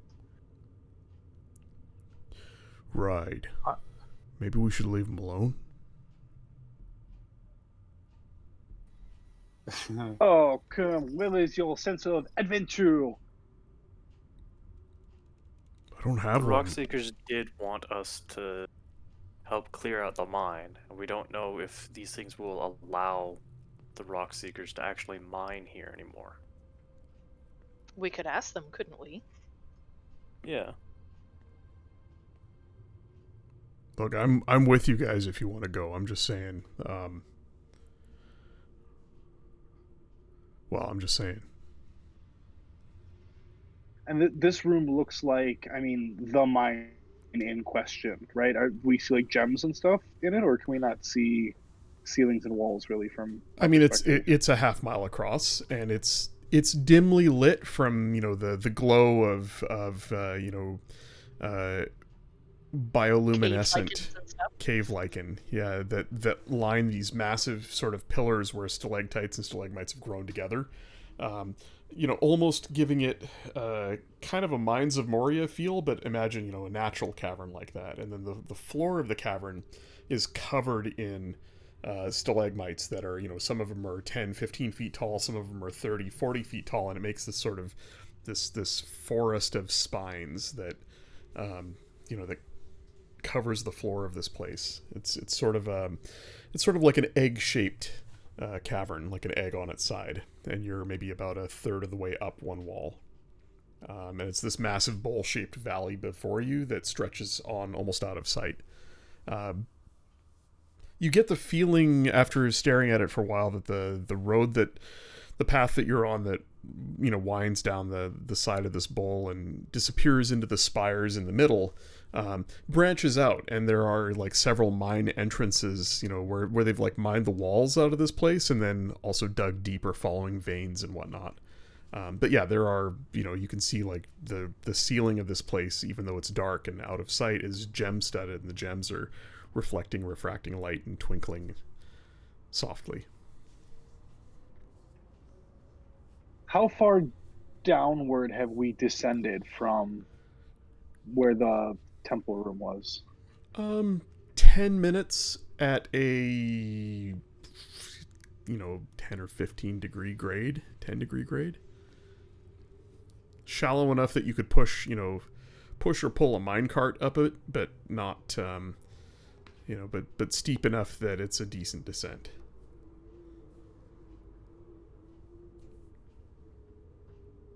So I That's mean, we're talking like a couple 100 feet, though, Yeah. right? Yeah. At the same time, the mountains rise quickly above you, right? So you are far underground from the surface above you, but not so far underground from the surface behind you. Sure. How close are we to these things? The floor of the cavern is 200 feet below you, and 300 feet away from you as well. And the path that you're on winds down switchbacks to get down to the sort of start of the stalagmites. Does anyone know what language these things speak? Shroomies. Don't think they speak any language. They're like smart plants almost. I've heard stories of them, but I've never actually seen them.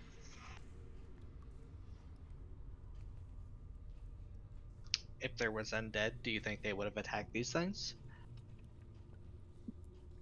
I don't think the undead would have.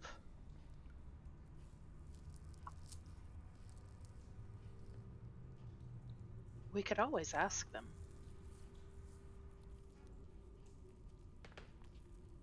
But they don't speak.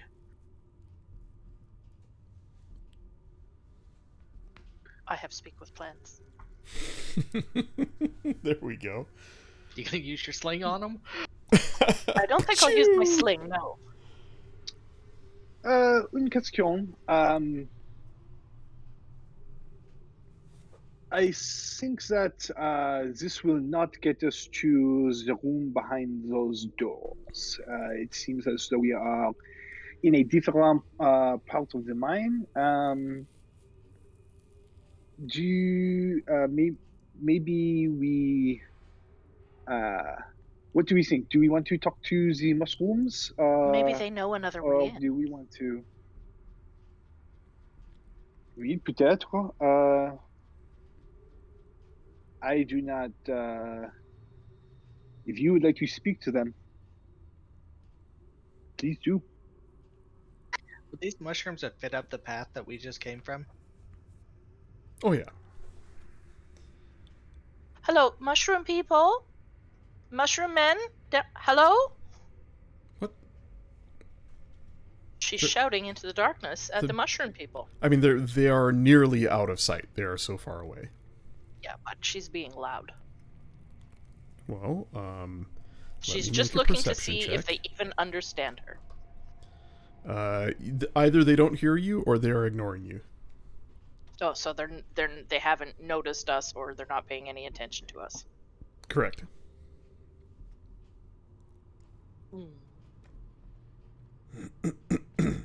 I think we either have to get closer or find another way. What do you guys Was it- suggest?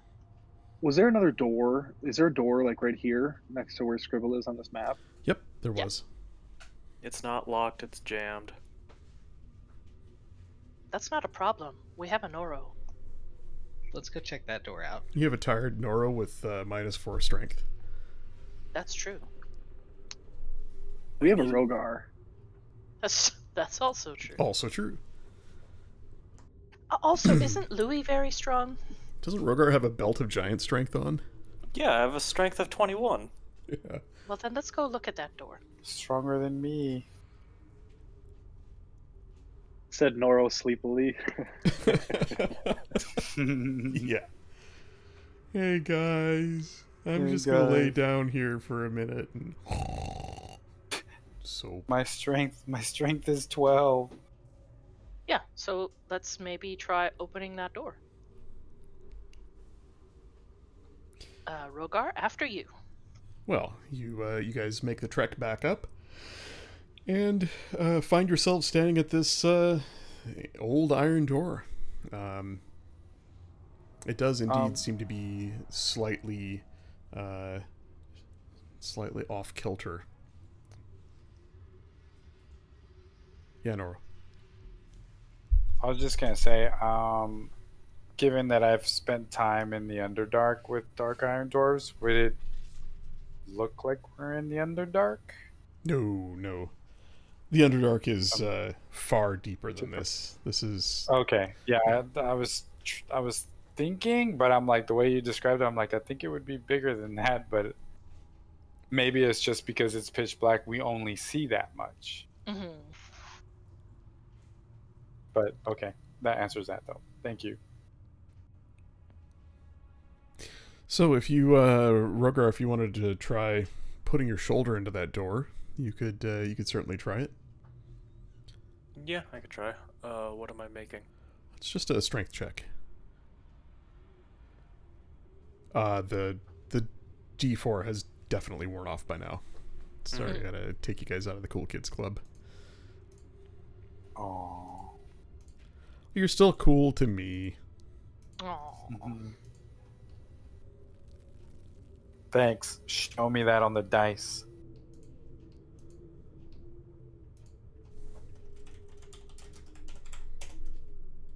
There. Yes. You're a 16 out of 20 to me. That might change. It's best when friendships can be quantified. Rogar, Absolutely. you lean into it a bit, and then you take a couple steps back and give it a good hearty shove. There's a groaning sound of steel on stone, but it doesn't budge more than just a bit. Might need a little bit more of a go. Alright, I can try again. Take a run at it. Oh. Yeah, I'll take a run at it then, I guess. I'll take, Use Scribble as a battering ram. Where is Deebs no. when you need him?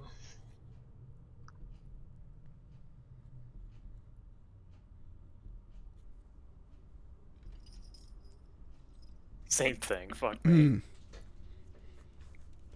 You're sure that's all it is? I mean, if it was locked, it would locked or barred. It wouldn't budge like this. It moves a little bit every time you hit it, but it just doesn't seem to want to give.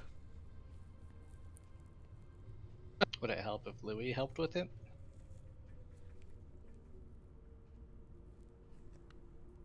I don't know. Does Louis want to help with it, or is he nose deep in a book?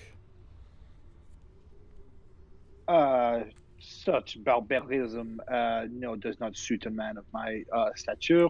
But maybe you try, that very pretty sword you have.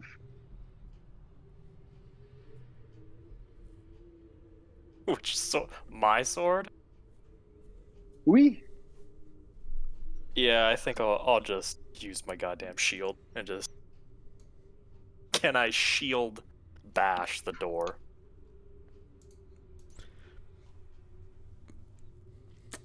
You could Try try it. I'll give you advantage on the roll. With a shield and a running start. Okay, it's just a. I hope there's no abyss on the other side.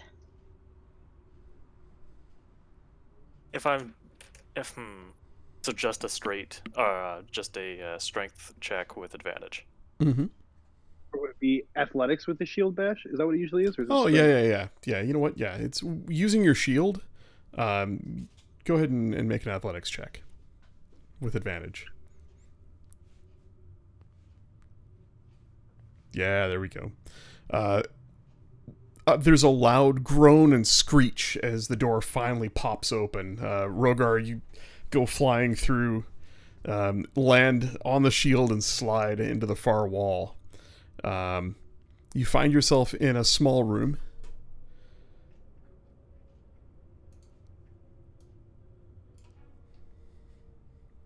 Oh. Wonderful. Stone bench, a what looks like again a stone bed with just the tattered remnants of threadbare bedding, and there is a small chest in the corner of the room. Looking about the room, it looks like perhaps these were the quarters of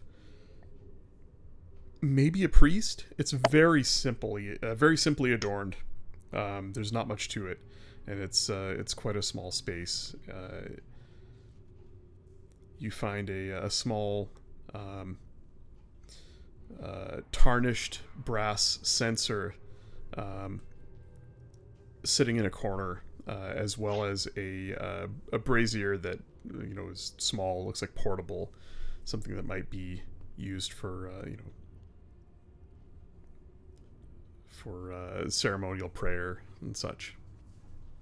And this chest that sits in the corner of the room. Well, it's not a way past the other door, but there is stuff in here.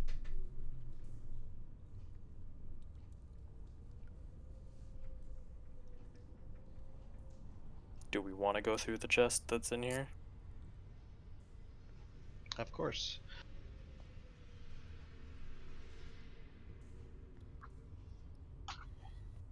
Anybody here good with traps?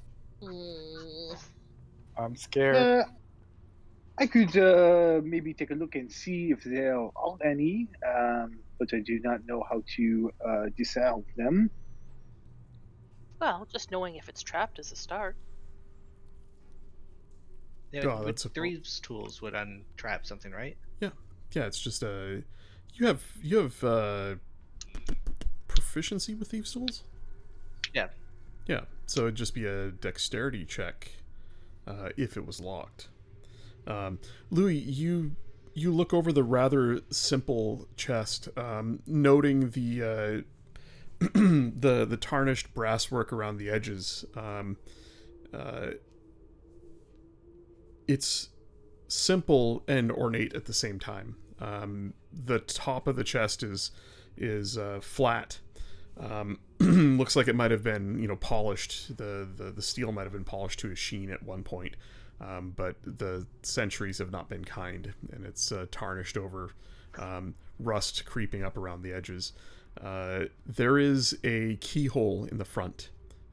It has some sort of internal lock, and the lid does not budge when you try and open it. Do I notice any like mechanisms for traps at all? With that investigation check, you spend some time looking over it. There is just a tiny bit of a crack between the lid and the base of the chest. You don't think it's trapped. Just locked, and seemingly only mechanically locked. It seems to be safe, but I do not know how to open it. Let me try.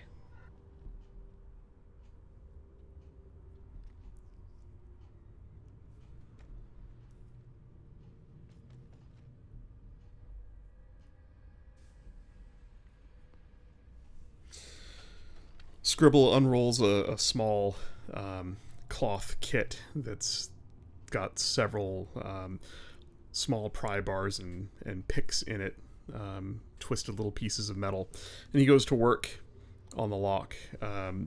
His fingers moving nimbly as he works the tumblers in the lock.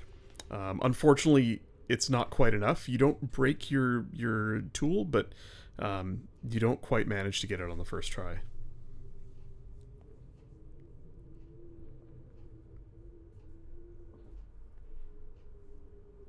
Is that plus 11 to Yeah. lockpicking? Yeah. Yeah. Oh my Yeah, gosh. he's got some very interesting tertiary stuff. He's not just a Plus spell 4. slinger. Sneaky motherfucker. You could try it again. The DC's gonna be a little higher, but I'll try it again.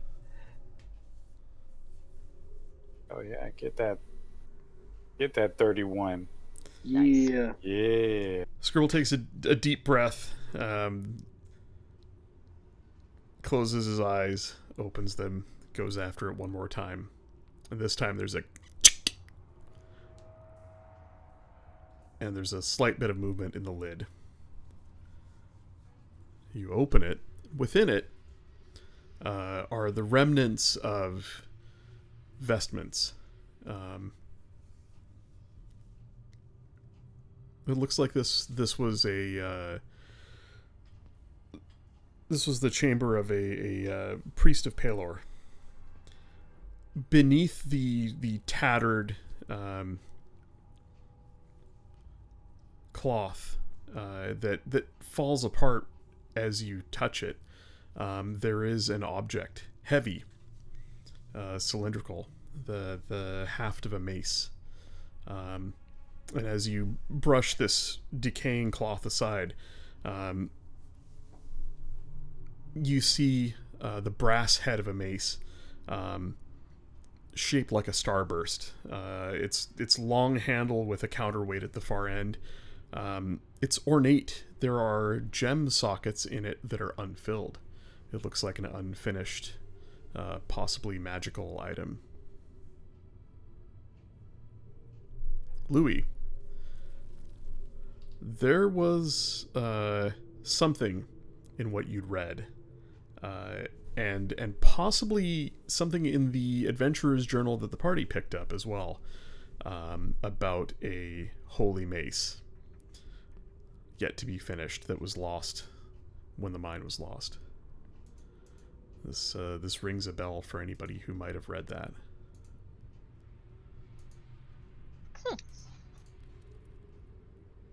I'm just going back and looking at my notes to see if it's in Ermon's journal. The Holy Mace Lightbringer is rumored to still lie unfinished upon the forge's anvil, buried deep beneath the mountain. This isn't on the anvil, but it is here.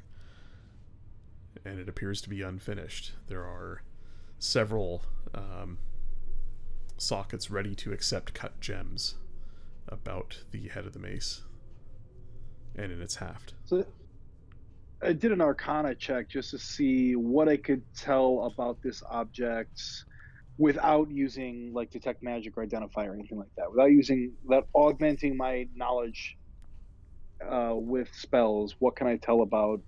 Do I sense that there's an enchantment on this? I don't know exactly how you like to do magic weapon stuff, but well, I mean, identifying items.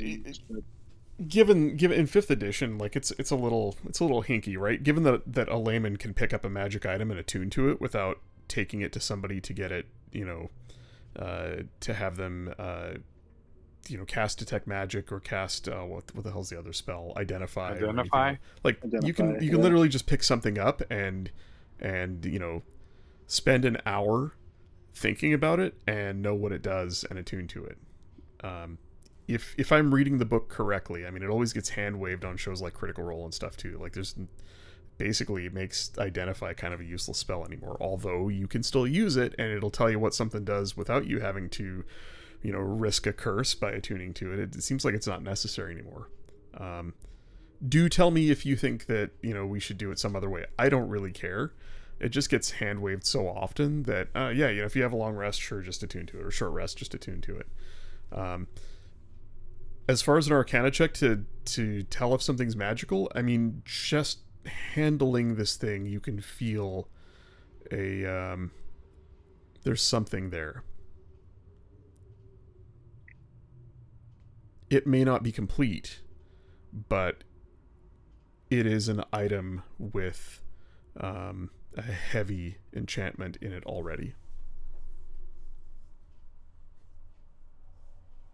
I mean, my general vibe is like an Arcana check is I'm not taking like tons of time to identify what this is, Mhm. whereas then like I could cast a ritual of detect magic, which would take 10 minutes to find out more information about like what the enchantment is like, what kind of the what school of magic and yada yada. But then like I also have the ritual of identify, which would tell me every detail about Yeah, it. So it's kind of like I use tell kind you- of as like those 3 tiers, kind of is how I always think of it, at least. the way I see Arcana, given that it's a skill check, is you're inspecting the item and looking for sigils and runes and whatever. You're looking for signs of like visible signs of enchantment.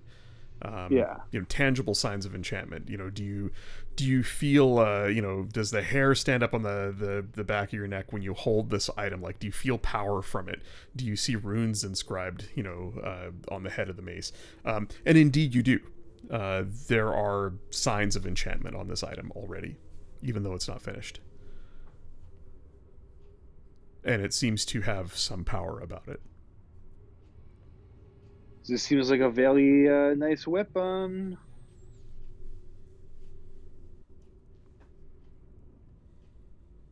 Poker, you said this is a two-handed weapon? It is a mace. So it is I believe it's a versatile weapon. Is that, Oh, similar to like a longsword? yeah, I'm just looking it up here.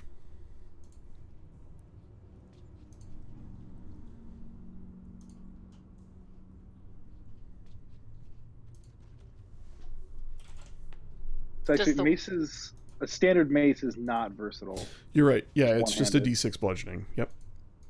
But does it need to be completed to actually be used as a weapon, or is it fine the way it is? It holds an enchant, and it is a functional mace. It seems very nice as is, but it also seems like there may be ways to how do you say, augment in the future. Je ne sais pas. Sounds like we need to bring in a church boy. Good thing we happen to know of one. Yes. Hey guys, Maybe- what'd you guys find? Oh, never mind. I'll be over here. You don't. It's a you don't- pointy stick in a box. It's nothing exciting. Old church boy. Been in the fucking like sanctuary this whole time. Hmm. Let's ask Kern. Yeah, I think we would ask Kern. He's right there. Yeah, with he's us. right Yeah. there. Yeah, let's ask him. Sure, yeah, of course. Ask me what? Hey, come on over here and look inside this box. What is this? That's pretty. I mean, he just kind of looks at you, Noro, and it's a mace. You can see that, right? Show me your mace. He unhitches it from his belt and just holds it up. Yeah, it's nicer than mine.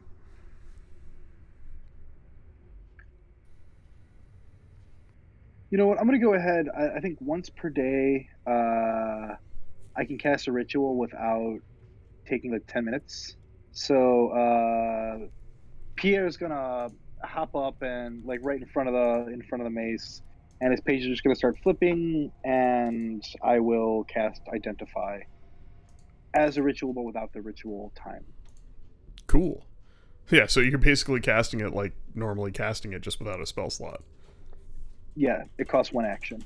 Oh, that's awesome. Or actually, I'm sorry. It takes 1 minute. Identify that the cast time is. Oh, right. Detect magic would be 1 action. Comprehend languages 1 action, but identify is actually still 1 minute. So the book flies up and the pages go scrolling past 6 times back and forth over the course of a minute. You learn its properties and how to use them, whether it requires attunement to use, and how many charges it has, if any. Yeah, we basically just we've been saying, you don't need to take this to a wizard because we really haven't had too many wizards that the party has access to, and it's just you spend an hour, focusing on it, and you determine what it does. But yeah, well, you found a wizard. Yeah, exactly. And I much prefer requiring Identify for you to know exactly what something does. It's really hard the other way, right? You just got to take it and go smack something with it and see how hard it hits. But anyway, here you go. So it is a tunable weapon. It is a plus. Bear with me for a second. Where'd it go? There it is. It is a +1 mace that glows as bright as a torch on command, if one is attuned to it, and deals an extra d6 radiant damage to undead creatures.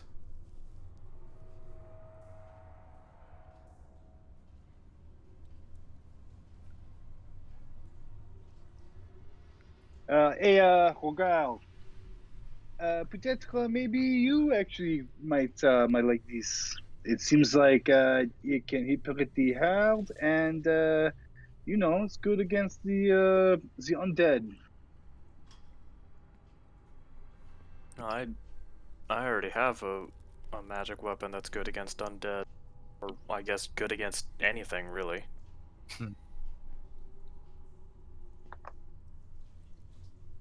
Nah.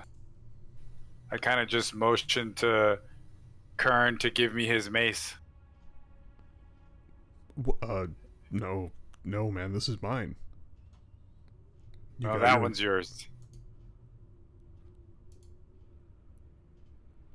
No, that's way too nice for me. Come on.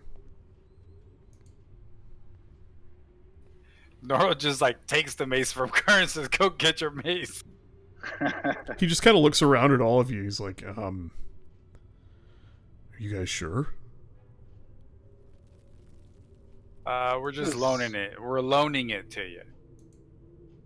Oui, maybe we talk to the dwarves, and maybe they want it. I do not know. Yeah, all right. I mean, I'll borrow it, I guess, if it helps you guys out. If it helps us out, sure. Thanks. He just kind of picks it up awkwardly and just stands there staring at it for a while. I think I'm gonna need some time. And he just kind of sits down on the floor staring at it.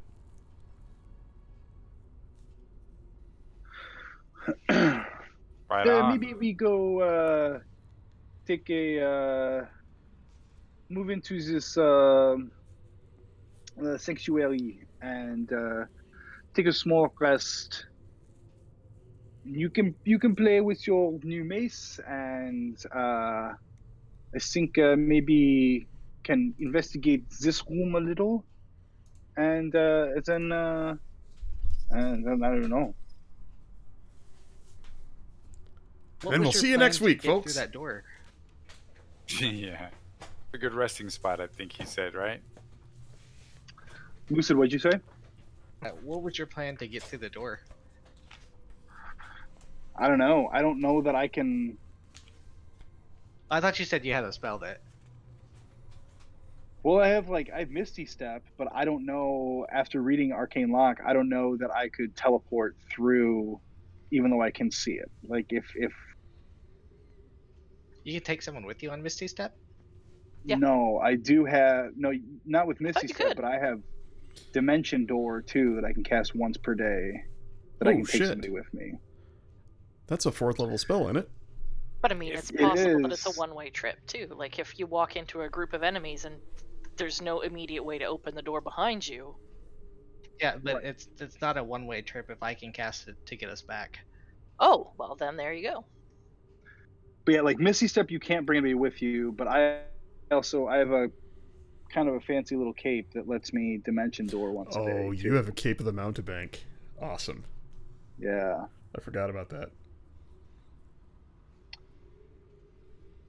But I mean, otherwise too, like we could just sit there and fucking blast at it, right? I mean, it's going to be more difficult Sure. with magically sealed, but at the same time, like you can still attack a door. You can still lockpick an arcane lock door. It's just I think it's 10 DC higher or something like that, right? It's Like just a higher DC. you Yeah. could still open it. It's harder.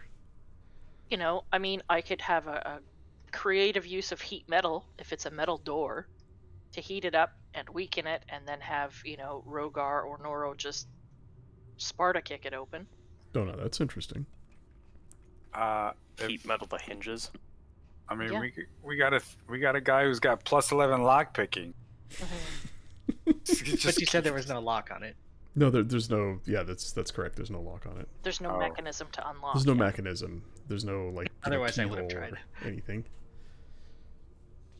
Yeah, I mean, it sucks to be in here and have a way to go that we can't go. All because none of us have, knock. Or dispel. I mean, we could knock on the door. There is a guy on the other side. I did think about that, but Yeah, you can just be your usual selves and be like, hello. Hi.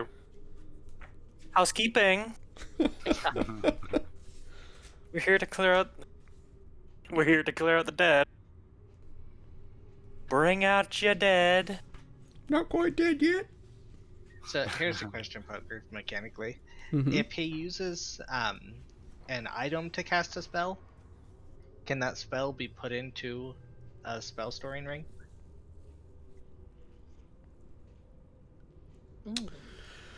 You know, Could I you use a s- like cast a spell with a wand or cast a spell with a staff or whatever. The spell is still cast. I don't see why not. If you were Okay. to. Could you cast a spell from a ring of spell storing into another ring of spell storing? I don't see why not. It's would you still a want to? spell being cast. But then you lose it from the original ri- ring, so This ring stores spells cast into it. Yeah, it's not specific on where the spell comes from. It could be a racial, like a drow innate spell. It's still spell casting. Is my interpretation. I don't ever, so if Louis could dimension door with somebody in, Scribble, you said you can get back? yes, because I have a ring of spell storing with Dimension Door in it. Oh, it currently has Dimension Door. That's right. That's right. Yeah.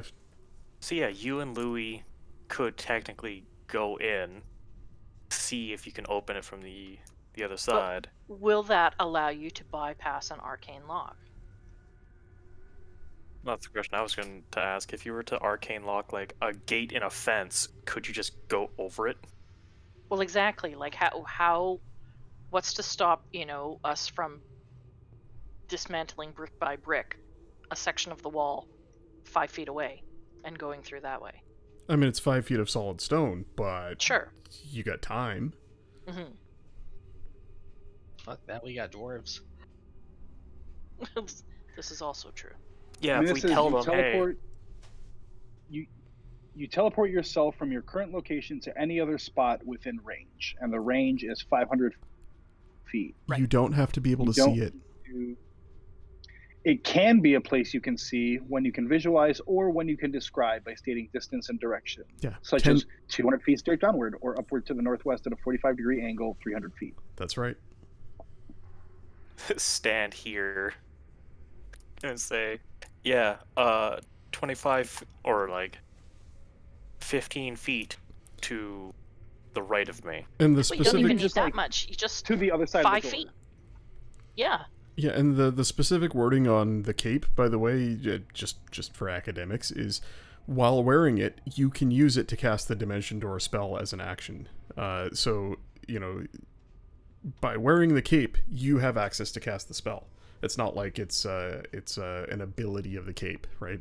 It grants you the ability to cast, which means you could totally, you know, again academically, you could cast that spell into a Ring of Spell Storing to then recast it later. Right.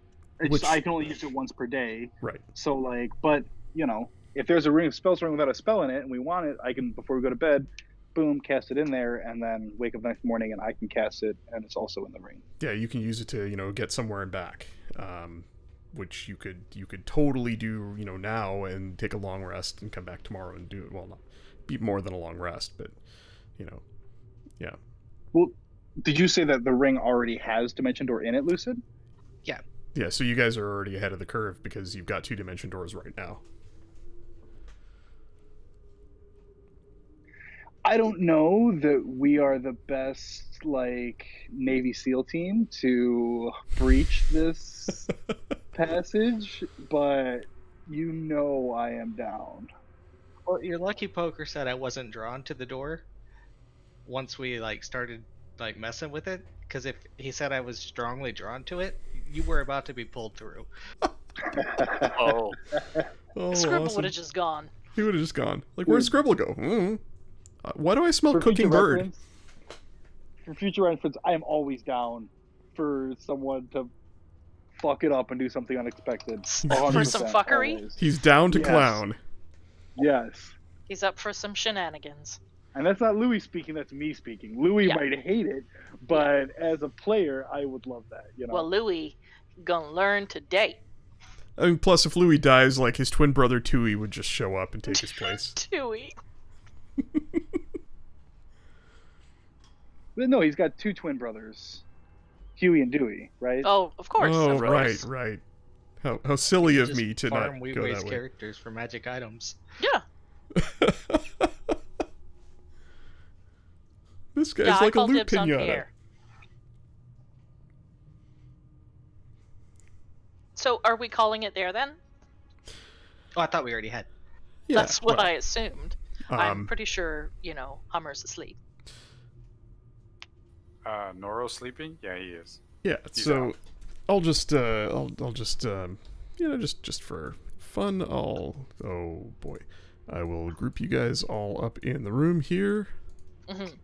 and Are we saying we're short resting? you do whatever you guys want. I mean, it's not past, like, you know, 11 a.m., so it'd be awful early if you wanted a long rest, but you could short rest it and Yeah, I think we could short rest. yeah, so go ahead and punch your short rest button. Noro, you've got that strength deficit. If you Yep. punch short rest, I'm going to try it here on Kern. There is a... Yeah, there's no button for it. You might just have to go back into your strength and remove that other modifier.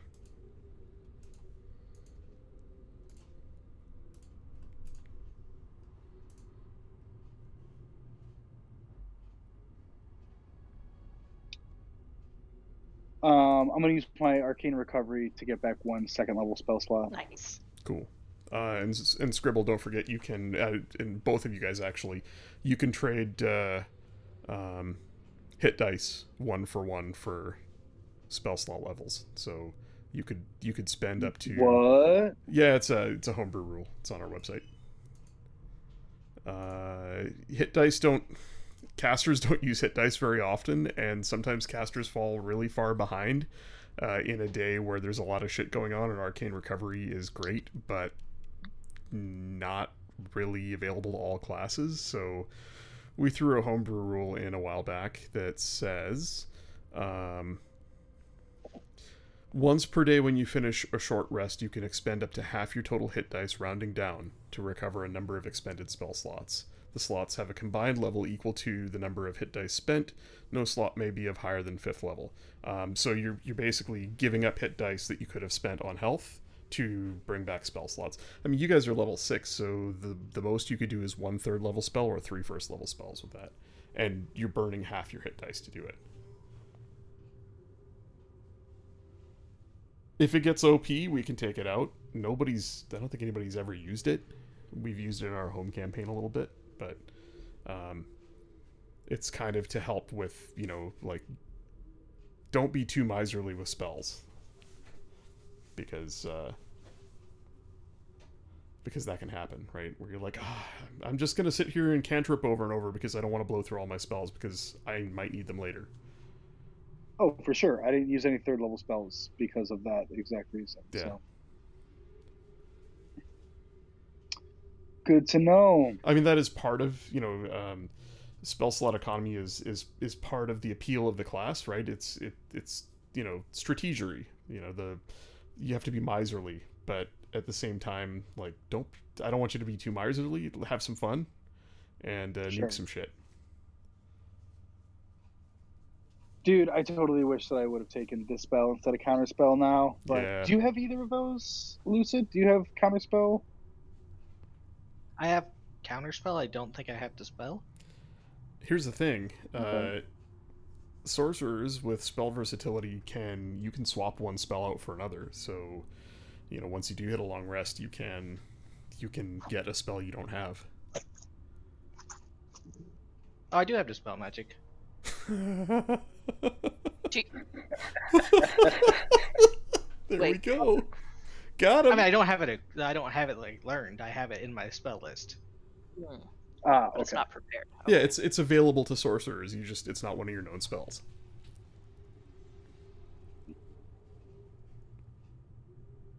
But that means he could have it But tomorrow. with all spell versatility homebrew, I'm you're saying that. pretty sure spell versatility's in Tasha's now too. That's where I got it from. Was from the Unearthed Arcana Oh, that I think got published in Tasha's.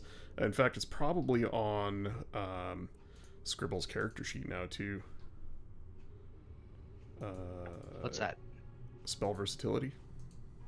Oh, I'll tell you. Features and traits. It was one of the switches we flipped when Tasha's came out. Sorcerer's versatility.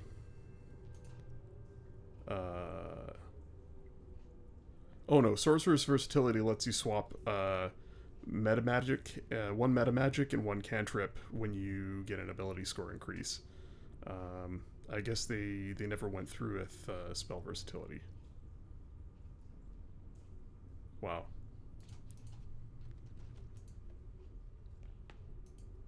yeah. I mean, I noticed Wizard is not on that list, which makes sense. Yeah. Yeah, the I gotta go back and find the Unearthed Arcana that I lifted it from, but I'm pretty sure it was sort of the last play test before Tasha's came out. Sure.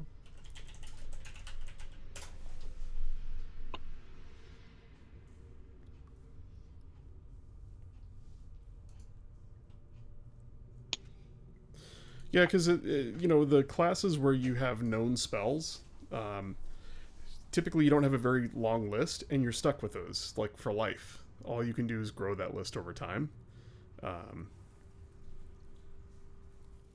which can really suck, especially if it's your first time playing. You're trying things out, right? You're like, oh, I picked these 4 spells and I don't use any of them, or they're just not working for me.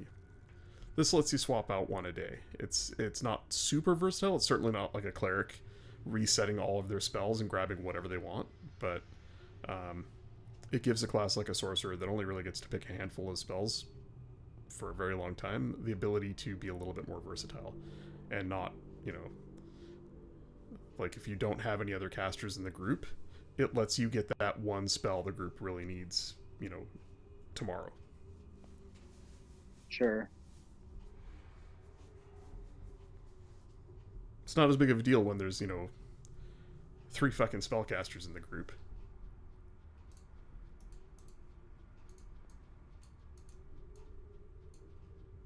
Well, yeah. If we really can't figure out how to get this door open after a short rest, then after a long, we can switch it. Oh, by the way, the stream's still going, but then also I noticed that the D&D Beyond overlay doesn't have Louis in it.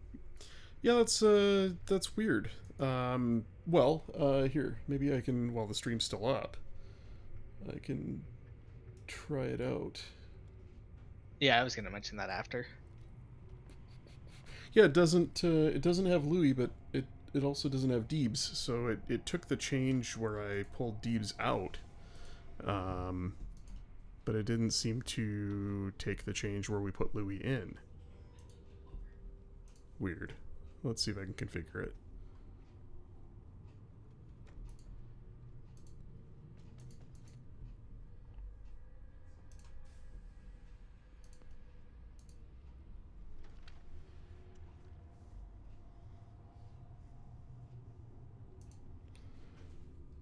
Yep, done. So you have to actually configure the extension and select the characters you want. It doesn't just automatically show all active characters.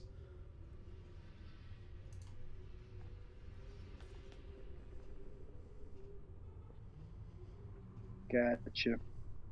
Oh, that's pretty cool. You can you have access to hide portraits, hide portrait frames, hide conditions, hide health, hide inspiration. If you if you don't want everybody seeing everything. So let's see if I go back to Stream Manager.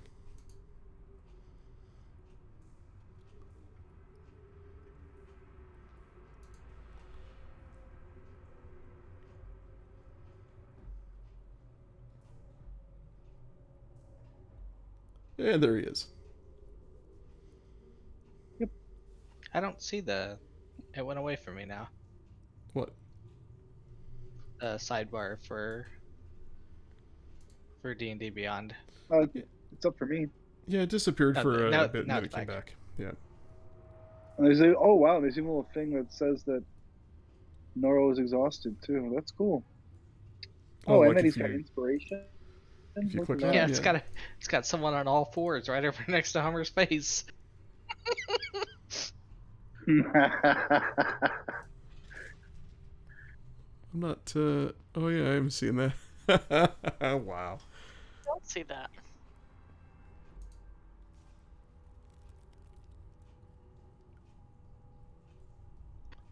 Just taking a dump on his head. Yep. Queuing As up you for the do. human centipede. Where are you seeing that? In the On D&D the Beyond sidebar. overlay. There's a little icon right next to Noro's character portrait on the left side Stream or on D&D Beyond? on the stream Mm. in the D&D Beyond extension.